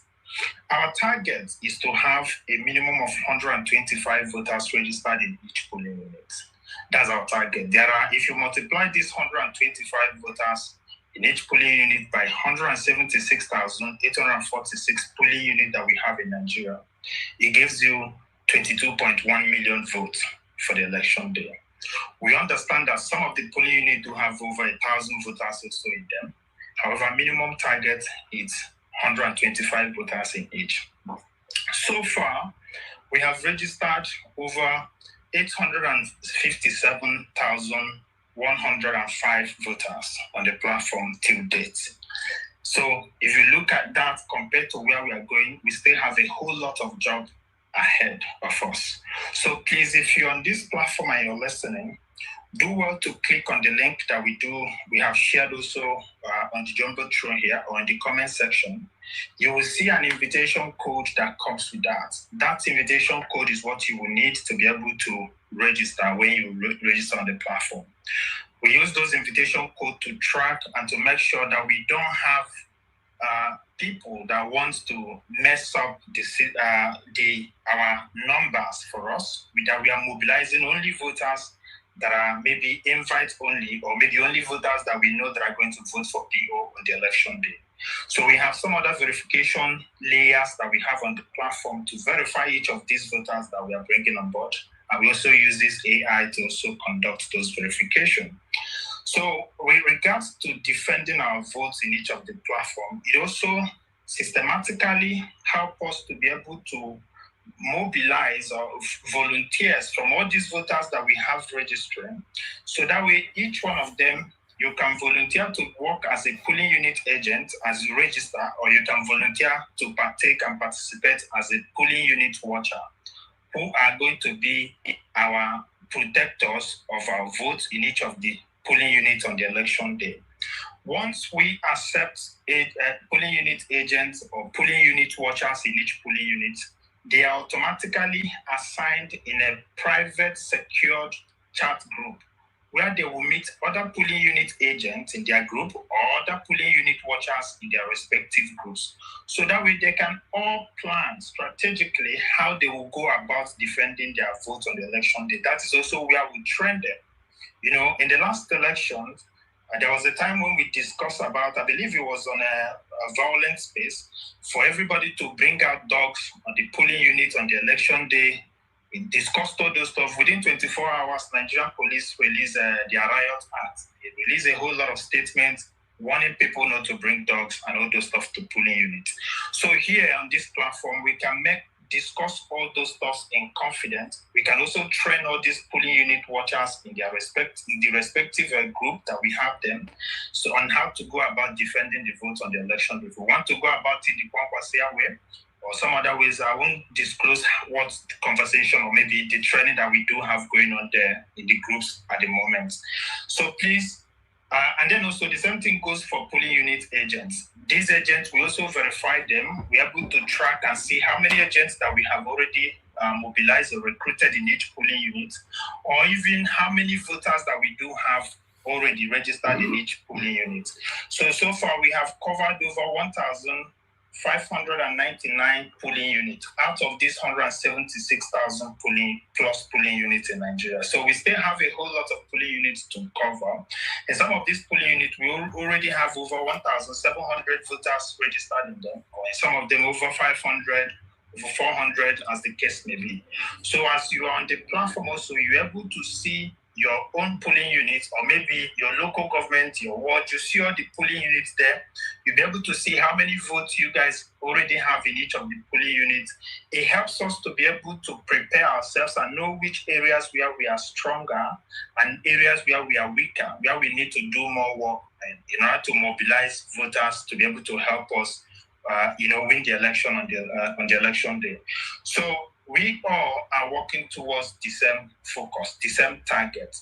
Our target is to ensure that come 2027, no matter what game that APC brings to the polling units, that we're going to beat them hands down. If they bring it the bad way, or maybe the right way, or the top way, which is something they are used to, we're also going to beat them hands down.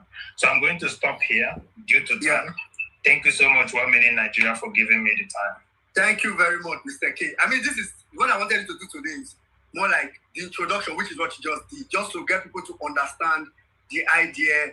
I know you've been doing that for, like I said earlier, one MMCO space almost every day from like 6 p.m. I think it's only on Thursday that they don't host. Like I said, I'm part of one MMC. Now we don't host because of Vawulence Space, basically. But Mr. K is almost always there if you want to ask questions. But what I foresee is, there are more people that come in on Vawulence Space, coming on Thursdays like these in the future. So what I'll just say is the action, because for this election, action.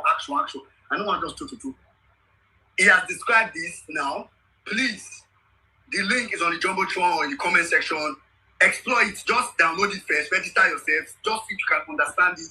So that by the next time you hear him speak, either here or one MMC space, you can want to ask questions. Say, I'm on the platform. I saw this. How do I do it? Then he can either help you on background or just tell everybody what it is. I promise that in the next Vawulence Space, I'm going to talk. So he just talked about smart ballot, which is mobilization, right? And he gave some hints in terms of vote protection. In our next Vawulence Space, or upcoming Vawulence Spaces, we'll talk about practical vote protection, how some of all these things will make sense in reality, and we'll start to see them over time. I say all this to let people know that people are acting, and these people are not paid. In fact, now when I talk to somebody, now these people they reach out to me, say, I'm trying to do that. I'm like, so everybody's acting. You too should act. The minimum you can do is mobilize people. The minimum you can do is talk to people, and it's very important. So thank you very much, Mr. K. Now I'll go back to speakers. Today's not really for like questions on smart ballots. Just for now, go and download it and start to play around it. Then we'll start to take questions at some point. And you can also reach out to him. Please follow him. Follow not him now. Follow Smart Ballot and so that if you have any question, you can DM Smart Ballot and they'll respond to you and get you sorted out. Quickly, I'm going straight to. I just want to announce another one, please, before you go to the next speaker, because as my friend JJ said that his 2-month-old child is earning 400,000 per month. Now my sister to me don't talk, say her friend that doesn't have a job is being paid more than 2 million every month for her 2 children. She no get work. She no get work. They pay her 2 million every month for her 2 kids. Nigerians. Make you control the banter they go. I'm back to you. Oh, go on. I mean, there's a lot going into 2027, and hopefully, for me. Yes, Jay, Smart Ballot is an app. Yes, all an I app. want to do in this election is major on the major. I've told myself my two goals is this election. One is to ensure that Nigerians are radicalized enough to know that 2027 is legal. Like that's my top one priority, number one. I know they use that priority play. Number one, legal by must sink into everybody's head. At least those who allow themselves, make themselves available for you to see. Two is to ensure that we are going to track our election results live. If INEC say they can't do real time, we help them do real time ourselves. And now watch them tell us that what we got real time is not what they are giving us. Then over to Nigeria by that time. That's my two priorities, no pass down. It's why you might notice I don't talk about a lot of other things. I support every other thing, but those two things, top priority for me. Quickly, I'm going straight to Hairs. You give up your time for Smart Ballot to speak. After Hairs, I'll come to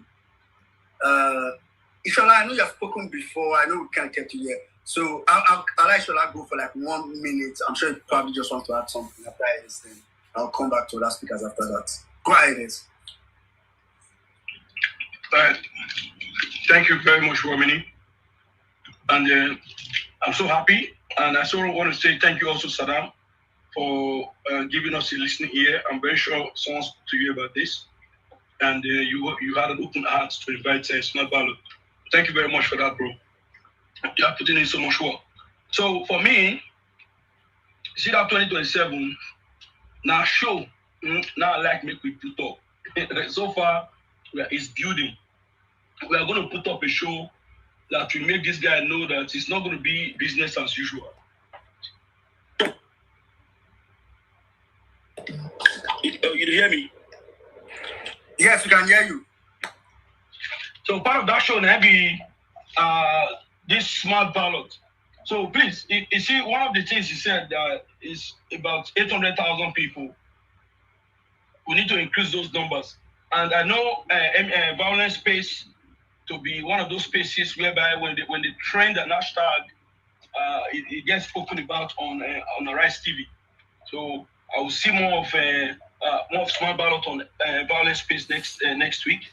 Hopefully that we're able to make it trend and it gets invited to Arise TV, and where you can talk more on Smart Ballot, and from there, that one we can have more Nigerians begin to connect from Arise TV, from the audience. Arise TV will reach out to, so that would be another win for me. For me, I don't say 2027 we will win, but how do we win is for everything we have to actually start telling people. So it's another thing I also want to say is that please, it's very important that agents, since you mentioned in the last Vawulence Space that people were reaching out to you on the day of election, say how far you get people for your state, you get people obedient for this state. So for me, I've always been pushing for let's start recruiting the people at this point, and I would love Emir Saddam to be part of those people that we kind of scrutinize. But I know you have so much you're doing on your table, but just because when you mentioned it that last time, I felt you'd be the right person to lead that stuff. But nonetheless, I totally understand, my brother. If you know if you don't do it, but it's good that let us even start something similar to doing that if we have not started yet, and also most importantly, our relationship with NDC to make sure that we're able to collaborate with NDC. NDC must adopt this Smart Ballot, and they're also able to talk about it from their own angle, so we can have more reach from NDC side, as it means that they're adopting Smart Ballot as an alternative way to checkmate INEC. Because, come on, if Senator Sarah Dixon actually plans to win, he doesn't want to rely on INEC for INEC to transmit results. So it would be better you work with a product that has already been built, tested, and trusted. So when we just adopt it, then Mr. Peter Obi also is going to adopt it. So please, Emma said, I want to say this, if it's possible, that those polling unit agents, just to say this very lastly, those polling unit agents, for me, if it's possible, that they should, those people that will be mounting those guys, those are Nigerians, heroic Nigerians, that will be taking up that task to protect that vote and to defend those votes. So if it be very possible, for those guys to have an employment letter ready to be signed by the president once he assumes office and that we have done a great job. Automatically, they can be assigned to different positions across their state where they have been verified, and they can automatically be assigned a tax ID number. Automatically, those that will be the first Nigerians that will be paying their taxes with a tax ID number. So that data can be pushed to the presidency with that employment letter. Because if Tinubu come in 2023, say subsidy is gone and everybody enter into suffering, it would be nice that automatically when Peter Obi comes in, all those guys, they get immediate employment. So it would be a nice thing to motivate them not to sell their vote and not to betray their hearts or betray Nigerians when they are assigned to those positions. Thank you so much, guys, for listening. And please don't want to tell people more about smart ballots, and that's a game changer that we must not miss in 2027. Thank you very much, everyone. Thank you very much. Yes, I'm actually happy that there are so many smart ballot ambassadors. People have a smart ballot from Salam. I'm sure you also a smart ballot the first time. For I think it was on morning on every Salam show. There are so many, ambassadors. Please let's keep trying to get people into the system. I like S perspective. S is thinking presidency already. But the task for Peter Obi. I told somebody said that one of the things I'm looking forward to is if Peter Obi he's gonna do everything well, but we don't want things small. The dragging. So people will say how to hold governance accountable. So it's very important for us to, do all this on our part. All right, quickly, I'm going to go over to... Shola, I'll just get you to speak for 1 minute, actually. And after which I'll come to... For us to take a lead, I'll go to Mami Water. We've been getting so many mails, so I'll go to Mami Water after Shola. Thank you so much, Wemini. I didn't even want to speak again but then I saw something that got me mad again. I don't know if you are checking the chat. I posted it on the chat. They said, okay, before I even say that, let me say kudos to our mothers, right? And this is not a shit on their business because we know how these are the business they did. Yeah, I want to say these are the business that they did, so that we can become somebody. Did you see that video? If you go to the chat, you see the video there where the Tinubu is saying we should go and be selling akara.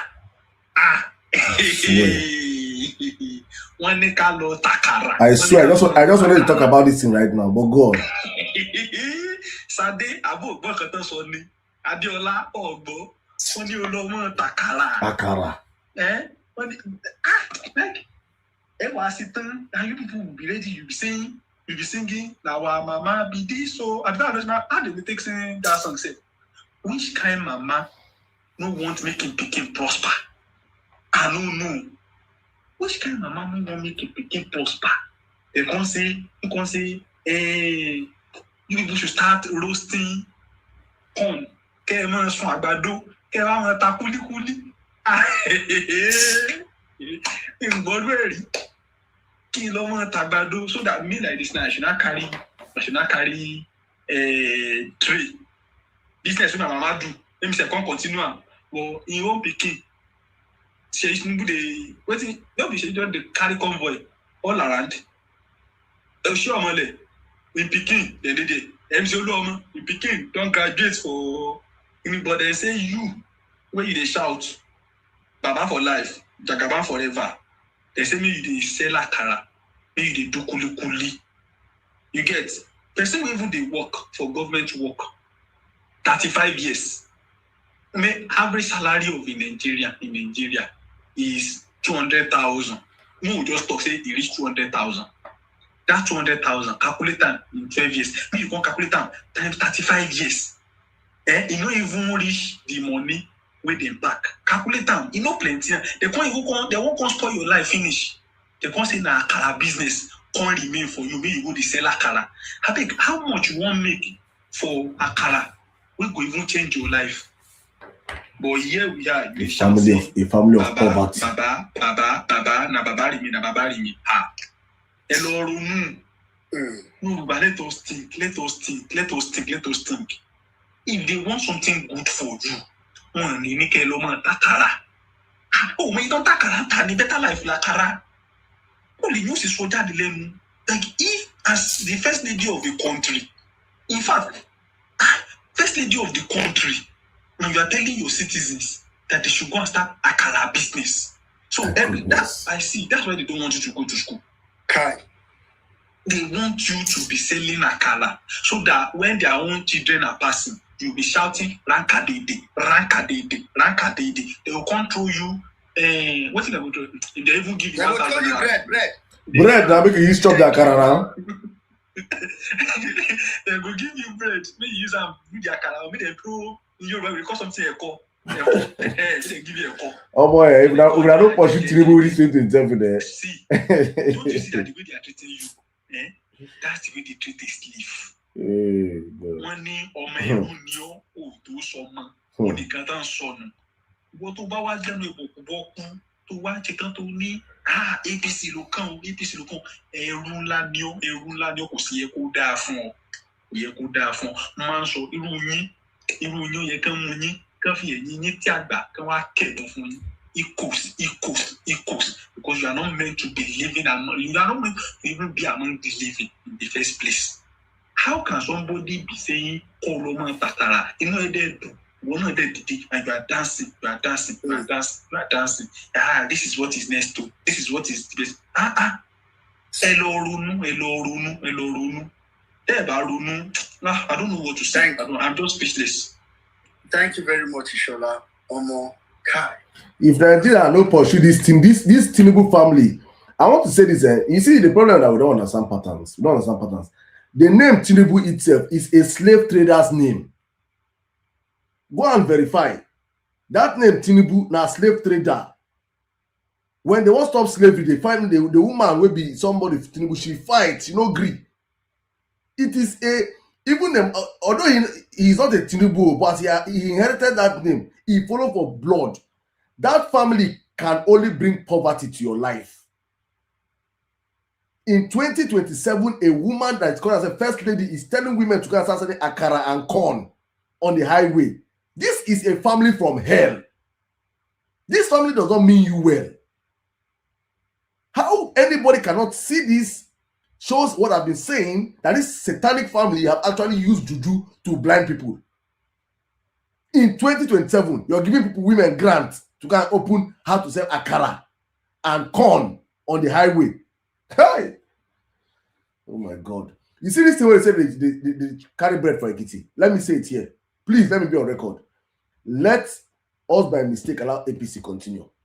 I promise you by 2028, every state in Nigeria will be pushing bread on the highway. You go no say that life that Ekiti. We don't say Anambra State election when some people they collect Ghana. Who in their wildest thought will believe that Anambra State one day will be a state some people they collect Ghana? A family that has come into terraform our country into a poverty capital are doing it very well. We have over 140 million people in multi-dimensional poverty. It is intentional. Poverty and hunger in Nigeria is artificial. They are creating it. They know what they are doing. How else can you worship them? How else can their children inherit this system they're building if you get emancipated? How else? Keep following these people on bigotry. Keep following them thinking that they are working for your tribe. We will all learn the lessons. Let's run up with our speakers, please. Yeah, it's crazy. Mami Wata. Please go ahead. After which I'll come to midday. Okay, I greet everybody. Good evening, everybody. I'm well-meaning everybody else on all the apps. Actually, the reason why I came up to speak, if you may permit me, is because I listened to the 17-year-old earlier, and the question that he asked. First off, Saddam, I'm with you in celebrating how such a young boy at his age is very interested in the happenings in his country, even though he's not on ground. Now, I also feel, just listening in general to a lot of things that have been happening, I just feel that maybe it's about time that we also start humanizing some of our activities or some of the ideas, or just humanize some of the ideologies that we want to project. And what I mean by this is, putting human faces to human achievements. Sometimes, selling our market PO may seem unreachable, but maybe it's about time people start hearing some of the stories about us and why we believe in the man PO and why we believe in his character. Just to give you just a bit of story and something just to encourage everybody who feels that maybe all hope is lost and there are no more good people out there. Now, I am currently the chairman of an estate, and I'm talking about over 1,800 housing units, right? How this is not even, in fact, next month will be my first year as that chairman. But what I want to draw from this, from my experience, is to say that, the young man asked, can Peter B make a change in 4 years? The kind of change that I believe that I have made in less than this, let's just say 1 year, right, is something that even the estate, the residents and the owners didn't even think was going to be possible. I give you, like I said, a quick summary, very quickly. Last year, June, was when, I was added onto the WhatsApp group of this association. No, sorry, not June. May was when I was added into the group of the association, right? I was never really interested. But when I joined the group, I then, started seeing a few things that were happening. And I was like, you know what, why is nobody speaking up, right? Are people afraid?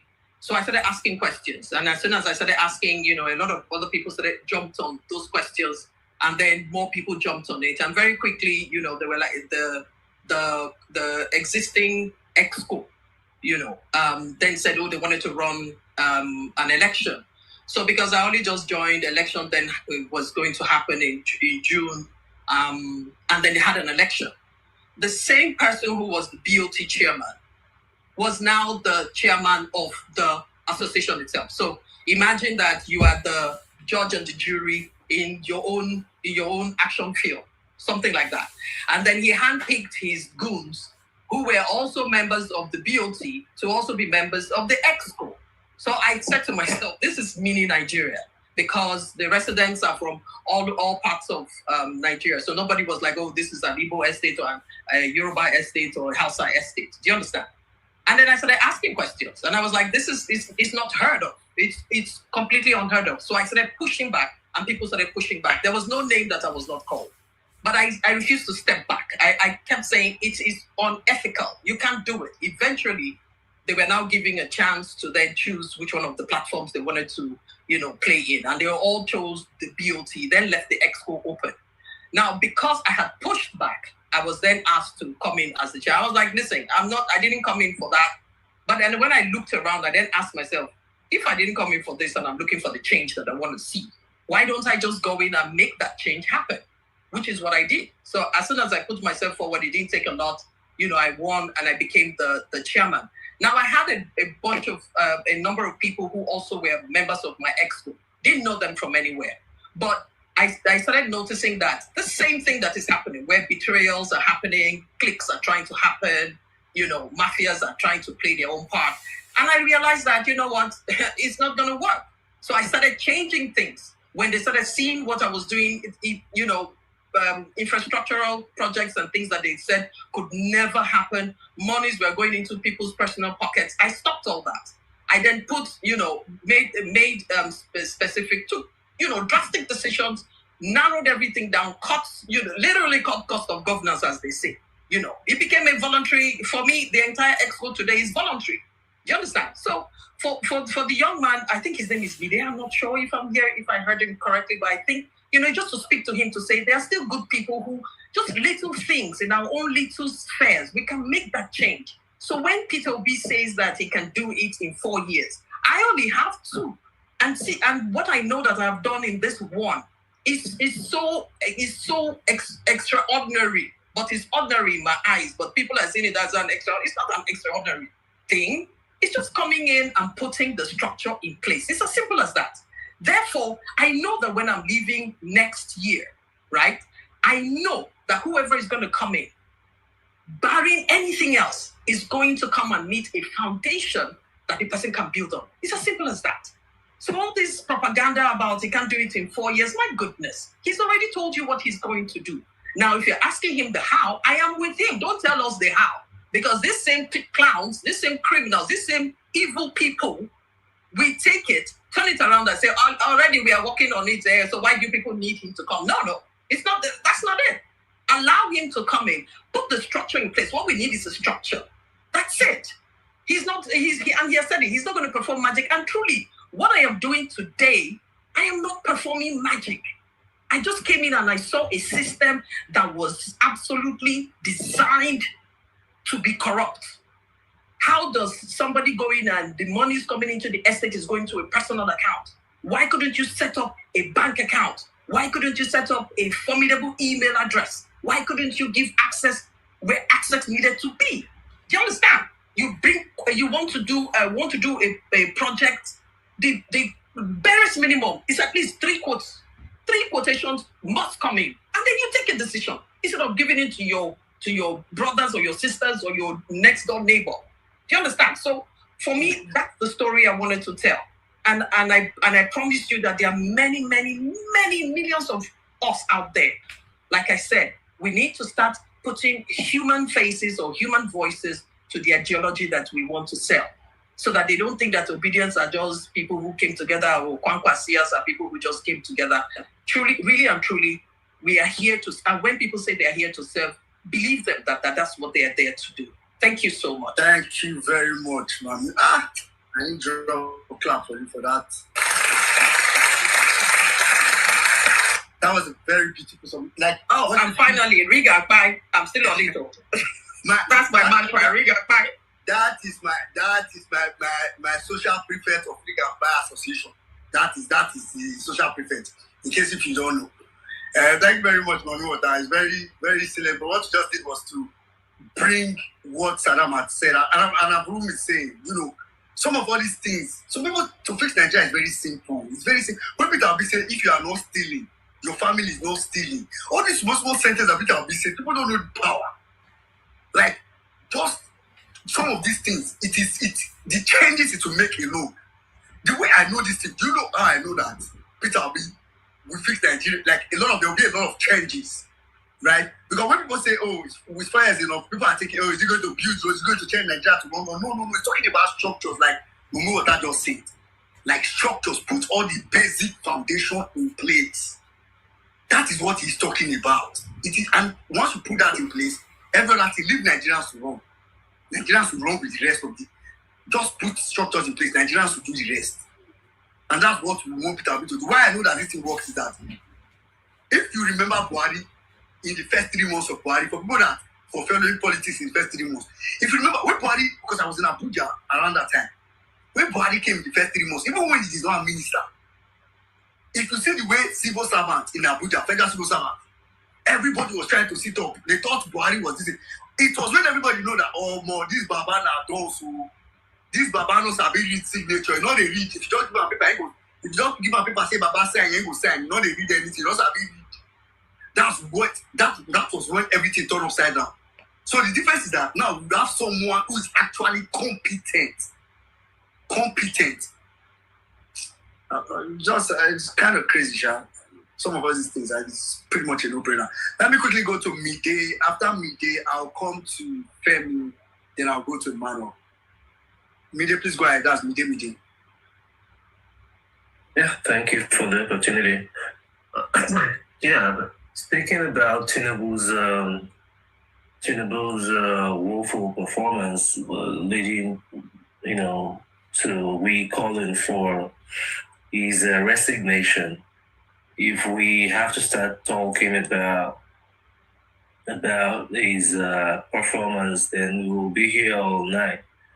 And I believe a lot of people, they've said a lot of things, about his performance, about rate of poverty and other scores in his scorecard. the job of every government, like I think I told someone some days back, if in your compound today you find gold or crude oil or any mineral of importance, you can't mine it. That property becomes the government's property. It becomes everyone's property, such that it becomes something, but then it becomes the government. Why would you relinquish your property to the government, to take over it, when you find, say, gold or say oil or something? It's because you expect the government to do right by you. And what are the primary responsibility of the government? They are first to provide security for you. Be sure you can have safety of life and your household and your properties, So if that's a government that will come for your land or that's filled with milk and honey, if that's a government that will require tax from you, and will expect you to abide and all that will take oil, that will benefit the perks of the office, can't provide you security, then that government has to vacate and we have to find some new people or someone else to take over. So if you can't provide the simplest, the most basic of all duties that a government should provide, then you have no business being in government, So you should resign. Yeah, should resign. I would like to talk more about, what we should do, on election day. I think more or less. Can you just do that in 1 minute? So. Okay. So more or less, we know they will try to rig. So we should come up en masse and we should be ready, prepared. That's not going to be a few hours thing. It could go 2 hours. It could go 2 days. It could go 3 days. But one thing I don't want us to be caught off guard like we were in 2023, where we, the world thought that it will be free and fair. It won't be free and fair. So we should be prepared with, if we have to hire our own security ourselves, we have to do that. And we have to mobilize. Thank you. Yeah. Thank you very much, Mide. Thank you very much. You were spot on in terms of resources, It's crazy how the government wants to keep taking charge of resources, but we don't want to do the back. Say some of the countries we are talking about today, in this space, we've talked about different countries, Canada, Zimbabwe. These countries do not have resources that we have. In a normal world, a Nigerian citizen should be living like a UAE citizen. Have you ever heard of poverty in UAE? UAE, since they discovered they have crude oil. Have you ever heard of poverty? Poverty. There's a poor person. The only set of poor people in the UAE are immigrants. Because obviously they are now selfish with that. They don't give citizenship or anything. But say their own citizen, a UAE citizen, say poor. That's what Nigeria should look like, considering the resources we have in this country. But we have a couple of criminals just dealing with us. Mr. Femi, please go ahead. Well, many Nigerian, I greet you on fellow people in. I greet you, sir. I see your Harvard status. I see I must hear about that. Manage the manager more. I wish I met Smart Ballot, but I think he's dropped off. But we're doing something in parallel, so it's not Smart Ballot per se. And I've been hearing of Smart Ballot, but it's something in parallel with votes, especially tracing it all the way down to polling units. And the name of our platform is Idoncast. One thing I was hoping to do was at least link with Smart Ballot, but whichever way we can also promote their work, we're happy to. I think these efforts take collaboration.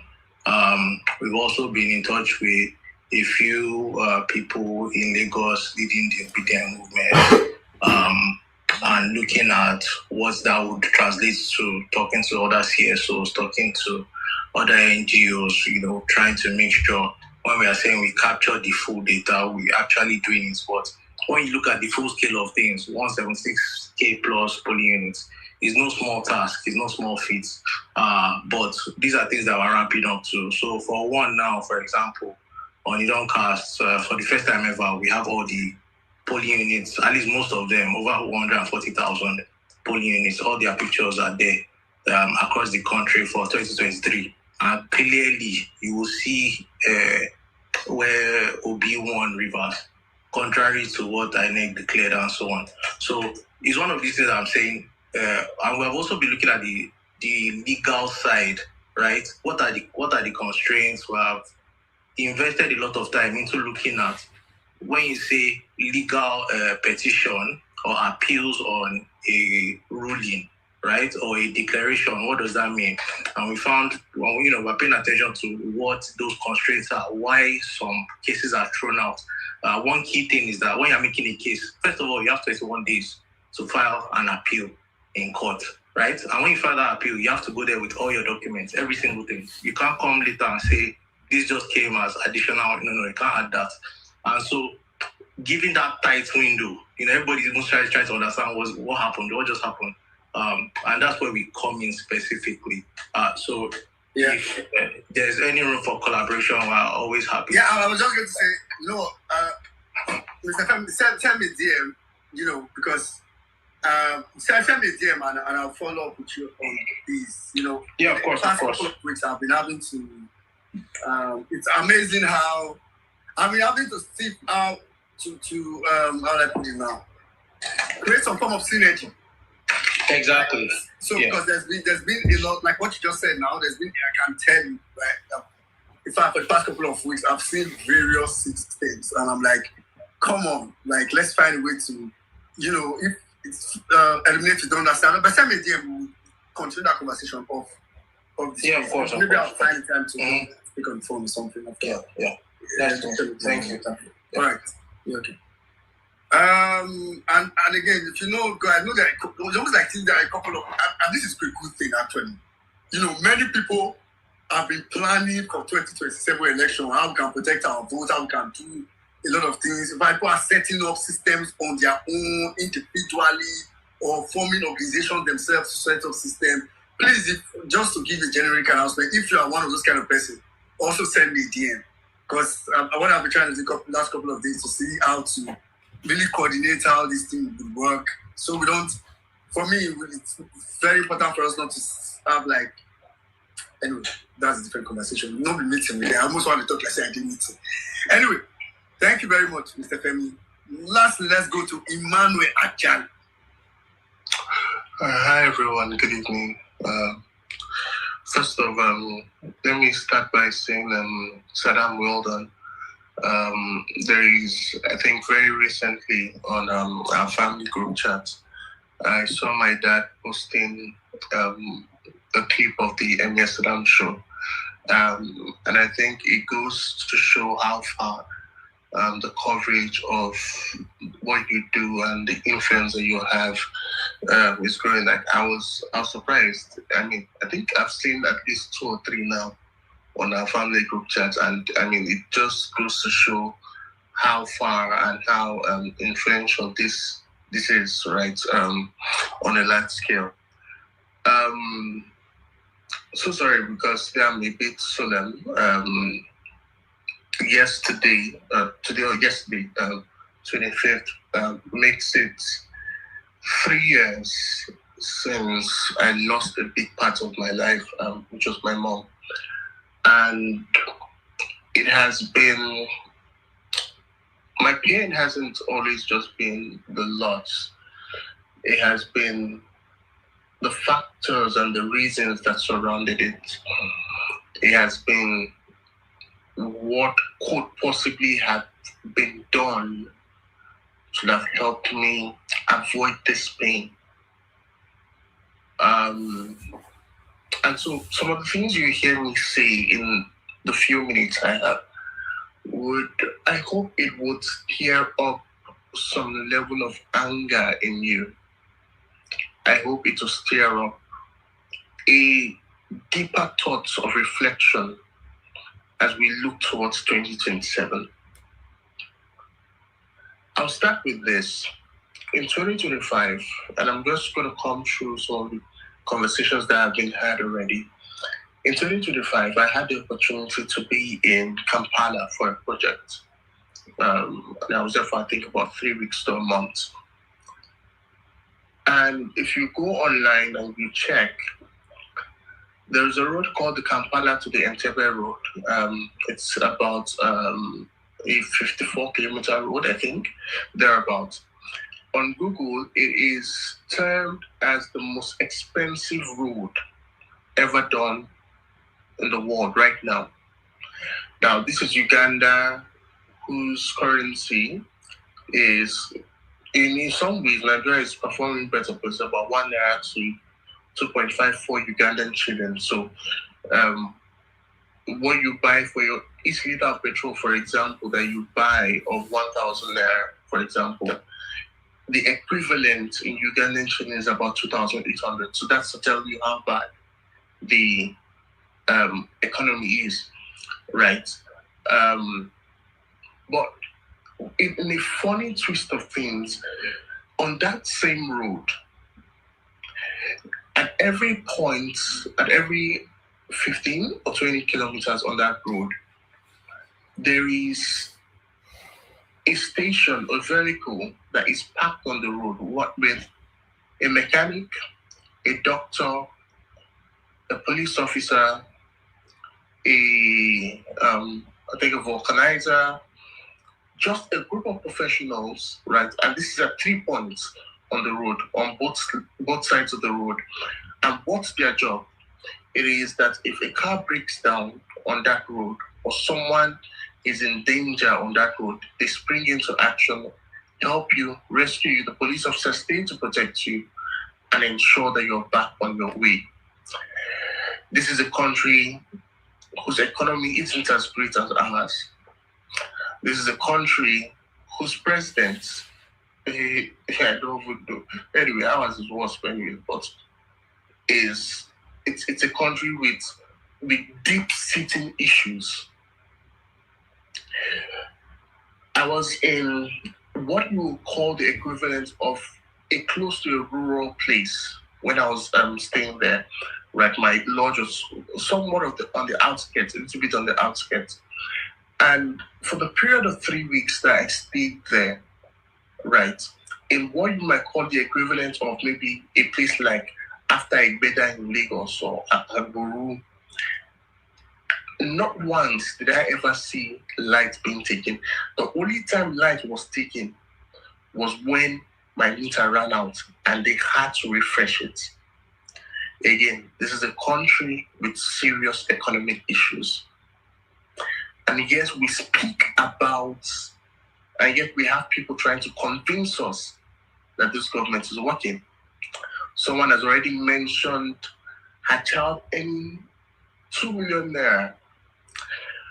And I'm so certain if you're not a tech bro in Nigeria, if you're not into the oil and gas industries, working in places like Chevron, if you're not into a very top manufacturing company, your salary or your take home, it's very, very unlikely to be up to 500,000.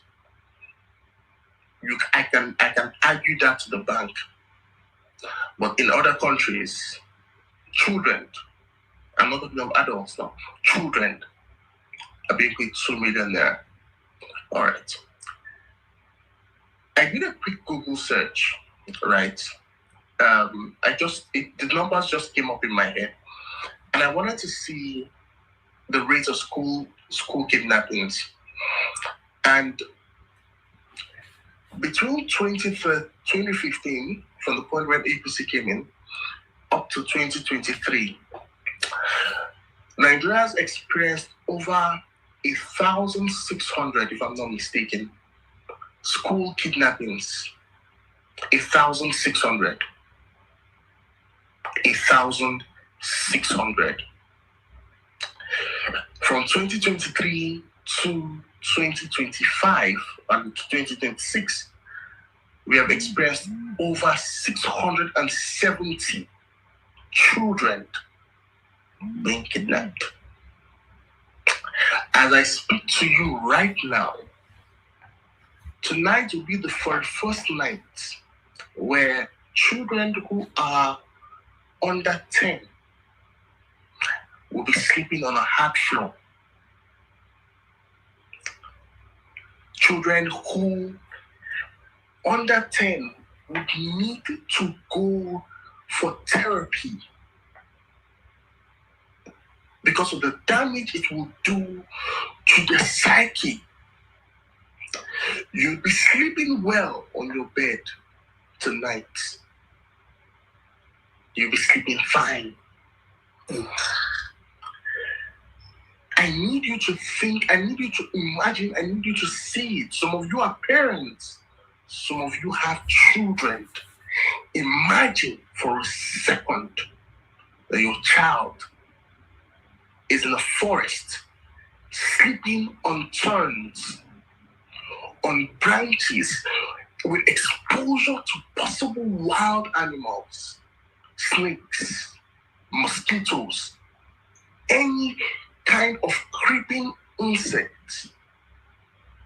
Children under 10 years, 41 days, 41 days. That's crazy. Think about this and let this stir up something in you.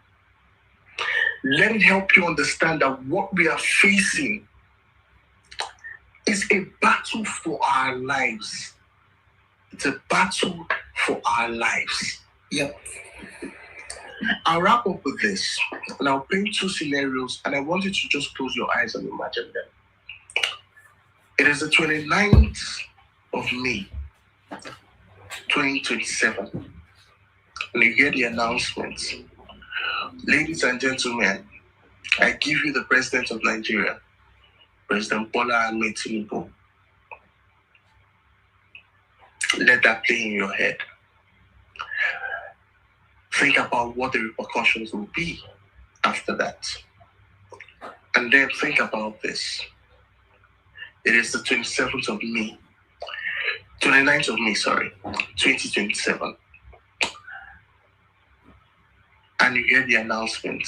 Ladies and gentlemen,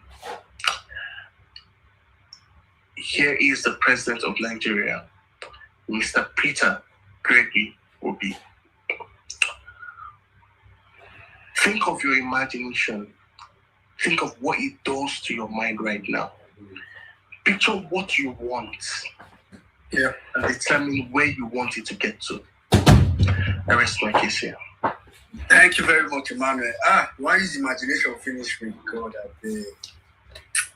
Because I really, really know. And thank you, Emmanuel. Thanks to everybody who spoke on the space. So this is a good note to round up on. You know, why Emmanuel said that what just came to my mind is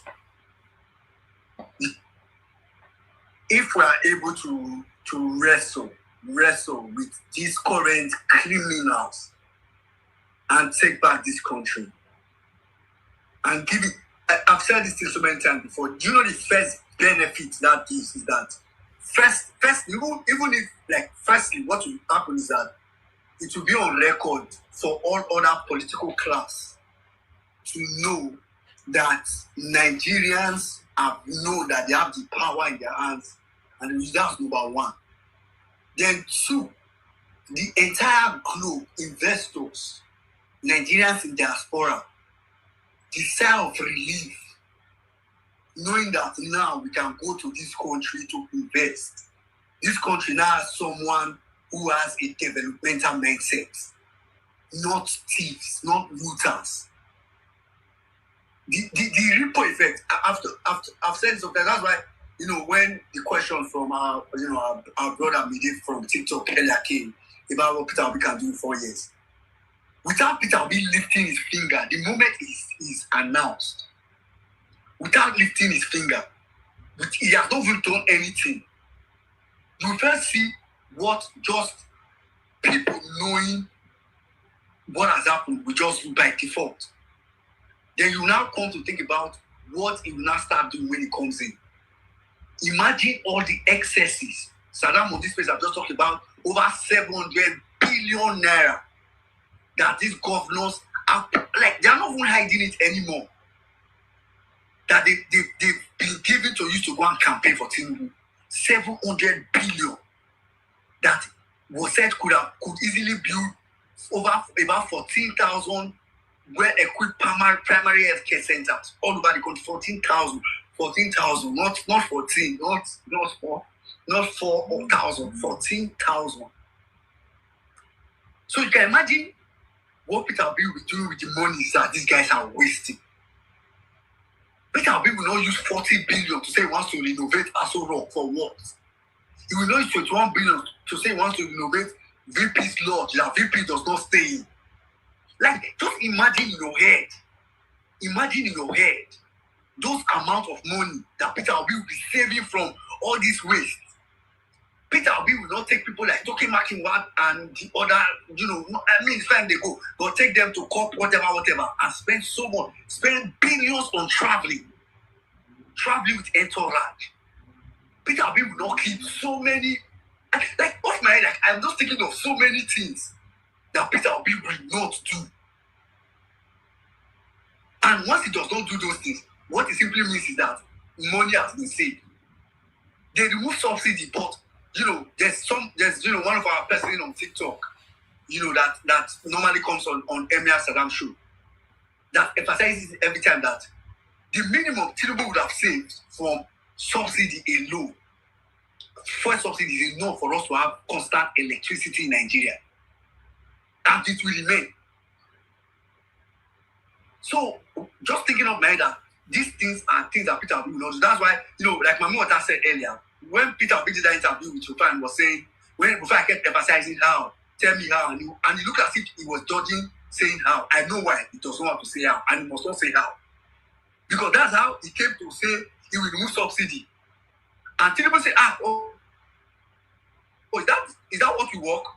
Yeah, okay, I will move it now. Tinubu went to move it. But he didn't know the real how that removing subsidy, Peter Obi had other plans to accompany it. Matter of fact, Peter Obi was not planning to remove subsidy on the first day to start with. He was going to investigate the corruption first. He will add a tweet where he said you probably first remove 50% if the need arises to remove it in the first place. But it was good. But Tinubu said, what I've been hearing is, he said he will remove subsidy. Me, I will remove it. I went to remove it. He said, okay, we need to regularize our currency. That's the thing. Okay, I will go and do it. So you want Peter Obi now to come and say another thing, how he will do it. So Tinubu will copy it and go and copy it wrongly and put Nigeria in another penury again. So that's why when he was saying, I will do it. Don't worry about the how, I will do it. I was like, thank you, sir. Don't give any how. But if you give how, this people will copy it. They'll come and say, that's what Peter Obi said he will do now. We've done it. But they did not know that your brain doing it and Peter Obi's brain doing it is not the same thing. You are a criminal. You do it as a criminal.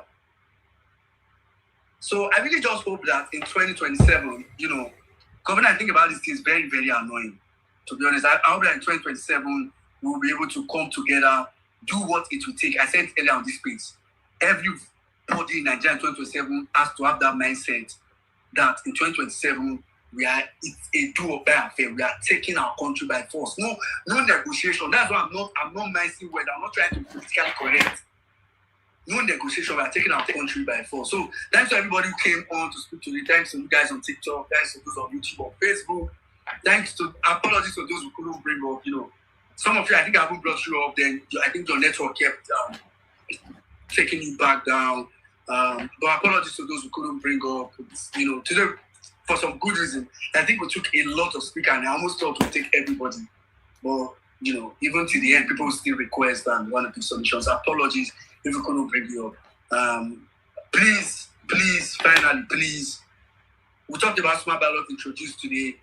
Try to explore the platform. Just get the registration link, register, maybe ask other people to register. Not maybe, please ask other people to register. This smart ballot is key. And in the coming days, in the coming weeks, even maybe from next week, we'll start to expose some other of the ideas. For some of the platform, to be honest, we won't expose it yet. Right? We won't come and say, this is a platform. It's a project in its sense. but we expose the idea so you know what people are working on, and maybe that might motivate you to start going out there to speak to people and do some of all these things that we need to do. So thanks to everybody that came on the space today. So Saddam, I'll hand over to you to round up. All right, thank you very much, my brother. Thank you, guys. I think enough have been said. There's nothing to add here again. I'm just, man, left for me, I've not entered this space a long time because honestly speaking, I feel like we have heard a whole lot about what's happening in our country. It's now time for action. We have to do the hard work of taking this government out because, like I said earlier on, is who is more desperate. Are we more desperate than they are? Are they more desperate than we are? We're up against a machinery of criminals that are willing to do everything possible to retain power. We also should be ready to and be willing to do everything possible to pursue them out of power. And it's a collective work. It's not one person work. And if you and I always say this, like I always said earlier on, even if I'm going to this election, I already know my role. So anything you feel you can do, please do. If you need what I can do to help amplify your cause, I cannot champion any cause than what I'm championing now right now. If you know that there's something that we can do to help, please bring it out. I will help use my voice or whatever means I can help to push it as far as possible. But no man is an island. No man can do this alone. Everybody has to be on deck. And I'm saying this because I know Nigerians were a selfish set of people. We are partly the reason why we have this bad governance today. We are partly the reason why because when I hold them accountable, most times we fail to hold ourselves accountable. Everybody's waiting for a messiah. Everybody's waiting for who will do it. And them Saddam, they do them now. Oh yeah, now you don't concern me. Everybody is about themselves. And if we choose to continue with that mindset and that mentality, let us be ready for Tinubu 2.0. I promised myself that coming back on these spaces, one thing I will not do is to lie to myself or lie to Nigerians. For the past couple of weeks, I've been amplifying there is only one pathway for Peter Obi to become president in Nigeria. It does not have second option. It does not have first. If the opposition were together, it would have been easier. But now it is scattered opposition. It is incumbent on us Nigerians doing the hard work. If we think if we're not ready for the work, let us not deceive ourselves. Let us just deceive ourselves. The work to be done is 15 times more than what we did in 2023. Let us just put that in our head. If we're not ready for it, let us be ready to, because God knows that after 2027, I will not come out. I will not be hosting my shows and just be having a good time. We're really talking about that thing that I like. I will not come out and open and be killing myself over. I will not do that. I won't. God knows. So I'm giving it all my own now. Let God know, say, Saddam, don't try your own best. I hope all of us listening are doing our own part. I hope you're talking to your family and friends to get their PVCs. I hope it's not just you just come and listen to it and go back and chill and be happy. You had good submission and the rest. I hope, I'm praying. I hope we're amplifying this thing. I hope. I'm just saying my own part. I'm one man. A drop of water cannot form an ocean. It is collective. We are many here that if we're saying it now, that everybody's doing their own part, it will be trickling down. It will be going far. You know, some people say Saddam translate to English. Yeah, you now when you say Saddam translate English, you fit copy and yourself, translate them. Why don't you translate it and post it and say, Saddam, I don't post this your work to English to my language. I post them. I will help you repost. If it comes to your mind that something should be done, start it. Do it. I'm just one person. I beg. I'm just one person. I beg when I would go because me, I don't. This is sometimes it drive me colo. I don't want to colo for space where I begin to shout like madman and my neighbors would say, "Me carry chain, can't tie me." So please, guys, whatever we can do to save our country, everybody's hands have to be on deck. It's not a one-man effort. It's not a one-man team. Everybody has to. And if you look inward, you as a Nigerian, God placed something in you. You're not here by error. You're not here to be a follow. You're here to serve a mission. What is your mission towards saving this country? You should ask yourself that question. What are you doing? What are you doing? What change can you effect? When you find that mission, please, if it's visibility it needs, reach out to us. We'll give it visibility. But start something. Look at people that started all these smart ballots, smart this, smart that. It is Nigerians that have thought it well and say, something has to change, something has to give. we cannot control ourselves. That is Nigerians taking up responsibility. We have to. Nobody's going to come and help us. I thank God we've woken up from that hysteria of Trump come and save us. Trump come and save us. In fact, since the American army dropped to Nigeria, how far? We're not coming to reality. They say we are on our own. No. We are on our own. If my honest, I'll be sounding my doomsday prophecy. If Tinubu by mistake comes back, we will see Nigerians begging for bread from the south to the north, from the east to the west. It will happen. And we remember, and I hope we don't wake up one day and say that, how I wish I did this. How I wish I did that. Thank you guys for joining us on the platform today. We'll be back again next week, Thursday. Hopefully by the grace of God on the Vawulence Space. But if you still like this kind of political conversations, I host the Emir Saddam show every Mondays through Wednesdays, 10 p.m. Nigerian time. You can join us there 10 p.m. on TikTok though. I don't host it on Spaces, but I don't have the power to be hosting Spaces with daily. God knows. I just go and have fun on TikTok with my people there. So we're building, and that's actually where probably that viral video when we had it. It was on TikTok there. So please, you can join us, and I think this show will be wrapping up the show on TikTok actually for probably just 10 minutes. So if you want to join us on TikTok, that's the Emir Saddam show handle on TikTok. We'll be wrapping up this particular Vawulence Space on that platform. Now, thank you to all of you that contributed with your submissions. Thank you so much. I learned a whole lot today. I found out that all of you that with your comments, people are in the comment section. I never knew that Botswana currency was even stronger than our currency. So many. Now, Nigeria reached to depress Pesino, but we got this strong because the battle ahead is very, very is stronger and is tough, and only the tough can get it going, right? So, guys, thank you so much, all of you that came out, all of you that did not get a chance to speak. Please, don't take it to heart. It's just that we try our best to bring as many people as possible here, and if we don't get a chance, please, there's always the next week. There's always the next time. You can communicate your thoughts in writing also and send it, and hopefully I'm going to post it also. I'm just trying to be a good guy. Yeah. Thank you so much, my brother Women and Jack, for always coming out here to close this space with me. God bless you, my brother. Thank you to all of that contributed. All our blue tickers. It's good to have them abundantly back today.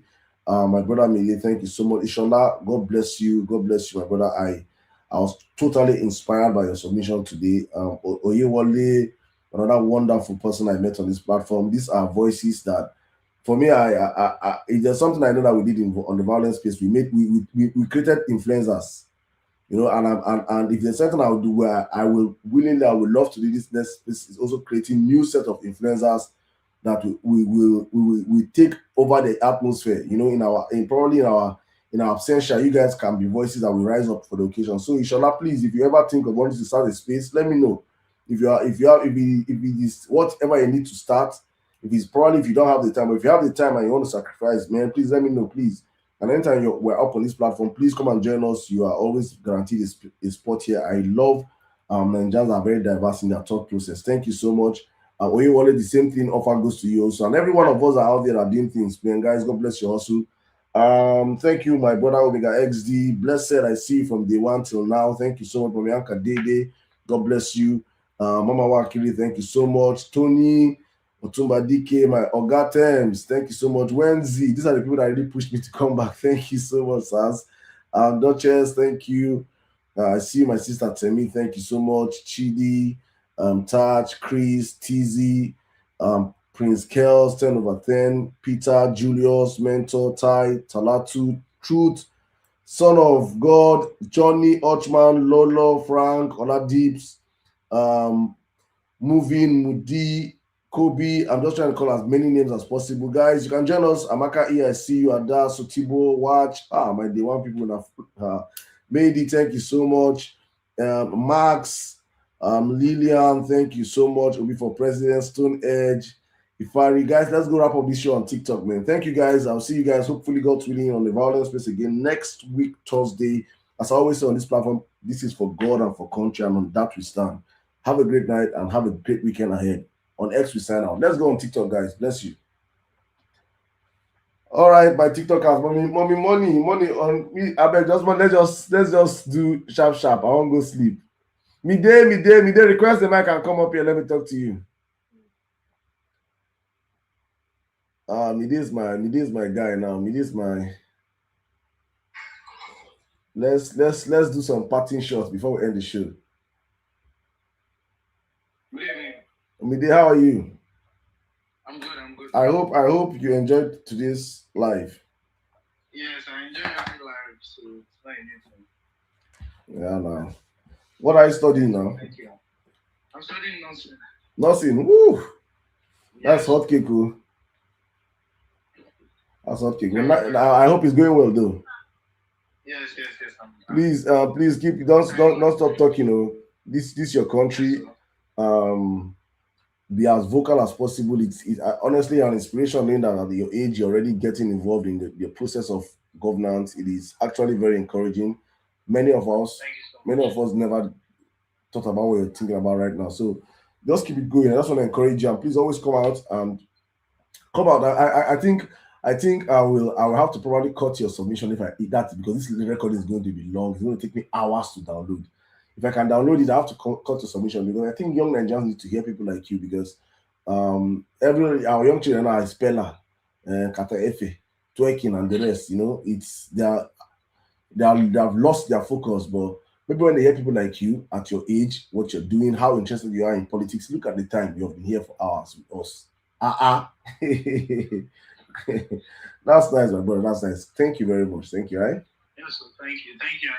And good night to everyone too. Thank you so much. All right, good night. See you probably. I'll be back on Monday. I can't host the space this week. Maybe I might host. I don't know if I will. But if not, hopefully God's will be back on Monday. So see you on Monday. Okay.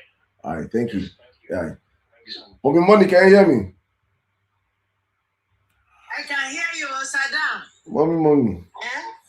I've been busy. I'm so sorry. I do apologize. It's fine. I'm not now. supposed to abandon you on the highway, Shady. It's understandable. Yes, now we started this journey together. We're supposed to be rolling it together. Yes, you know about me as a minister of this thing now. But just like say God understands. My evangelism has been going all over the place. So this smart ballot issue. Yeah, they came today. Yes. Yeah, the I Vawulence was Space on a today. TikTok. I was on a TikTok today, and it's a Yoruba one, so it was a bit challenging, but it was interesting though. You know. Somebody sent me that. I saw that message on. Somebody sent it to me as a message on YouTube. Somebody said, "I just finished listening to a Yoruba platform now." Omoye shared it on YouTube. It was mind blowing. The finished episode on that platform. The host is a lady. I don't have. Oh, honey, no, Saddam, no, please. Hey, Jesus Christ. You know the cause correct original one. You when they talk, I know if you understand. You know. So the thing that excites me most is that I found so many people that are of like minds like me. I never knew they existed. You know, initially, you remember that they said those of us that are Yorubas, we should just say yes on the comment section. How many were we, right? Yeah. And we held on to what we believed. And the things that keep us to stand with PO is still what we're talking about. And on that particular one, it's like, okay, it is our charge, it's our man. What has he offered you now? Look at where he has brought you. I couldn't listen to Vawulence Space all through day, but I will listen again to one. But I heard when you said something about them doing akara or something. And they went to Tinubu wife, she go give money. I don't know the state where she goes. Tell the women say, "Make them begin sell akara." Jesus, you are Lord in 2026. You see what I'm saying? We have a big problem. You know, yes, now they will tell them to do akara. Now, they have used bread to slap us in the kitchen. So we need akara to eat our bread now. You don't know, say akara and bread na burger. Yes, na burger now. Akara will show where you are traveling. You go and stop by and buy akara, put the things inside. So we should go back to 1942 now. It's so unfortunate. You see, they're so disrespectful. It is so painful, and that's why I tell the youth that the younger ones, please just, I apologize, forgive us, but make sure you show us Pepe in that January. Come out. You people should come out and send them home. How can they tell your mother to start selling akara in this year 2026? It's crazy. They're so disrespectful. They don't even rate us for anything. You know, when they steal so much and they have so much money, they feel they're on top of the world. They're untouchable. Look at Wike commissioned water. I couldn't drink it. What does that tell us?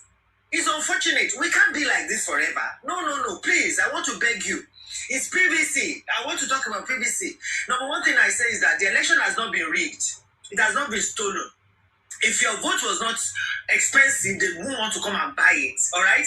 They bought as much as 20,000, but we are not going to sell in 2027. All right? So please, your power, you can use it just once in 4 years, and that is going to be in January.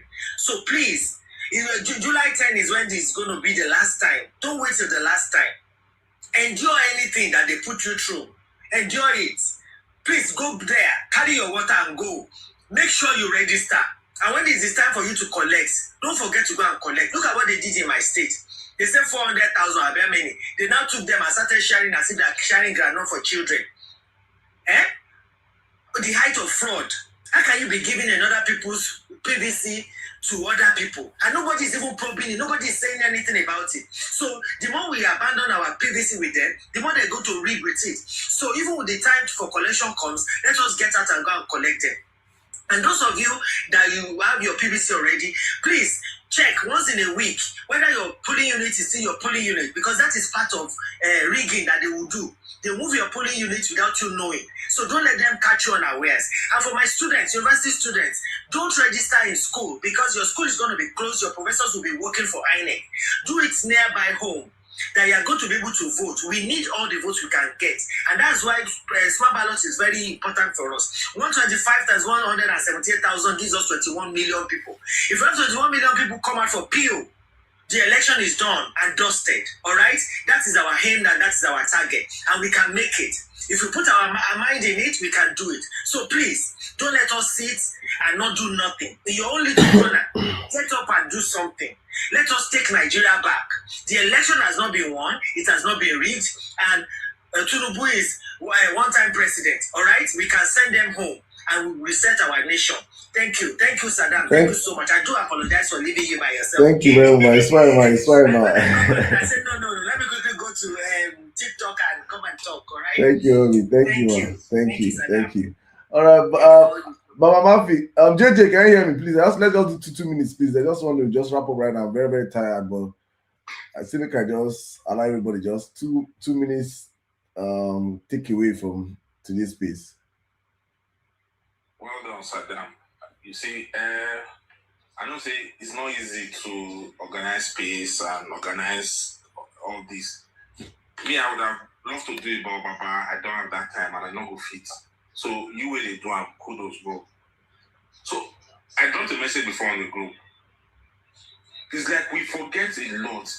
If you can remember, one Festus Keyamo show he went for on, I think it was Channels.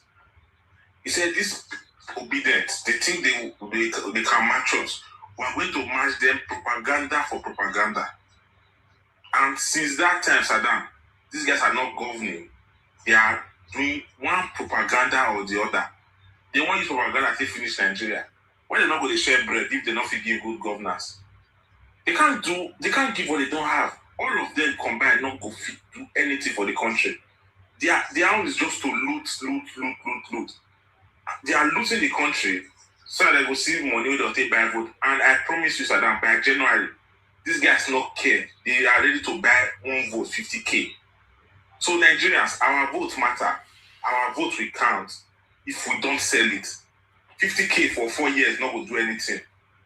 So I beg, now I get to talk with that. Thank you very much, my brother. Thank you very much. Thank you. All right, guys, man. Thank you so much, all of you that joined us today. Thank you so much, all of you that stayed to the very end. Our TikTok show resumes back. Hopefully, God willing, on Monday. If I am strong, as I always insist, if I'm strong enough during the weekend, I might just host one. Maybe just midday, maybe on Saturday or Sunday. Maybe. No guarantees. No. I'm not banking on anything. So maybe if you turn on your notification on my platform, you might just not miss something. Maybe if something goes live, you just see a notification or something. But thank you so much, all of you that stayed to the very end. I just hope we can. Please, just don't take this message and keep it to yourself. Please, I beg you, amplify the message. Amplify the message. I can't wait for us to reach 100K likes today. Thank you so much, all of you that have always supported this platform. Thank you for your gifts, for your likes, for your shares, for your reposts, everything, all of you. God bless you guys. For me, but I'm going to reach out right now for my fan, right? See, okay, I'm going to reach out.